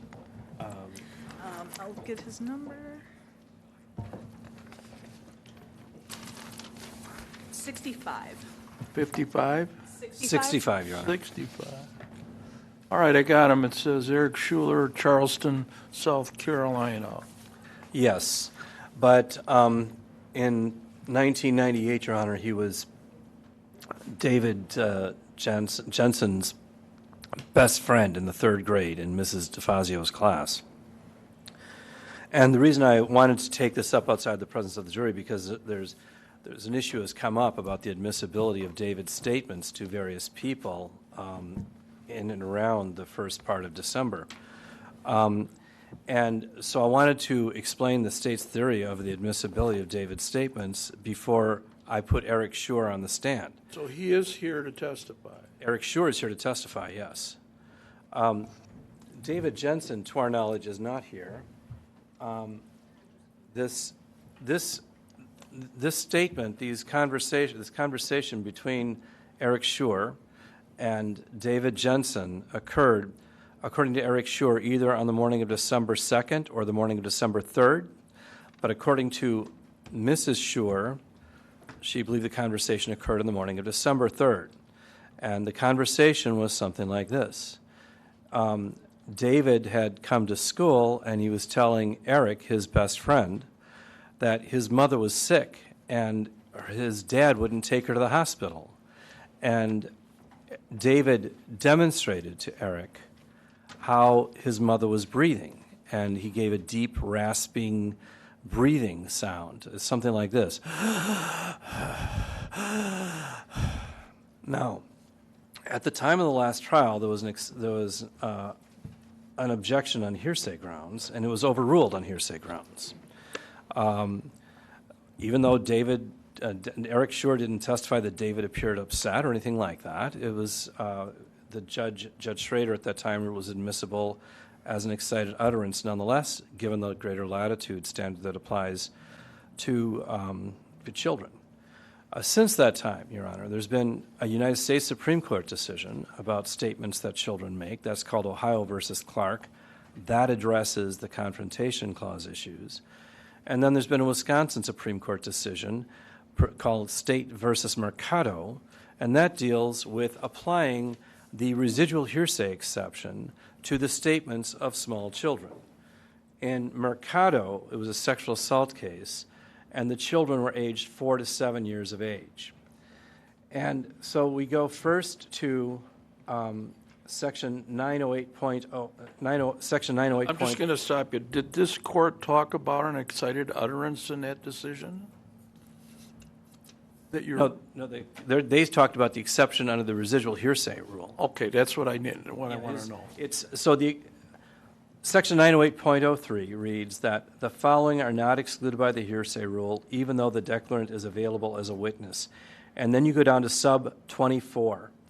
And sub 24, which is known as the residual hearsay exception, but in the statute on parent 24 reads other exceptions, a statement not specifically covered by any of the foregoing exceptions, but having comparable circumstantial guarantees of trustworthiness.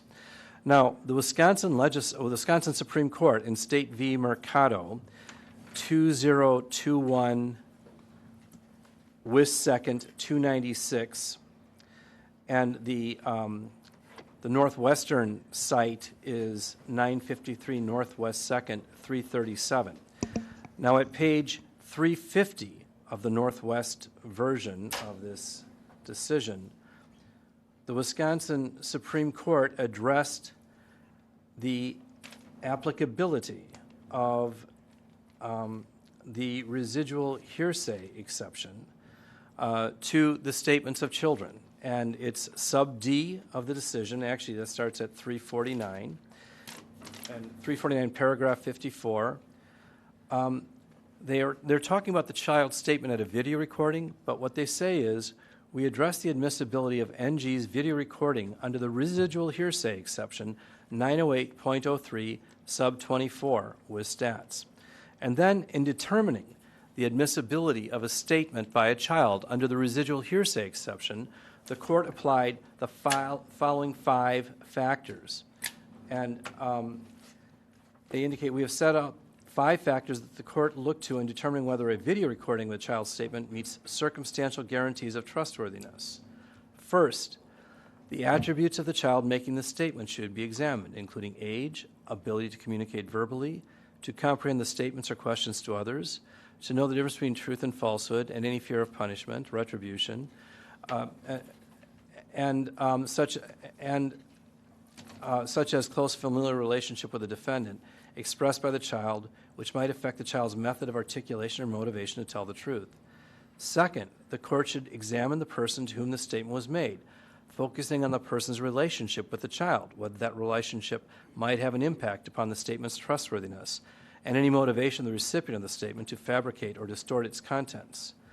Third, the court should review the circumstances under which the statement was made, including relation to the time of the alleged assault, or in this instance, the alleged incident, the availability of a person in whom the child might confide, and other contextual factors which might enhance or detract from the statement's trustworthiness. Fourth, the content of the statement itself should be examined, particularly noting any sign of deceit or falsity, and where the statement reveals a knowledge of matters not ordinarily attributable to children of a similar age. Finally, other corroborating evidence, such as physical evidence of assault or statements made to others, and opportunity or motive of the defendant, should be examined for consistency with the assertions made in the statement. Now, when you consider those 5 factors within this context, I believe that, first of all, David Jensen's statement to Eric Schur is admissible as an excited utterance, as that term has been traditionally applied in the Wisconsin courts to statements by child witnesses since approximately 1895 in the case of State v. Proper, but culminating in State v. Mercado. But secondly, it meets the criteria for admissibility under the residual hearsay exception. That is, David Jensen had no motive to lie to Eric Schur at the time that he was telling his best friend in the world what was going on in his life at that precise moment. He'd just gotten to school, and he was telling Eric, my mom's really sick and my dad won't take her to the hospital. And then he showed Eric how his mother had been breathing. Now, this statement was made, we believe, on the morning of December 3rd because Mrs. Schur, Eric Schur's mother, will testify that Eric relayed to her the statement that David had made to Eric the previous morning, and she said that that occurred on Friday morning, that Eric told her about David's statement on Friday morning, which was the morning after Julie's death. But Laura Schur had not yet heard of Julie's death when her son first told her about this. So the state believes that, first of all, I believe if you apply the sub 24 and you apply the excited utterance standard to the statement that David Jensen made to Therese DeFazio on December 2nd, it qualifies as both an excited utterance, but it also qualifies under the residual exception of the hearsay rule. What's the Wisconsin site on this case that you keep talking about? State v. Mercado, it's 2021 Wis 2nd 2. It's just Wiz 2. I'm sorry, yeah, WI2, I'm sorry. It's 2021 WI2, 395 Wis 2nd, 296. 297? 296. 96. All right. 953 Northwest 2nd, 337. But it's 395 Wisconsin 2nd, right? Yes, Your Honor. If you've got the hard books back there, it's 395. I still keep the hard books. I'm old school. I wish I could find a place that had that. Here's what happens in trials. We have issues that come up that nobody can predict, and they're based upon rulings and how cases are coming in. And then the attorneys argue and they cite cases, and I think the prudent thing for the court and myself is to read that case and give the defense an opportunity to come up with some sort of response. So we're going to call another witness. I'll make a decision in the morning before we start as to this witness.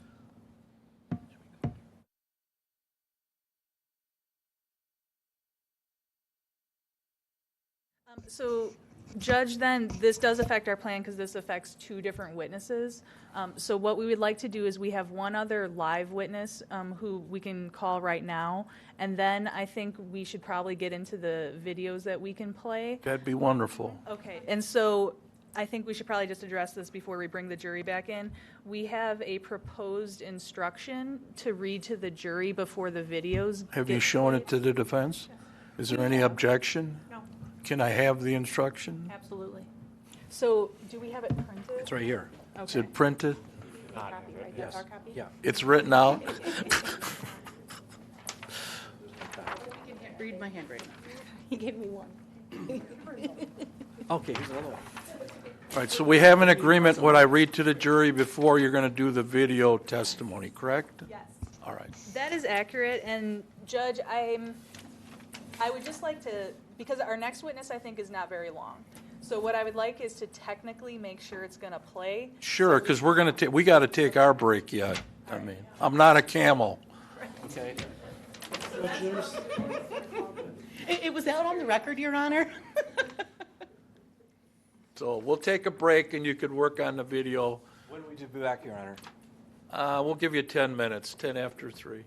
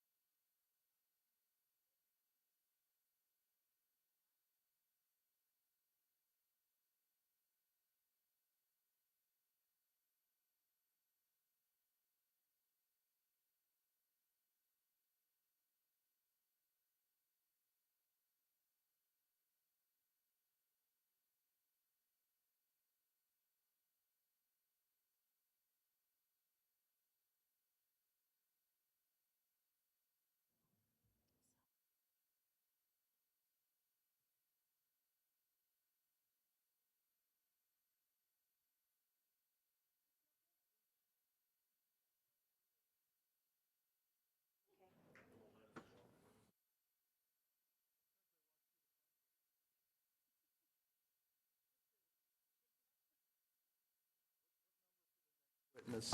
Number 2? 2? Yes. All right. All rise for the jury.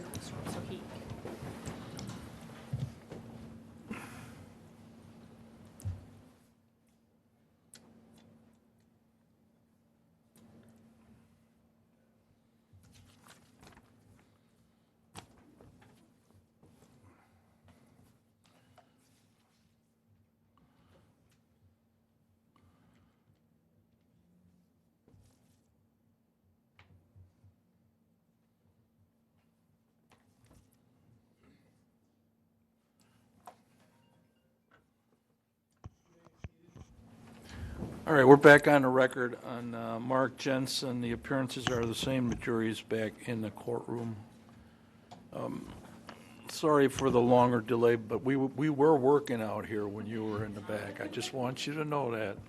But that's not unusual in a trial. It's like live TV that's happening. We don't know what's going to happen, and we try to address it as quickly as we can. So with that, Ms. McNeil, who's your next witness?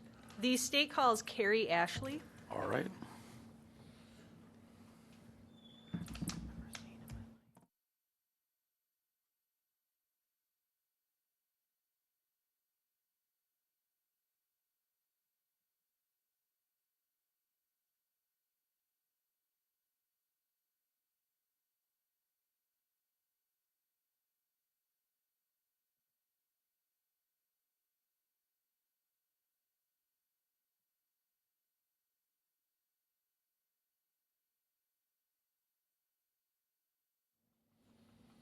If you can come up here, ma'am, all the way up front, and you remain standing and raise your right hand. When you come up here, I will swear you in.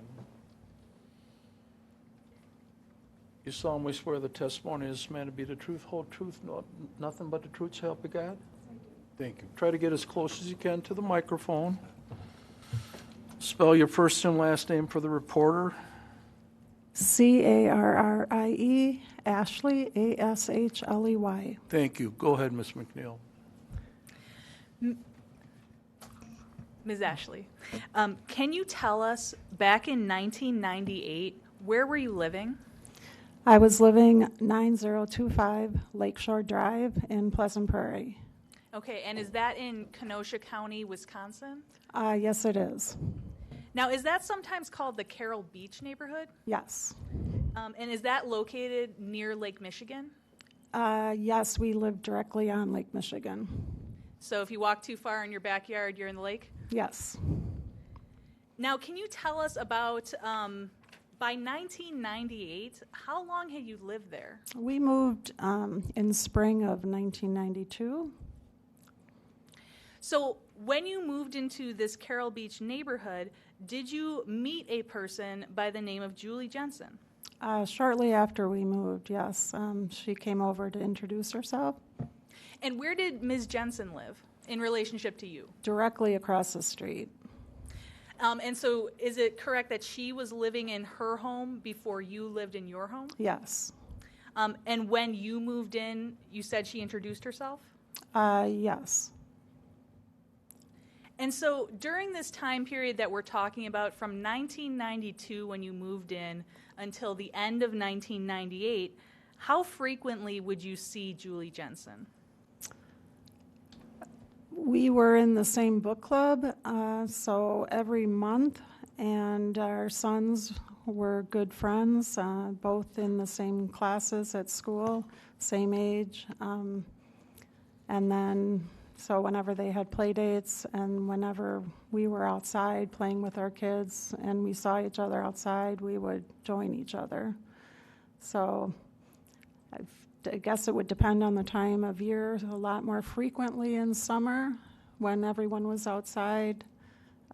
Otherwise, definitely once a month at book club. Now, you said that you had a son that was the same age as one of Julie's sons. Is that correct? Yes, actually, two were, Andy and David were in the same grade, same age, and Douglas and my younger son were, they were 3 years old at that time, 4 years old, so they hadn't started school yet. And so would the children play together? David and Andy would, yes. The younger two, no, not so much. And when David and Andy would play, would you often see Julie Jensen during those times? Yes.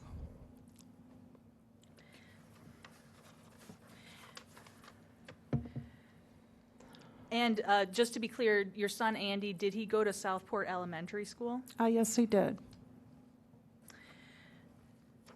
Now, can you describe in general Ms. Jensen's interactions with her children? Just describing her as a mother? Well, she was a stay-at-home mom with them all the time, adored her kids, played with them. I mean, they were together all the time. And did you notice anything different about that at any point, or was that consistent with Ms. Jensen? I did not notice anything different at any point. Now, I want you to think back to 1998. Do you recall the book club that would have occurred in November of that year? Yes, it was always the second Tuesday of the month, and Julie was the host. And so everyone went to her house for the book club. And when you went to that book club, about how long would it last? It was typically 2 to 3 hours, from 7 to 8:39. Sometimes it would go longer, but usually in that time frame. And so do you remember anything about Julie hosting that book club? Was she a good host? Oh, yeah. I mean, the host always had food and beverages, and there was nothing different about that. She was a good host. She was a good loved to bake. So.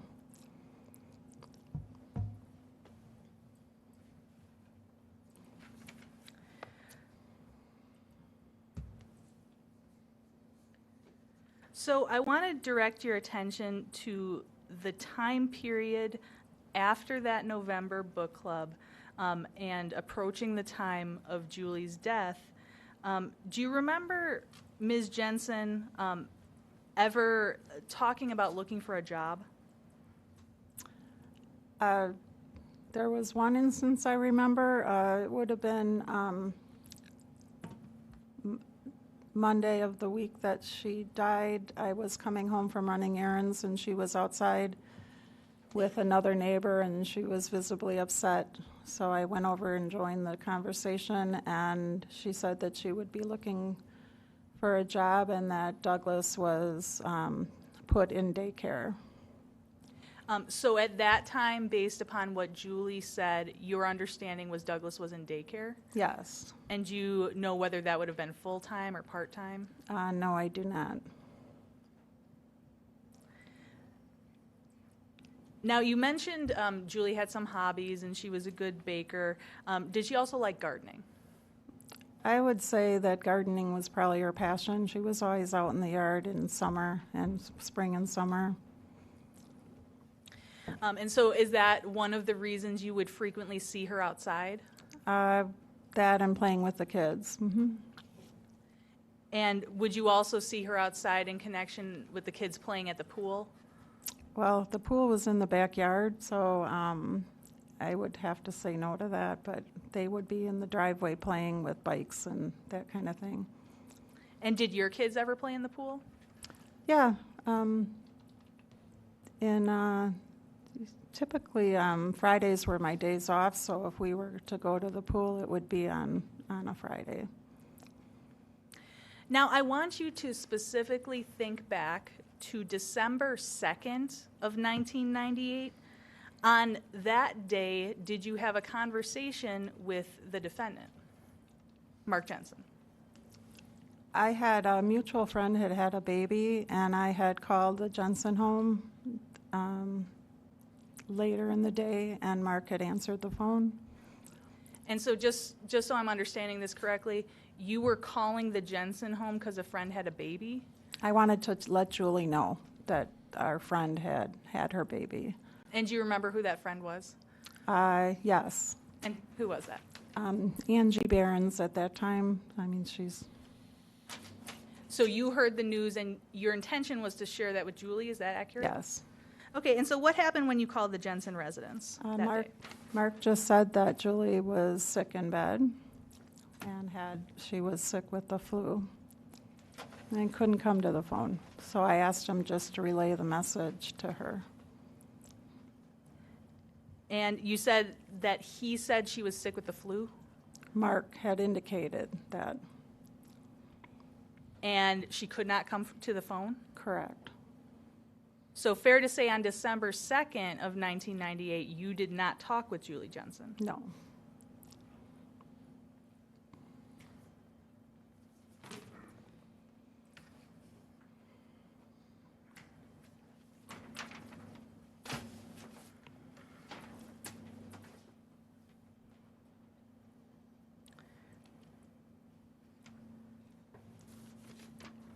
So now I want to direct your attention to the very next day, December 3rd of 1998.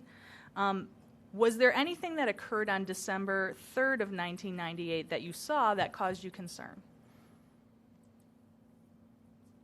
When I came home from work, there was a lot of rescue squads and fire trucks out on the road, flashing lights. So yeah, it was a little disheartening to come upon that. I hadn't known what had happened, but there were some neighbors in the yard, so I quickly got out of my car and was told what had happened.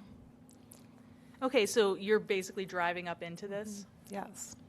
And because your house is right across the street, you have to go right to where these vehicles are? Yes. And so then when you got out of your car, what were you thinking?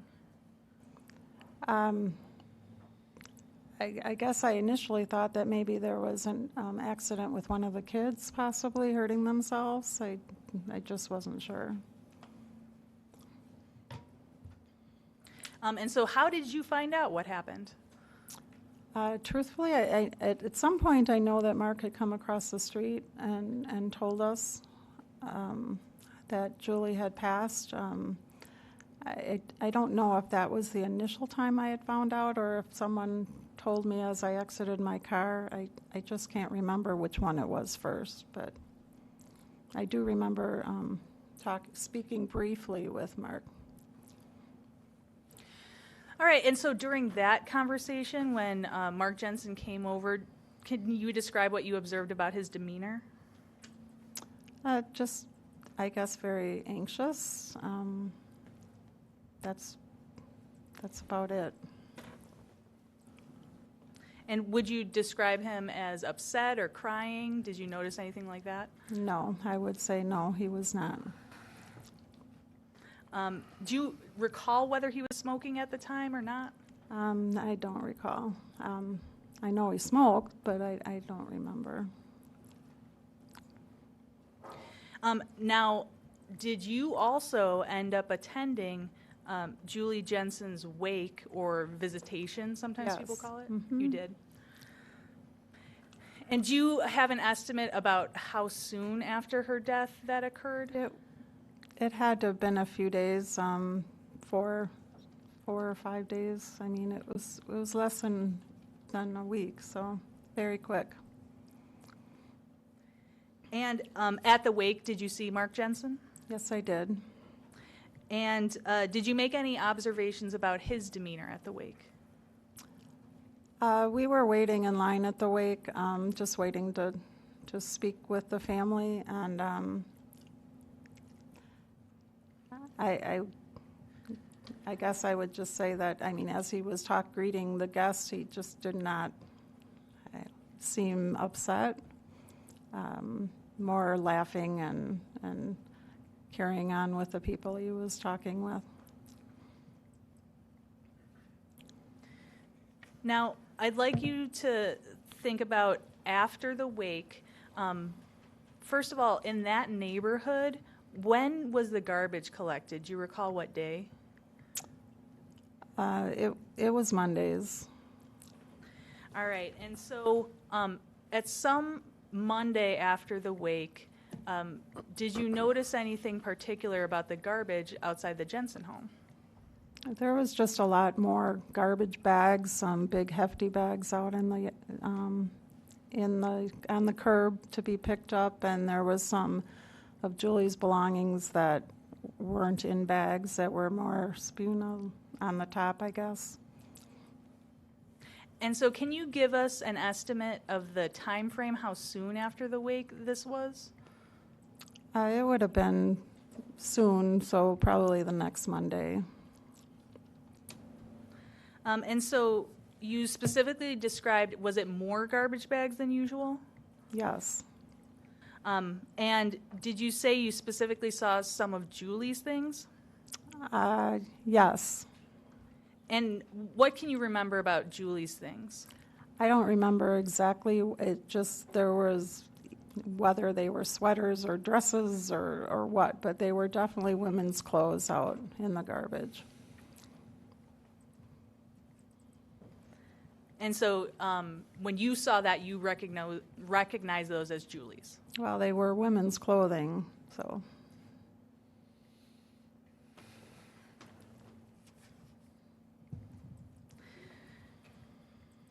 Now, at some point after Julie Jensen's death, did you come to be introduced or to know a woman, Kelly Labonte? Yes, I did. And about how soon after Julie Jensen's death did you see her at the Jensen residence? It's really hard for me to pinpoint exactly how long, but I was told that she was helping out babysit, and so I would say within the month.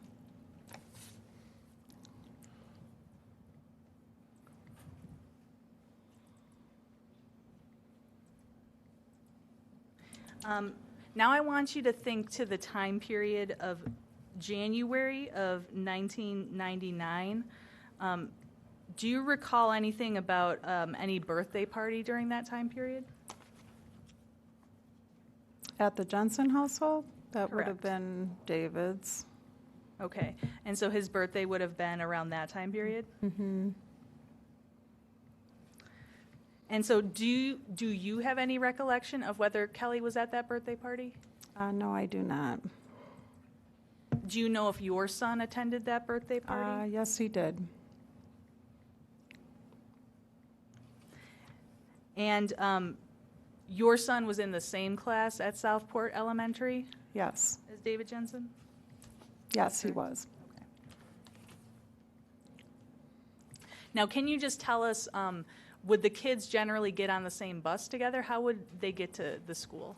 They took the bus in the morning together, and it was, they usually would wait in our driveway for the bus. If it was cold or rainy, they would wait in the garage. Sometimes inside. Okay, and in the morning, that's what they would do? Yes. Okay, and then obviously in the evening, they just go to their home? Well, I was a working mom, so my kids would go to daycare after work a few days a week. Otherwise, they would take the bus home. And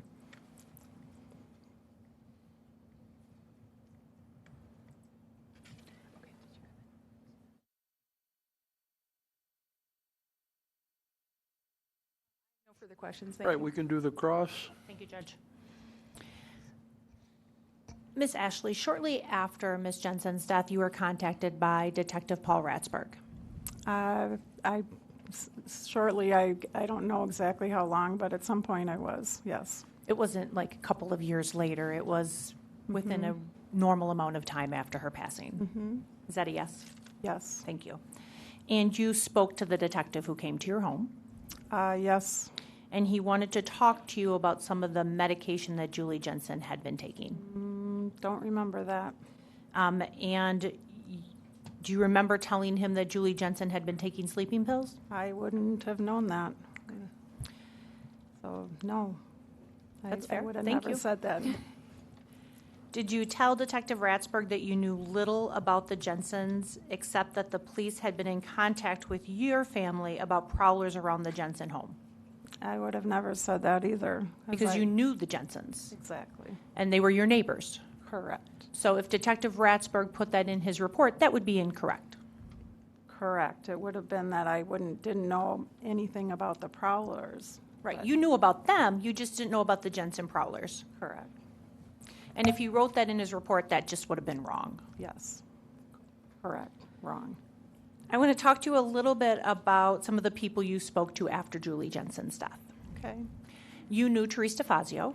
Yes. She was your son's teacher. Yes. She was also a neighbor. No. Did she live in the same neighborhood? No. Okay, thank you for clarifying that.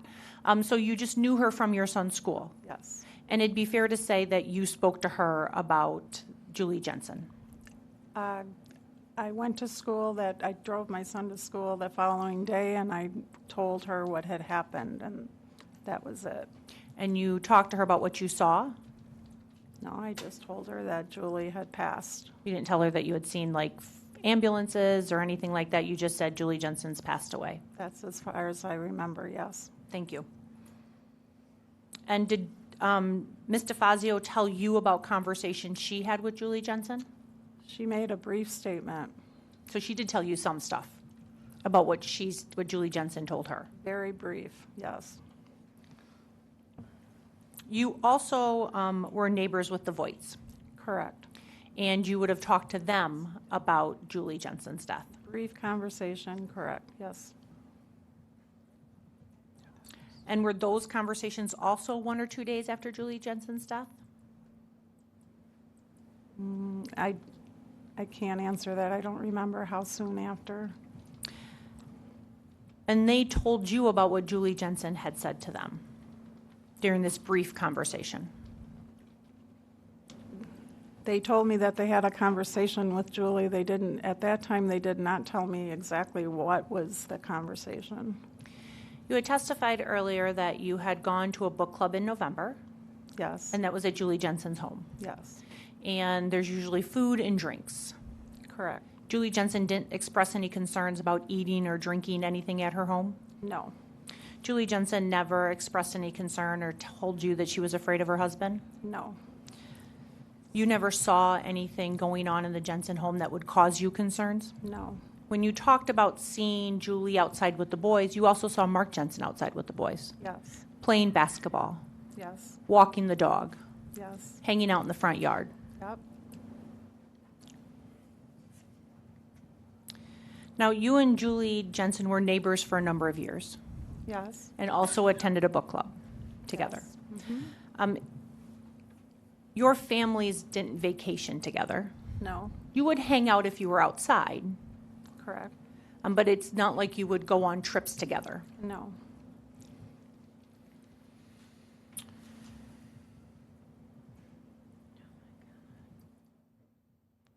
She did talk to you about someone who was harassing her. Yes. Do you remember that? It was a very brief discussion, and she said that she believed that someone was breaking into her home to harass her. And she told you that was a gentleman by the name of Perry Tarika. She never said any names, so I don't know. That's fair. Did she tell you that the person she believed was harassing them was someone she had had an affair with? A brief affair, yes. Outside of the conversation about the affair, you didn't talk to Julie Jensen about any issues in her marriage? No. She didn't tell you her marriage was in trouble? No. Did she tell you she thought her husband was going to divorce her? No. She did say she didn't want to get a job. Correct. She wanted to stay at home with Douglas. And that day you spoke to her, the Monday before her passing, she was upset Yes. because she didn't want to get a job. Correct. She didn't want Douglas to be in daycare all day. And that's what she indicated, yes. And she wanted to stay at home with him. Yes.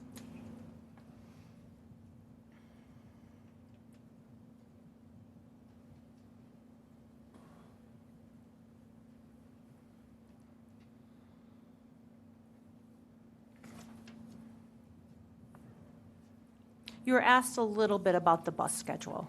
And I think your testimony was you saw them in the morning, but not the afternoon. Not all afternoons, correct, but Because you were working. 3 to 4 days a week, yes. So during the days, 3 to 4 days a week, you were at work. Yes. You weren't watching what was going on at the Jensen home. No. You weren't watching who was getting on or off a bus. No. You weren't watching to see who was picking up or dropping off children. No.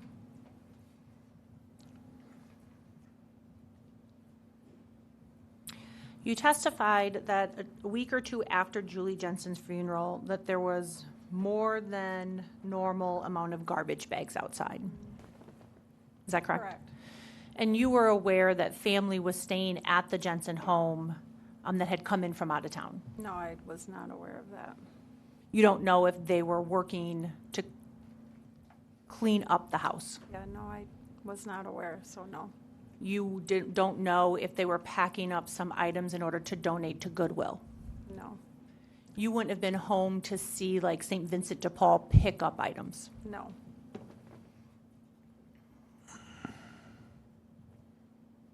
You didn't see any, oh, you have to use the microphone a little bit more.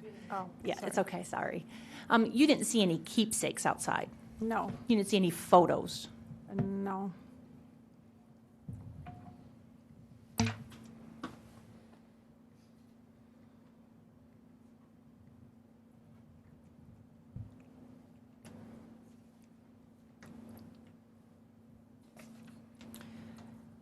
Miss Ashley, you spoke about seeing Mr. Jensen at the funeral, Yes.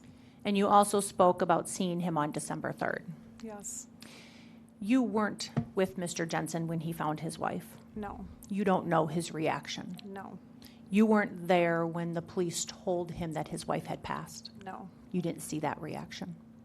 No. You said you saw him talking at the funeral, to visitation, sorry. Yes. And that was to people that were paying their respects and coming up to talk to him. Yes. You don't know what their relationship was with Mark Jensen Correct. or Julie Jensen. Correct. You don't know if they were telling stories about a childhood memory or something that happened in college. Correct. It'd be fair to say that sometimes people reminisce at visitations. Yes. People laugh. Yes. People cry. Correct. And some people cry in their own way at their own time. I'm objecting. This is argument. Why don't we ask another question? You made your point. Thank you, Judge. I have no further questions. Hang on. All right, can you get closer to the mic, ma'am? Thank you. I'm all finished, Judge. Thank you. Any redirect?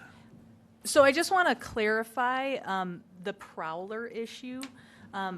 So is it true that the police did ask you at some point about prowlers being around the Jensen residence? Yes. And you knew little about that, correct? Correct. I had never seen anything suspicious in the neighborhood. And what you knew is what Julie had told you, where she suspected it was this man she had an affair with. Correct. And so that's what you knew little about. Yes. Okay. I have nothing further. Anything on those brief questions? No, Judge. Thank you. All right, you're excused. Thank you. Have a good day.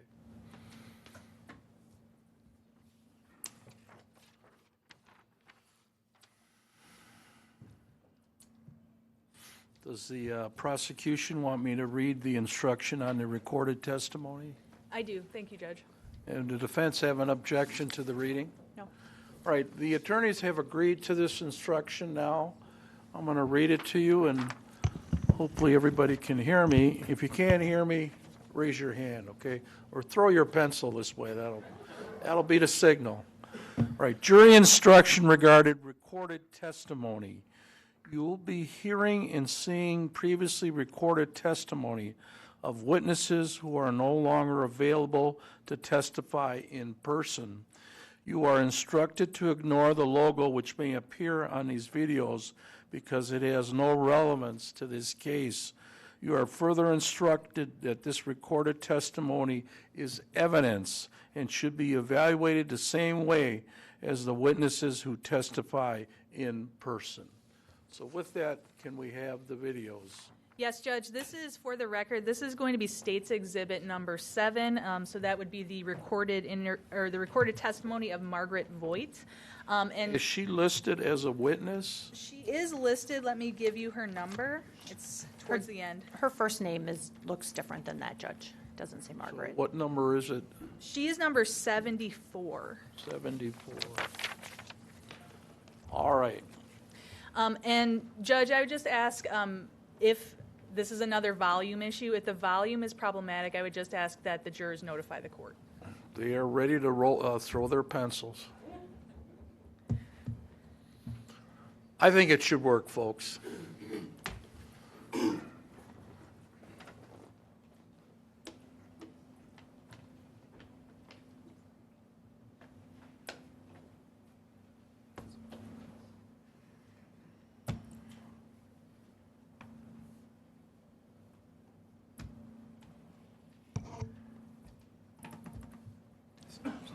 Yep, so now the volume is not working at all.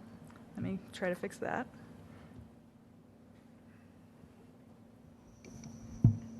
It's because my computer's muted.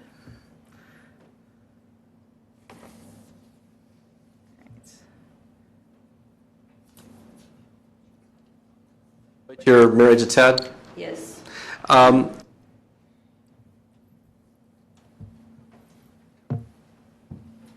For the record, will you please state your full name and spell your name? It's Margaret Wojt, W-O-J-T. And Mrs. Voigt, you're married to Ted? Yes. How long have you and Ted been married? Over 25 years now. At some point, did you come to move in next door to the Jensens? Yes, we moved from Chicago. And when was that? I would say 93, 94. Can you, do you remember the first time you met Julie Jensen? Well, I seen her when we were building a house across the street. Probably spoke to her a few words, but then we talked more when we purchased the property next door to them, a lot on which we built a house. And then we met at the closing. So, Judge, the volume was a bit low for the witness, so I'm just going to restart it. The defense and I are agreeing to that. Is everybody hearing the witness that we're trying? Yeah, everybody's saying yes, so who's having the issue? Oh. Bridget wants to hear him too. All right, well, we'll restart it then, and hopefully we will finish it. It will take us till 5, and then that's the end of this video, Judge.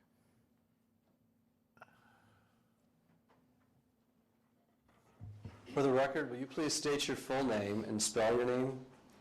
It's Margaret Wojt, W-O-J-T. And Mrs. Voigt, you're married to Ted?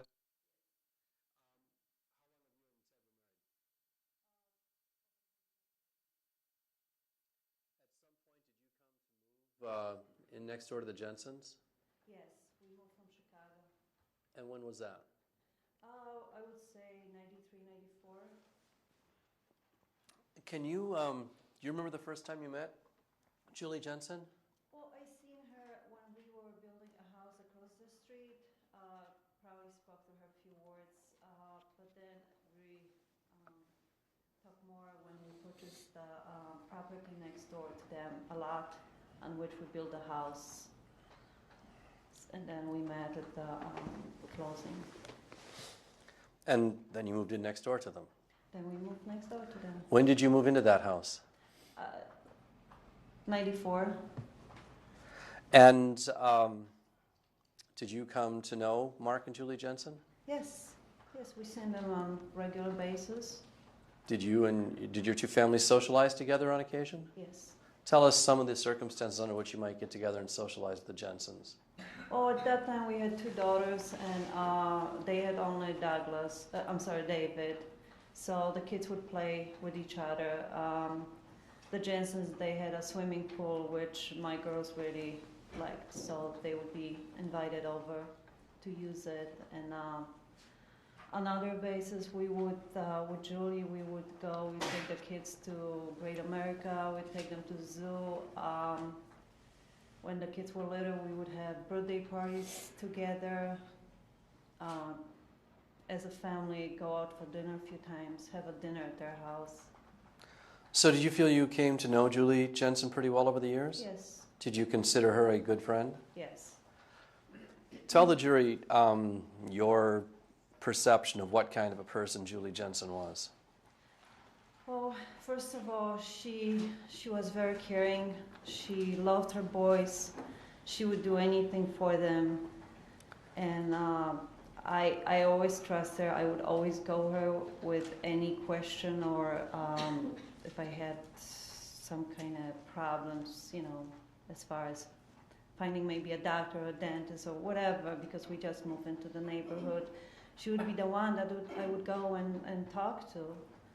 You trusted her judgment? Yes. Were you familiar with any of Julie's interests or hobbies? Yes, I knew she loved her garden. She was good at sewing and crafts and baking. She baked very good. Whenever she had anything, it was just. Did you ever have any of the stuff that she baked? Yes. Was she a good baker? Oh yes. I mean, some people enjoy it; they're not good at it, but she was pretty good at it. She was, and she gave me a few recipes too. Did there come a time when you, or when Julie ever confided in you that she was having problems in her marriage? Closer to her dad, I would say I heard from my husband sooner than I heard from her personally. So maybe like a couple weeks before her dad, she would actually tell me a few things about the problems in the family and the marriage. But your husband had been talking to you before that? Yes. And did you give your husband any advice when he was telling you about the problems at in the Jensen household? Actually, I did. I told him not to get involved. So then a few weeks before Julie's death, tell us about the conversation that occurred between you and Julie. Well,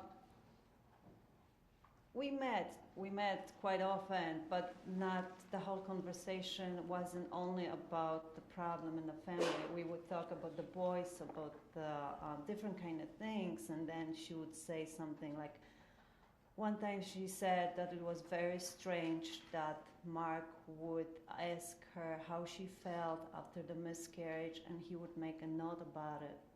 And she didn't know what that was all about. She was getting scared that he's planning something, and she didn't know what. When was that conversation, if you can recall? I would say within 2 weeks prior to Julie's death. So maybe mid-November 1998? Yes. Did you know that Julie had had a miscarriage? Yes. When did she have her miscarriage?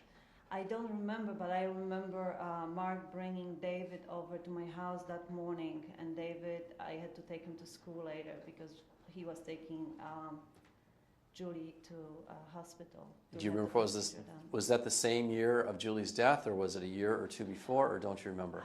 I don't remember. Okay. And did she tell you why she thought it was strange that Mark would ask her how she felt after the miscarriage? Well, because he never done anything like this before. He would, and it sounded like he never cared how she felt. So that was strange. That all of a sudden he wants to know how she felt, you know. And then he'd make a note of it? Yes. Now, was that the first time that Julie had related to you that she had some concerns about Mark, or had there been other times? This probably was one of the first times. And then another time I spoke to Julie relating the problems was that week before her death, like Monday and Tuesday. And one of the things was we mentioned the divorce. It came up to it, and I said, why don't you divorce? And she said that Mark would kill me first before he divorced me. Now you said that was the Monday before her death, or the Monday of the week before her death? That was Monday or Tuesday of that week before her death. So it was the same week of her death? Yes. And when you had that conversation with her, were you talking to her outside or talking to her on the phone? Outside. How long was that conversation, and how did that issue come up? Well, another question was, I asked her, we talked about the job at the same time because I knew she was applying. So she said she hadn't heard from any of the places that she had applied. And also she talked about Douglas being in the daycare all day. That upset her a lot because she wanted to stay home with him till at least he goes to kindergarten, full time. In that week, during the time that you're having this conversation with Julie about Douglas and daycare and so forth, about how old was Douglas at that time? I think he was probably 4. And Julie seemed committed to staying home with Douglas? Oh, yes. Yes, she loved to stay home with her children, with her boys. This conversation that occurred between you and Julie on the Monday or Tuesday of the week of her death, how long was that conversation, would you say? I remember talking to her a few times. So maybe like at one time, it was 5 minutes, another time maybe 10 minutes. So it was few conversations the same day. And did you know where Douglas was at the time that she was having this conversation with you? Douglas wasn't there, so I'm assuming that he was at the daycare, that all-day daycare that he started that week. Well, tell me, did you know when Douglas started going into daycare? That week of Julie's death, he's supposed to start it on Monday or Tuesday. And you heard that from whom? Julie. Had he been attending any daycare in the weeks preceding that? Yes, but it was only half day. What part of the day was it, do you know? No. You didn't know if it was in the morning or in the afternoon, or? I would speculate. If you don't know, I don't know. Okay, No. that's fine. So how many conversations did you have with Julie in the 2 weeks or so preceding her death where she had made reference to the status of her marriage? It was quite a few. I cannot give you a number, but I seen her here and there and she would tell me things. But like I said, not every time when we talk she would say about her problems because she knew that I already know from my husband what's going on.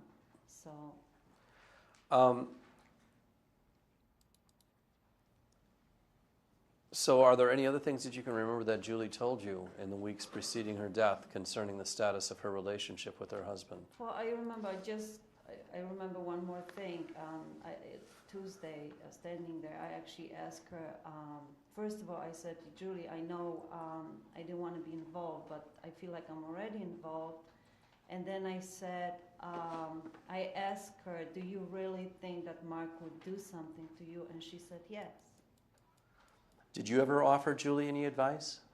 No. You never suggested to her she should do one thing or another? No. You were talking about this conversation on Tuesday. That was the Tuesday before her death? Yes. And where did this conversation occur? That was on her driveway. I remember she came home from grocery shopping. Did she ever talk to you about going to a doctor at all? Yes, she did. As a matter of fact, that was that same day. What did she say to you about going to the doctor? She just said it. I went to the doctor, and she never said why, and she never said that she's not feeling well. She just said I went to the doctor. So it was kind of strange. I didn't know why. Well, would it be fair to say that you saw Julie on a regular basis, on a weekly basis, in the weeks and months preceding her death? Yes. Did you notice any change in her physical condition in the months preceding Julie's death? I really didn't. Maybe because I knew, that she's being sad and, that what's going on with all the problems. So I really didn't notice anything.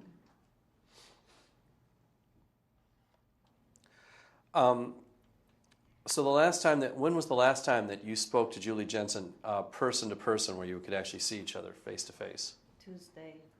And about what time of the day was that? It was before the boys came back from school, so it had to be before 3 o'clock. And is that when the conversation with the doctor came up? Yes. And did she tell you anything about her visit to the doctor? That's all she said. She said, I went to a doctor, and that's all. I didn't ask. That's the last time you saw Julie Jensen alive? Yes. Was that the last time you ever talked to her? No, I spoke to her on the phone. When did you speak to her on the phone? On Wednesday, the day before she died. What time was it that you spoke to her on Wednesday? I remember it was around 10 o'clock in the morning. I was in the kitchen. I saw Mark leaving. I saw his car pulling out of the garage. He left, and just as he left, she called me. So she initiated the phone call to you? Yes. Tell me everything you can remember about the phone conversation that occurred between you and Julie Jensen on Wednesday. Okay, she said, hi, it's Julie.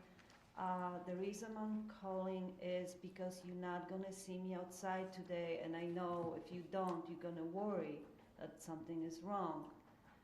And I already knew something was wrong because her voice was very shaky, and it sounded like she was drunk, and so I knew something's going on. So I asked her, Julie, what's wrong? And she said, well, the medication I took, I didn't know they're going to have such an effect on me. But she never indicated what medication, and I didn't ask her. So I keep asking if she needs any help. And she said, no, Mark is being good to me. Mark took the kids to school, and he's going to a doctor for me. And I keep asking, let me do something, and she just keeps saying no and repeating that Mark is being good to her. And that's the last time you ever spoke to Julie Jensen? Yes. How long would you say that conversation lasted? I would say it was probably 15 minutes because I keep repeating. I didn't want to hang up. Why not? I felt something's wrong. How did Julie sound, aside from the sound, the fact that her voice was shaky and it sounded as though her speech was slurred, how did Julie sound in terms of her emotional state? Did she sound concerned? No, she did not. She said, I'm okay, but she didn't sound like okay.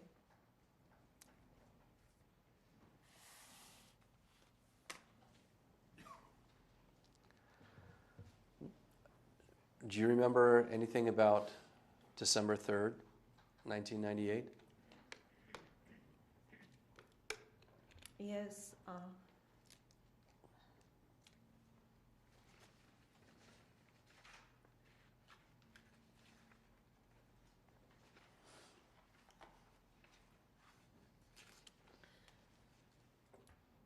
That was the day that Julie died.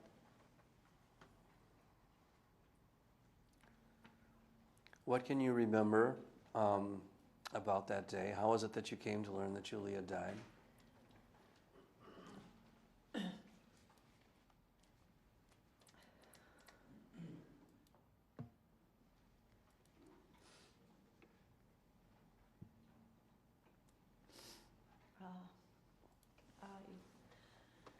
I went to pick up my daughter from school, and she goes to the scene. So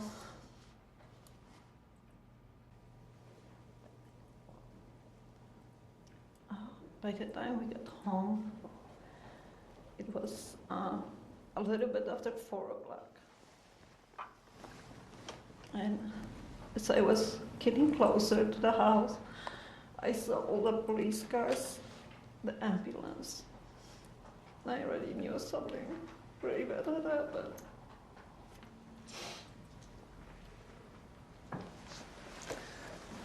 What did you do then?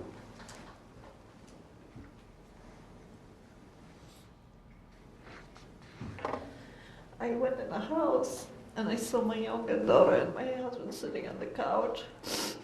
My daughter was crying. My husband was very, very upset. He was upset at me too. He said, "You told me to stay away. You told me to not get involved. And look what happened."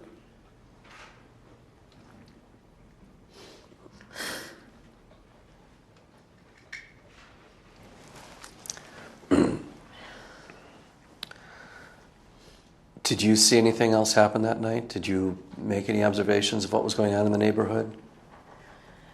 I see neighbors gathering outside, but we didn't go outside. We just stayed in. It was very hard for us to deal with it.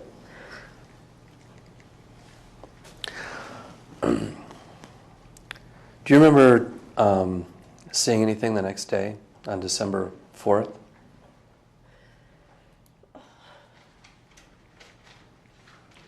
December 4th. Yes, I saw Mark on December 4th.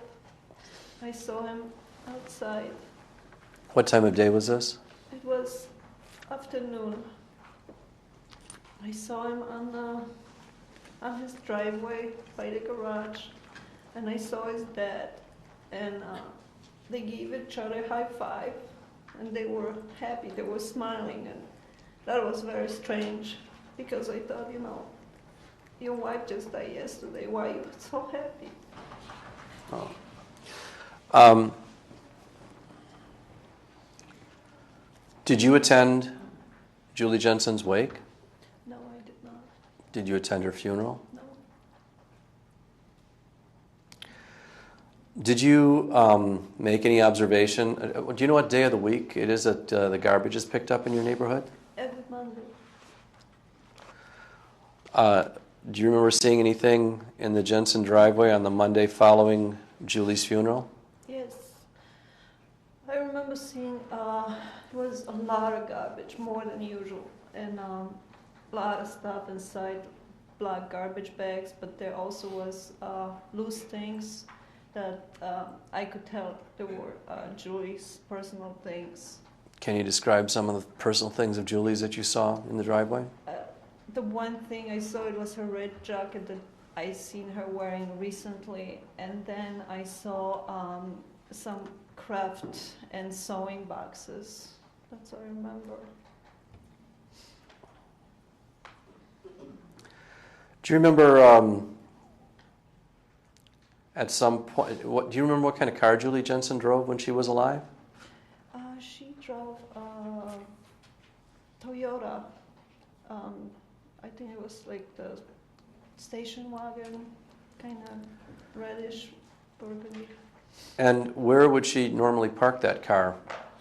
She would park inside the garage. At some point after Julie's death, did you see that Toyota parked anywhere else in the residence? Actually, yes. It was outside on a driveway, which, yeah, we noticed that right away. It was kind of strange to see Julie's car outside. How much time elapsed between the point of Julie's death and the point where you started seeing that her car was parked outside? Julie's car parked Yes. outside? I think Julie's car, I would say within 2 days, it was already outside. Did you see what, if any, vehicle was being parked in the garage where her car used to be parked? Did you ever see the car? I saw a different car. Yeah, I saw a different car on the driveway. Okay. Did you ever see a different car inside the garage where Julie usually parked her car? Personally, I didn't see it. Okay. Were you ever introduced to a person named Kelly Labonte or Kelly Greenman? No. Did you ever see a person around the residence that you later came to learn was Kelly Labonte or Kelly Greenman? Yes. How much time elapsed between the point of Julie Jensen's death and the point where you can first recall seeing Kelly Greenman or Kelly Labonte around the house? I seen her within 2 weeks, just going in and out briefly. So. What time of the day was it that you'd see her going in or out? Around dinner time. And you didn't see where she parked her car? No.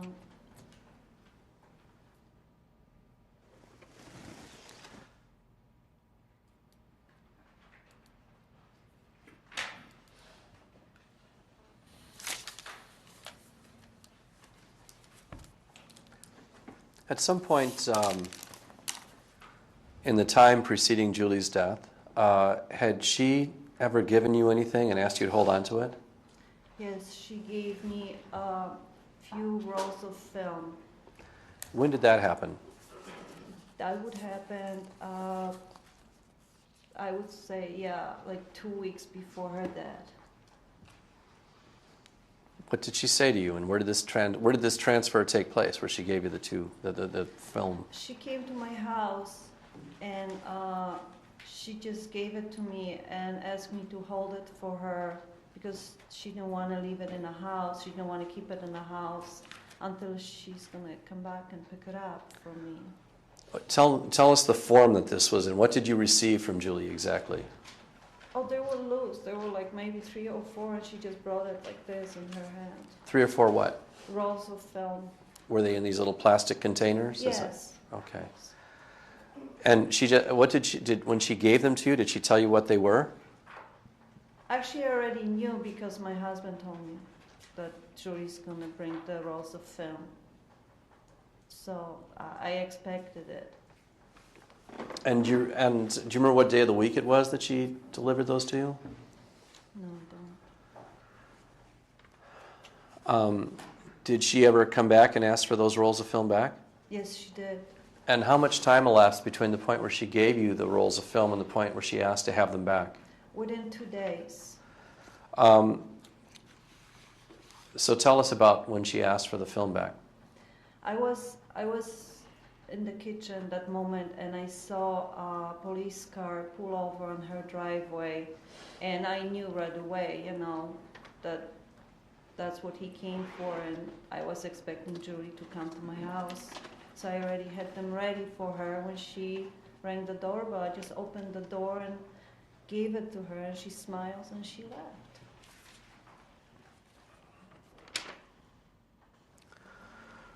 Were you present when or do you know whether or not that officer ever came back after having the film developed? I seen him, and I think it was the Monday, the week of when Julie died. So tell us about that. Tell us what you saw. I just briefly saw him on the pulling in, and that's about it. So I didn't see Julie, or I just saw him, so I know he came. But And that was the Monday of the week she died? yes, What time of day was it? Do you remember? in the morning.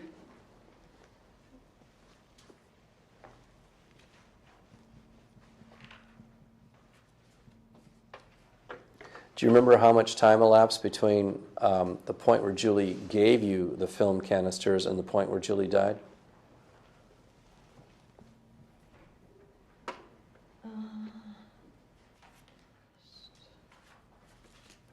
I think she gave me the phone on November 21st.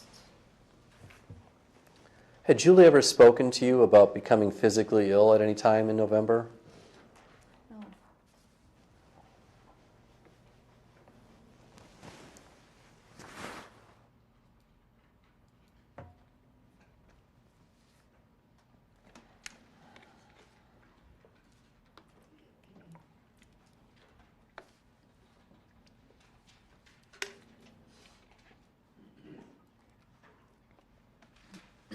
Thank you. I don't have any further questions. Mr. Albee.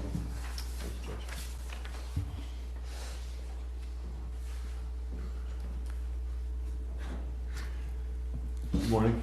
Morning. You live next door to the Jensens you think you moved in 94, is that right? Yes. About pretty close to 5 years. Yes.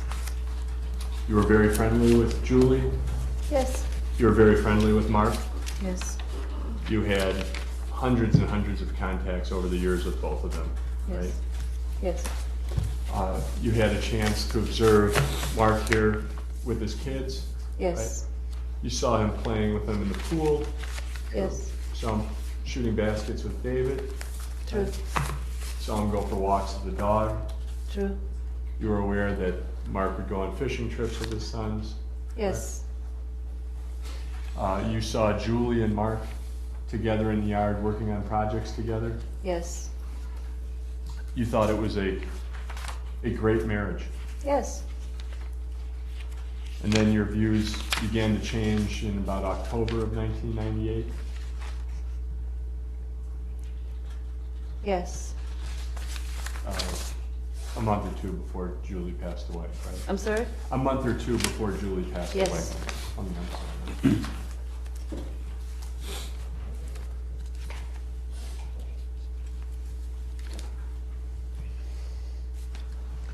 And your views changed initially because of things your husband had told you, right?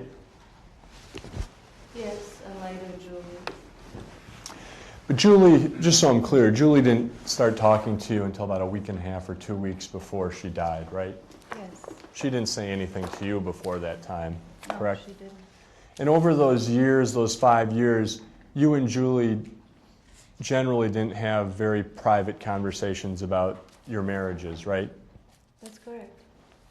I mean, she wouldn't tell you deeply personal things, correct? Correct. And after your husband told you some things that Julie had said, your feelings started changing about Mark, true? Oh, my feelings start changing about the marriage and, yeah. Not You- only, I mean, the whole situation. And during November of 1998, you found yourself kind of avoiding Mark? That's not true. Because it wasn't, the situation, the whole situation has changed it. Mark wasn't outside like he used to was. Mark wasn't coming over and talking to us like he used to us. So it wasn't avoiding. It just, the whole thing changed. Mark changed too. He acted differently. Well, you indicated that you wouldn't see Mark as much because it's later in the fall months, correct? Well, I pretty much just saw him going to work and coming back, and that's about it. Right. You wouldn't see him outside to the extent that you would in July when they're out in the pool or doing yard work, correct? Right. And based on what your husband had told you, you didn't particularly want to talk to Mark. Fair to say?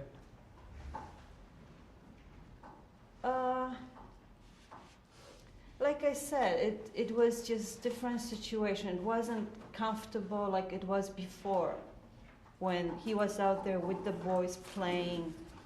It just, the whole thing has changed. Well, do you recall, you testified in this case back in July, correct, Mrs. Wojt? Yes.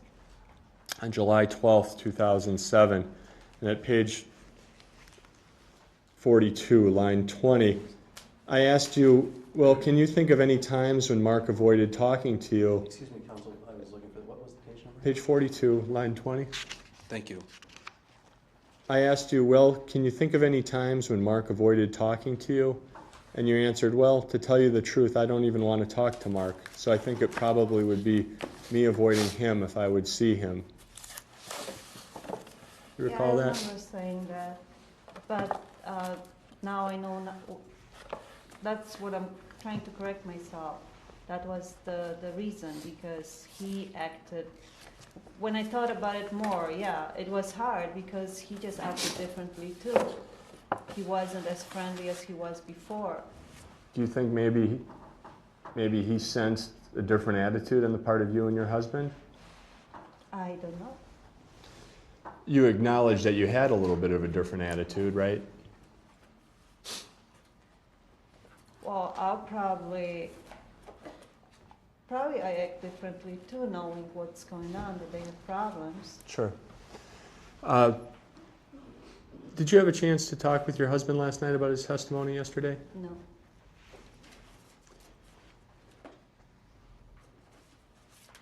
You mentioned this phone call, Mrs. Wojt, that took place on December 2nd.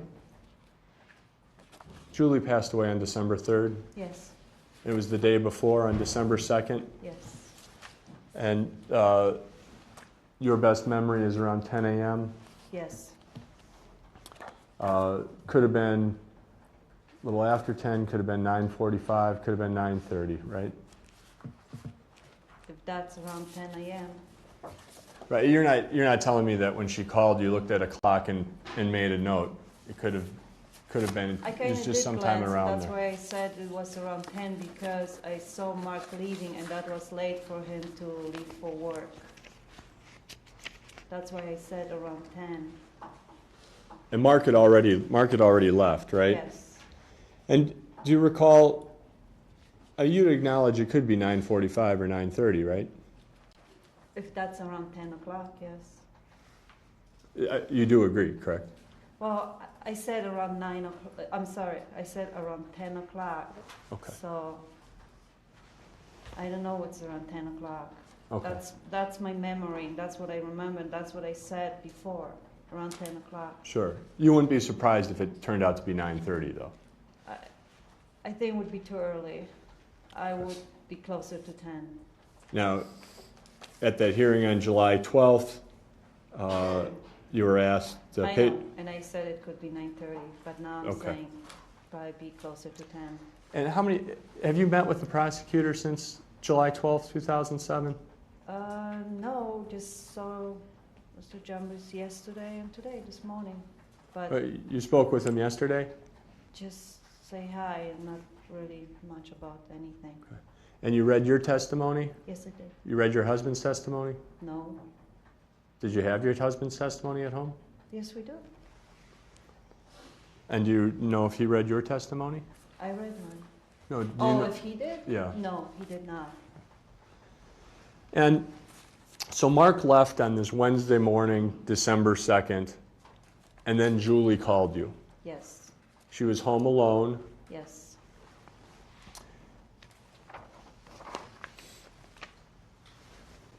She didn't say she wasn't feeling well, right? She actually said, when I said, "Are you okay?" She said, "Yeah, I'm okay."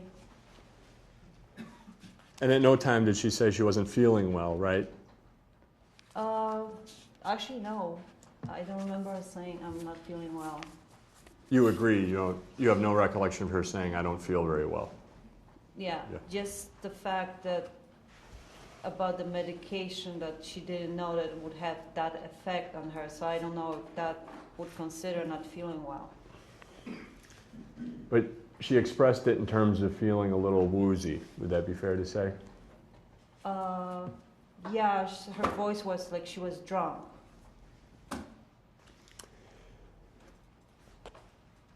You talked to her for 15 minutes. About 15 minutes. She expressed no fear of Mark during that conversation. She said Mark is being good to her. She expressed no concerns about her safety, right? Yes, correct. And you asked her several times if you could help her, right? Yes. And she said no every time, correct? Yes. And every time I ask her, she keeps repeating, Mark is being good to me, Mark is taking care of me, Mark is taking the kids to school. She told you that there was nothing that she needed help with, right? Correct. She called, it was Julie that called you, right? Yes. And she said, don't worry if you don't see me outside, right? Yes. And she told you that you didn't need to stop over, right? There wasn't anything about coming over or not coming over. She told you that everything was handled, no help was necessary, she was going to be fine, right? She didn't say I'm going to be fine. She just said Mark is taking care of me. But Had Julie ever told you that she feared being poisoned? She never mentioned poison. She just said, when I asked her outside that Tuesday if she really thinks that Mark would do something to her, she said yes. So the day before, she had this problem on Wednesday. On Tuesday, she told you that she feared Mark would really do something to her. Yes. And then on Wednesday, when something was happening to her, she didn't ask for any help. Correct.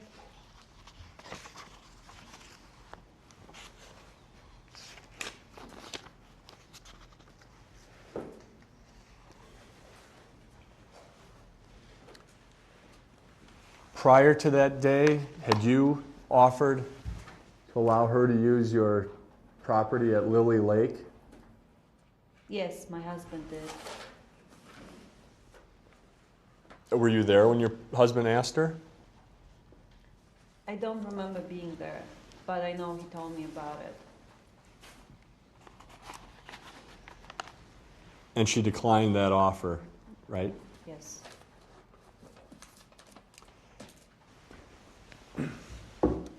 On this occasion when Julie dropped off the film, she came to your house, Yes. rang the bell, Yes. right?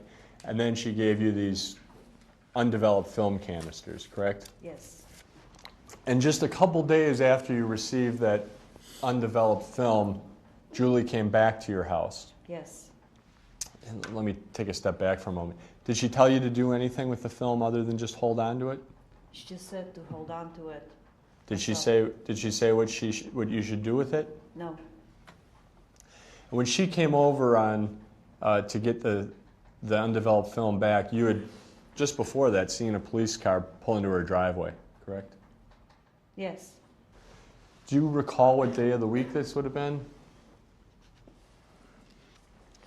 No. Do you recall what time it was? I think it was in the morning.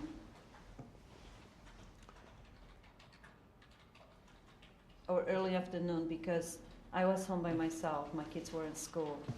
Did she say anything other than to ask for the film back? She didn't ask for anything. She just said, "Can I have that film I gave you?" Right. You didn't talk to the police officer that day? No. The police officer didn't come over to try to talk to you? No.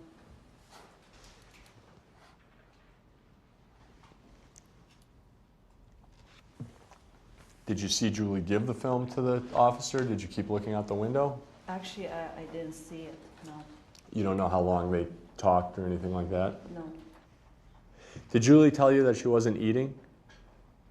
No, but I heard it from my husband. She didn't tell me that. Did Julie tell you that she wasn't sleeping? No. The Sunday before Julie died, you saw her, right? Yes. You saw her and Mark and Douglas and David? No, David wasn't there. And their dog. And their dog go for a walk. Yes. They looked happy? Yes. Was it a nice day? It was. Because this was late November. Yes. After the walk, Mark was shooting baskets, playing with the kids. After the walk, I remember Mark took Douglas and then they went to a store. So they left. Julie came over. Yes. Was she upset? No. What was she talking to you about? Well, first of all, I asked her a question. I said, I saw you going with Mark and Douglas for a walk, and I was actually happy, and I'm like, is it getting better? And she said, oh, no, it's even worse. That's why I have to make that phone call to the officer, Cosman. And she called Officer Cosman? Yes, she did. Did you see Officer Cosman come over? I saw him come over that Monday, What's- week. On December. after that. On November 30th? Yeah, that's Monday.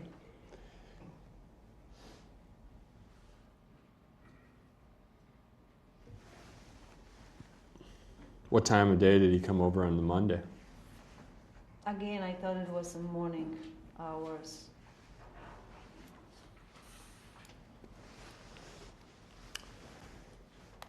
Mark came home then, right? Monday? No, I'm going back, sorry. Oh, you I'm going back to the Sunday conversation. Julie was at your house, right? Yes. Mark came back. Yes. Julie got upset that Mark came back. She got panicking because she didn't expect him to be back so soon. And you were nervous too? Well, I was nervous for her, yes. Julie had been at your house hundreds of times, right? Yes, on certain occasions. That never bothered Mark, right? Yeah, I guess not. You never saw him be unhappy that Julie came over to your house, right? No. So what was the concern with Mark seeing that Julie was at your house? At that time, she felt like he's getting suspicious that she knows something, whatever he's planning or whatever he's doing, and that's why. Did Julie say what she was worried about if Mark found out? Well, because Julie, at that time, she wasn't sure herself what was going on. That was the problem. She wasn't sure what Mark is planning, if he's just scaring her or if he's actually planning on killing her, or that's the reason. She didn't want you to contact Mark, right? No, she did not. She did not want you to tell him the things that she had been saying, right? Correct. She didn't even want me to tell the neighbors about whatever I know. She didn't ask for anybody to intervene, right? Yes. Correct? Correct. Right.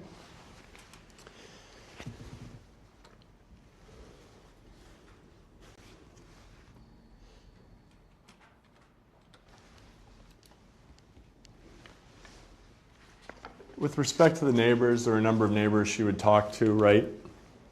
Yes. You didn't really know how close she was to the neighbors? No, I don't know.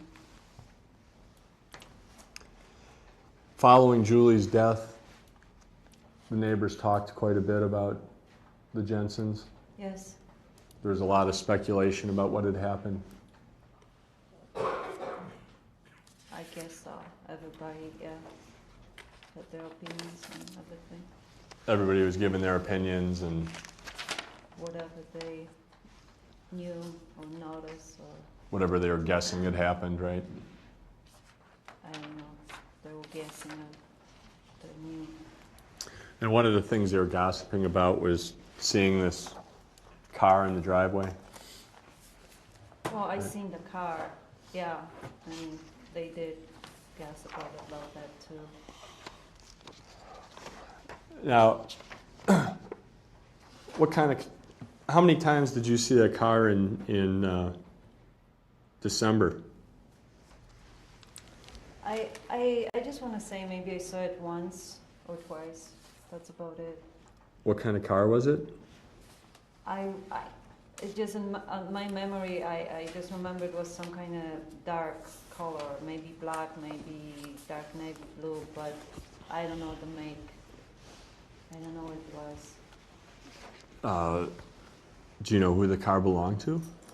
Well, at that point, I assume it was Kelly Labonte. At that point, you didn't know who Kelly Labonte was, right? No, I did not. I just knew there was someone. I didn't know her name even, but at that point. So you're assuming now that it was? Yeah. But you Oh, I mean later, yeah, because later some neighbors actually got to know her, so yeah. So I knew later for sure it was her. well, that's what the neighbors told you. Yes. There were other women who were coming by the house to help Mark, right?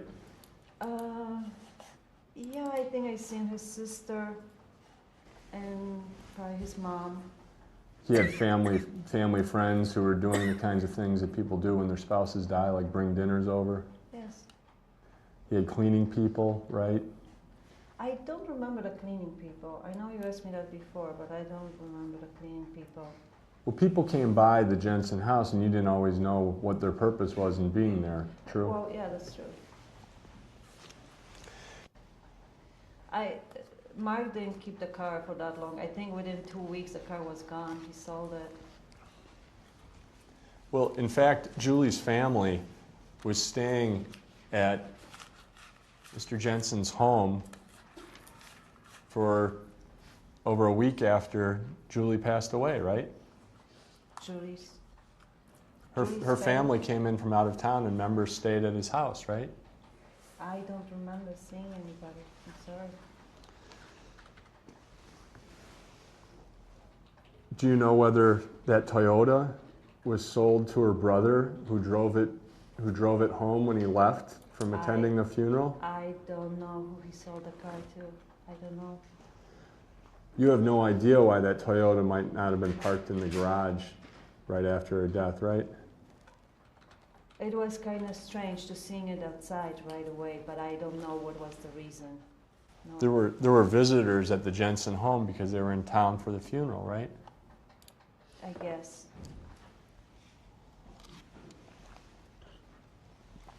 The only woman that you said you saw Kelly Labonte at the house within 2 weeks?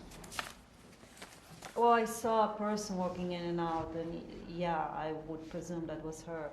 In December? Yeah, within 2 weeks. Okay. Do you recall being asked the following question and giving the following answer when you testified on July 12th, 2007, page 68, line 7? Let's see, where should I start? Question, so the only woman you ever saw there in December, there being the Jensen home, in December was somebody with longer reddish hair. Answer, yeah. I remember seeing that girl, yes, and I saw her like the almost, I would say, next day or yeah. That was a younger babysitter, right? Right. Like a high school babysitter. Yeah, or early college, yes. And she was the only woman that you saw at the Jensen house in December. That's correct. She was the woman, and I just saw the car. So yeah, you're right. Well, and you only saw the car. You saw a car you didn't recognize one time in December, correct? Yes, correct. And then in January, you saw Kelly Labonte there. Yes, as it got warmer, then they would go. I mean, be outside with the boys together. So I was it? would see her more and more. It was after December before you ever saw her. Yes. And you didn't see her much in January. It was more in the spring. It was more in the spring, correct. You spoke with Julie on Tuesday, 2 days before she died. Is that right? Yes. She had just gotten back from the doctor, she said. Yes. She was alone. Yes.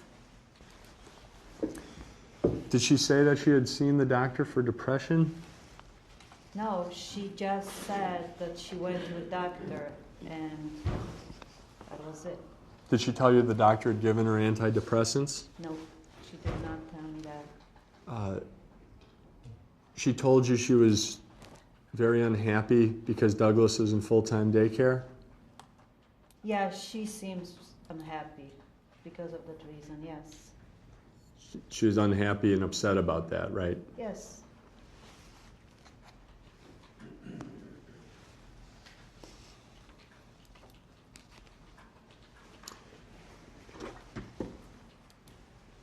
And that's the conversation in which she said she believed Mark could do something. Yes. Right? What about? Pardon? What about? Oh, I mean, is that the same conversation where she said that Mark? You mean the same day? Yes. Yes. Well, is it the same conversation? Yeah, it was one of the questions. So, yeah. I'm sorry, maybe I didn't ask a very good question to start this, but She came home on Tuesday from the doctor, right? Yes. She pulled in the driveway, correct? Yes. And she also had gotten some groceries, maybe? Yes. And you talked to her in her driveway, Yes. correct? And at that time, she told you that she'd been at the doctor, right? Yes. And is this the same conversation where she tells you that she's unhappy and upset about Douglas being in daycare? Yes. And it's the same conversation in which you ask, do you really think Mark would do something? Yes. And this is a 5 or 10 minute conversation on a Tuesday afternoon? Maybe, yeah, 10, 15 minutes, yes. She didn't ask for any help from you at that time, correct? No, she did not. And the only other time then you talked to her between that point and her death was the next day when she called you on the phone and said, don't worry if you don't see me outside. I'm sorry? The only other time you talked to her between that conversation on Tuesday and her death was when she called on Wednesday and in this conversation where she said, don't worry if you don't see me outside. Yes.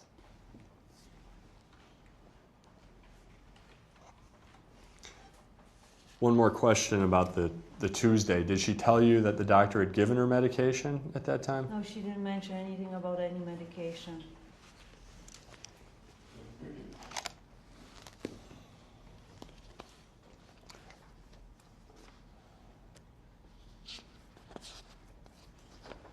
You saw, you mentioned seeing some things in the garbage. Yes.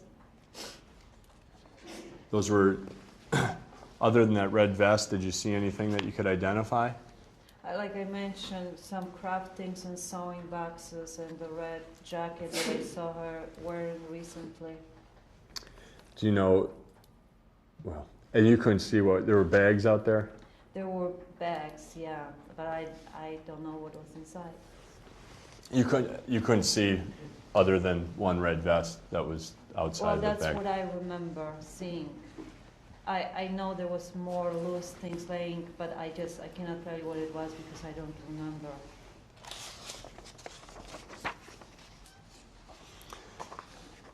Julie was smart? Yes. You were aware that she had worked earlier in their marriage, right? Yes. She told you that she had worked in the financial industry? Yes. Had she told you that she had gone to nursing school? She didn't tell me that. She had her own car? Yes. She had her own car the whole time you knew her, right? Yes. She never had any financial complaints, correct? Correct. She came and went as she pleased during the day, right? It seemed like it, but it was pretty much grocery shopping or if there was something involved the boys.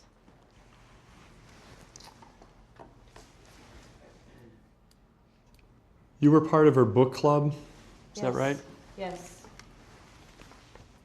And Julie missed book club a number of times because, well, she said it was because of Mark, right? Yes. She would say she couldn't make book club because Mark was working. Right? Objection, Your Honor, it's irrelevant unless there's a time frame established. Well, I think you should put the time frame in. The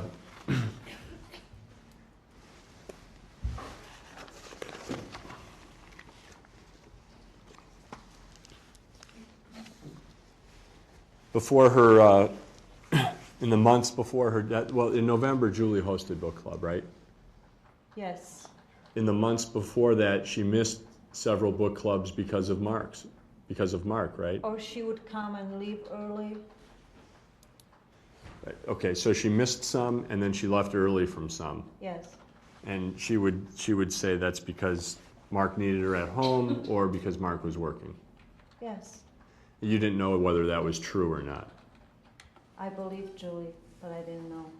Right. You didn't know whether that was actually required of her to go home or not, correct? Yes, but knowing Julie, I don't see any other reason. You never heard any of these discussions between Mark and Julie about her getting a job, right? No, I did not. You never heard any of these discussions between Mark and Julie about Douglas being in daycare? No, I did not. You don't, if Mark wanted Douglas in daycare, you don't know the reasons why? Well, Julie told me that Mark wanted Douglas in the all-day care because Julie had bad influence in Douglas. That's what Julie had told me. Okay. And did you know why he didn't work, or why he wanted her to work?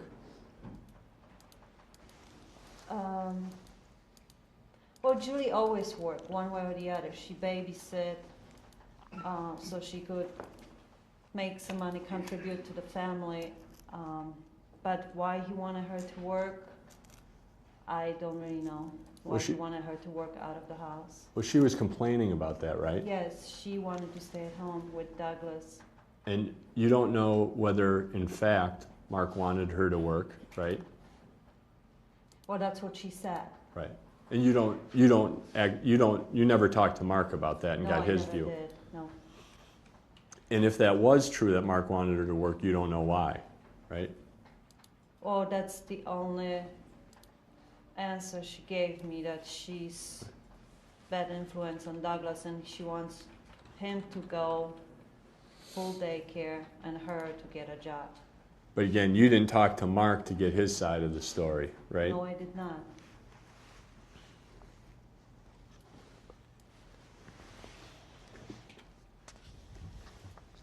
Did Julie talk to you about having seen a counselor for depression? No, she did not. Did she ever tell you that she had been on antidepressants before? No, she did not. And in 1998, she didn't tell you that she was taking antidepressants? No, she did not. Did she tell you about seeing the doctor in September and telling him then that she was feeling depressed? No, I don't remember her telling me that.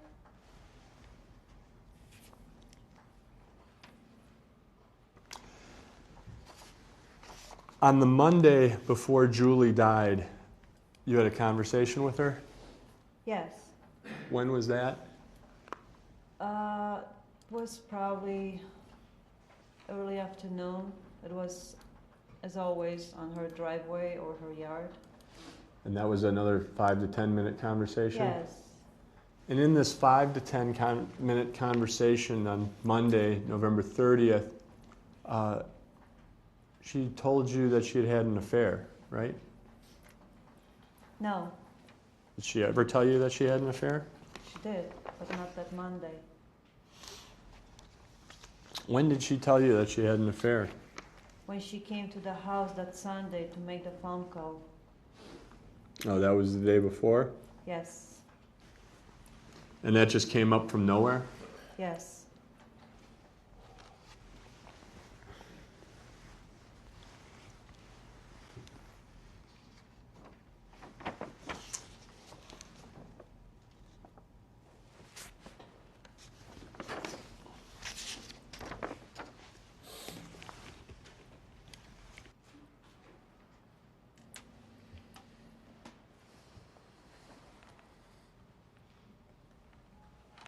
Yellow.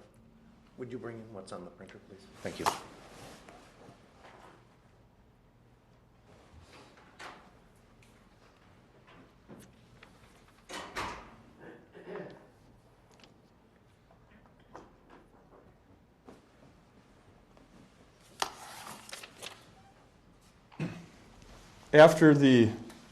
After your telephone call on Wednesday, did you try calling Julie back at all? No, I did not.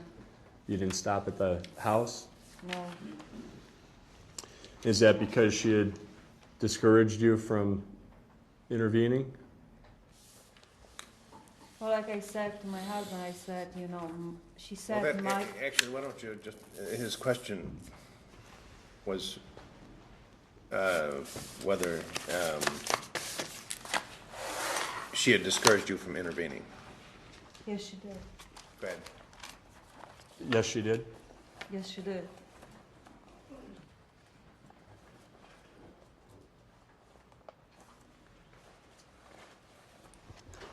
And at no time during any of the conversations you had during the last 2 weeks of Julie Jensen's life, did she ask you to talk to Mark, right? She never asked me to talk to Mark. And at no time during those last 2 weeks did she ever ask you to talk to the police, right? Correct. And at no time during those last 2 weeks did she ever ask you to help her get away, correct? Correct. Did she tell you that she had previously filed for divorce against Mark? I heard about it. I'm not sure if she told me or my husband did, but I knew about it. Thank you, that's all.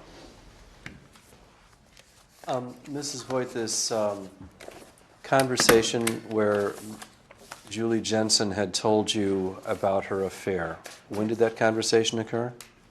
On Sunday, when she came to make the phone call. And this was the Sunday before she died? Yes. And tell us everything you can remember about that when she came to make a phone call. She made a phone call, and after the phone call, actually, that's what she said. She said, I had an affair with a coworker. That's about it, what she told me about it. Do you remember? I didn't ask her any questions, and it was kind of, I was very surprised. Do you remember her saying anything about Mark or about how Mark felt about her after she told you about this? Yes, she said the reason she did because she thought that Mark doesn't love her anymore. The reason she did what? The reason she told you about this, or the reason that she told me that the reason I had an affair was because I thought that Mark doesn't love me anymore.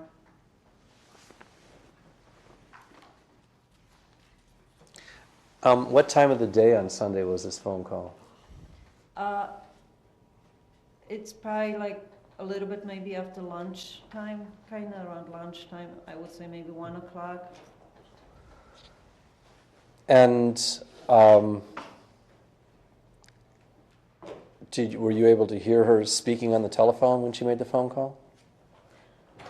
Yeah, I didn't know what she said. I wasn't listening, but yeah, I heard her. Did you somehow know who she was going to call? She told me she's going to call Officer Kosman. So I knew who she's going to call. Yes.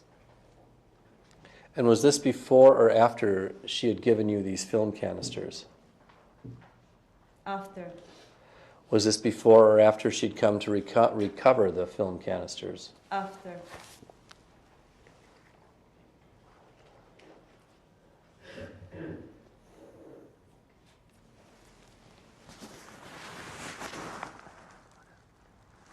Thank you, Mrs. Wojt. I don't have any further questions. Just a couple. So was it your understanding that this affair had been recent?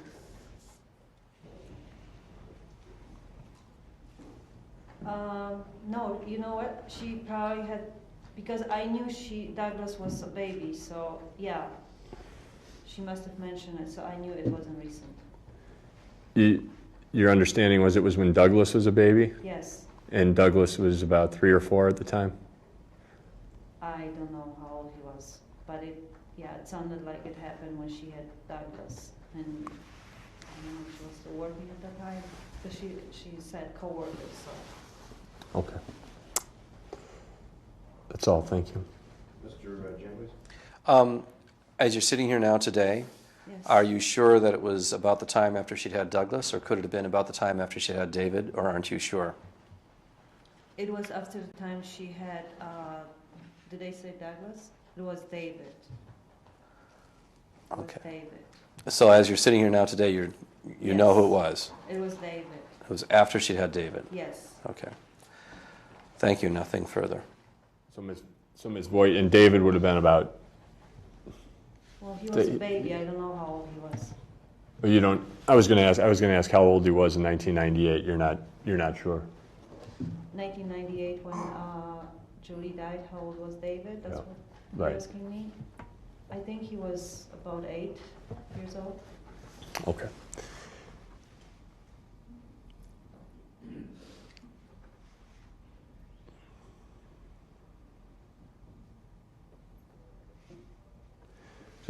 I'm sorry, I did have one other thing. When she told you about this miscarriage, again, that's something you only heard from Julie, right? Yes, You didn't ask Mark anything about it, right? I did not. And you don't know what Mark's side of the story is, right? No. Okay, that's all. Yeah, I need that exhibit, the photograph. I don't know what number it is. Do you have the photographs here? Yes, they're in there. They're in here? It's the photograph of Julie and David and Douglas. So would that be near the bottom? 103, 104, I think.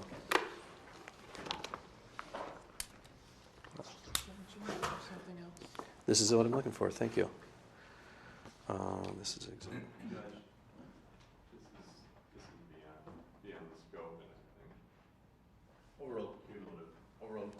I show this photograph. It's been marked as State's Exhibit S-104. And I ask if you can identify the persons depicted in that photograph. It's Julie, David, and Douglas. And would you say that, does that photograph appear to have been taken sometime? And by looking at that photograph, can you tell whether it was taken at some point within a matter of months of Julie's death, or did it appear to be taken at some time earlier? Objection beyond this witness's abilities. It seems like it was taken within a month, because looking at the boys. That's about how David looked in the last months preceding Julie's death? Yeah, I think so. It's been 9 years, so. Is that about how Julie looked in the months preceding her death? Yes. So how old would David appear to be there at that photo, would you say, if you know? Yeah, he looks more like, 7, 8. And Douglas looks like 3 or 4. Thank you. I have no further question. Nothing further. You may step down, ma'am.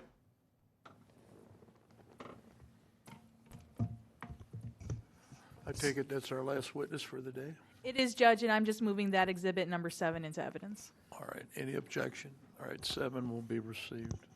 Okay, folks, thank you for everything you've done today. We're going to start at 8:30, so please be here before that. Have a good evening again. Please don't talk or watch anything about the case, okay? Thank you.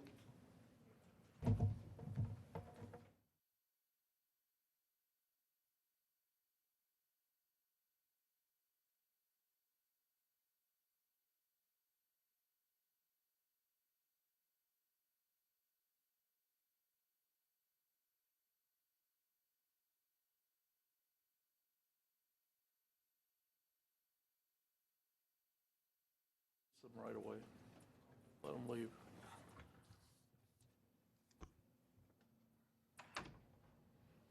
All right, you can have a seat, sit down. The jury is outside the courtroom. We have an issue then for tomorrow on witness number 65, Eric Shore. That is the friend of David, the young friend. I do have the case that was brought up by Mr. Jamboys, and I do have the statute that I'm going to look at. We'll deal with it at 8:15, so we don't keep the jury waiting. So, Thank you, Your Honor.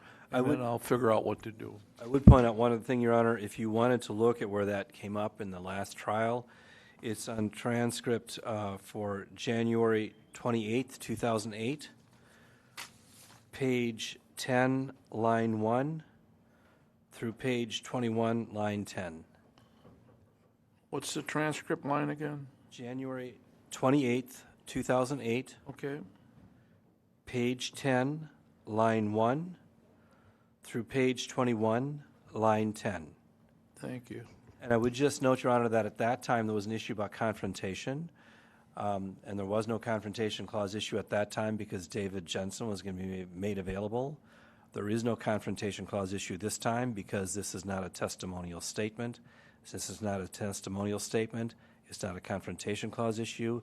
The only question is whether it's admissible as either an excited utterance or under the residual hearsay exception.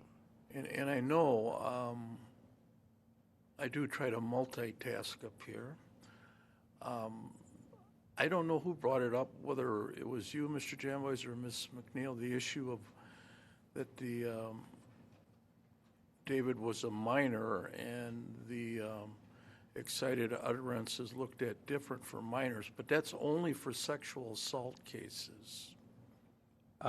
Well, Your Honor, I would disagree with that. I would say that it's not only for sexual assault cases. I don't have any other cases. Trust me, I've read a lot. Well, you guys are watching this video. There is no other case that says there's an exception just because he's a juvenile. But, Your Honor, if you look at, for example, the 5 factors that are to be... We're not talking about the 5 factors. That's a different hearsay exception. I'm talking about excited utterance. And the case law says there's preference given for minors if it's a statement regarding sexual assault. And this is not a sexual assault case. As you reminded me when the jury was out, this is a homicide case. Yes, Your Honor.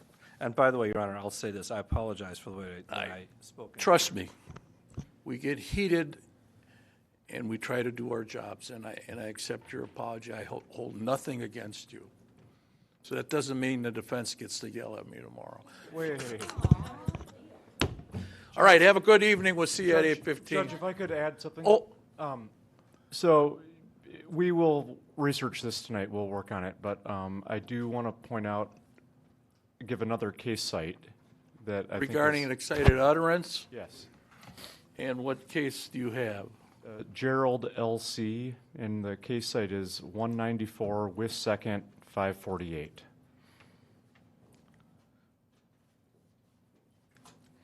Wisconsin 2nd, 548, right? That's right. All right. Do you have that, Mr. Jamboys? I do, Your Honor. Okay. Thank you. He's got to wait to make sure the jury's out. They're all out? Can we keep the windows blinds? They're walking by.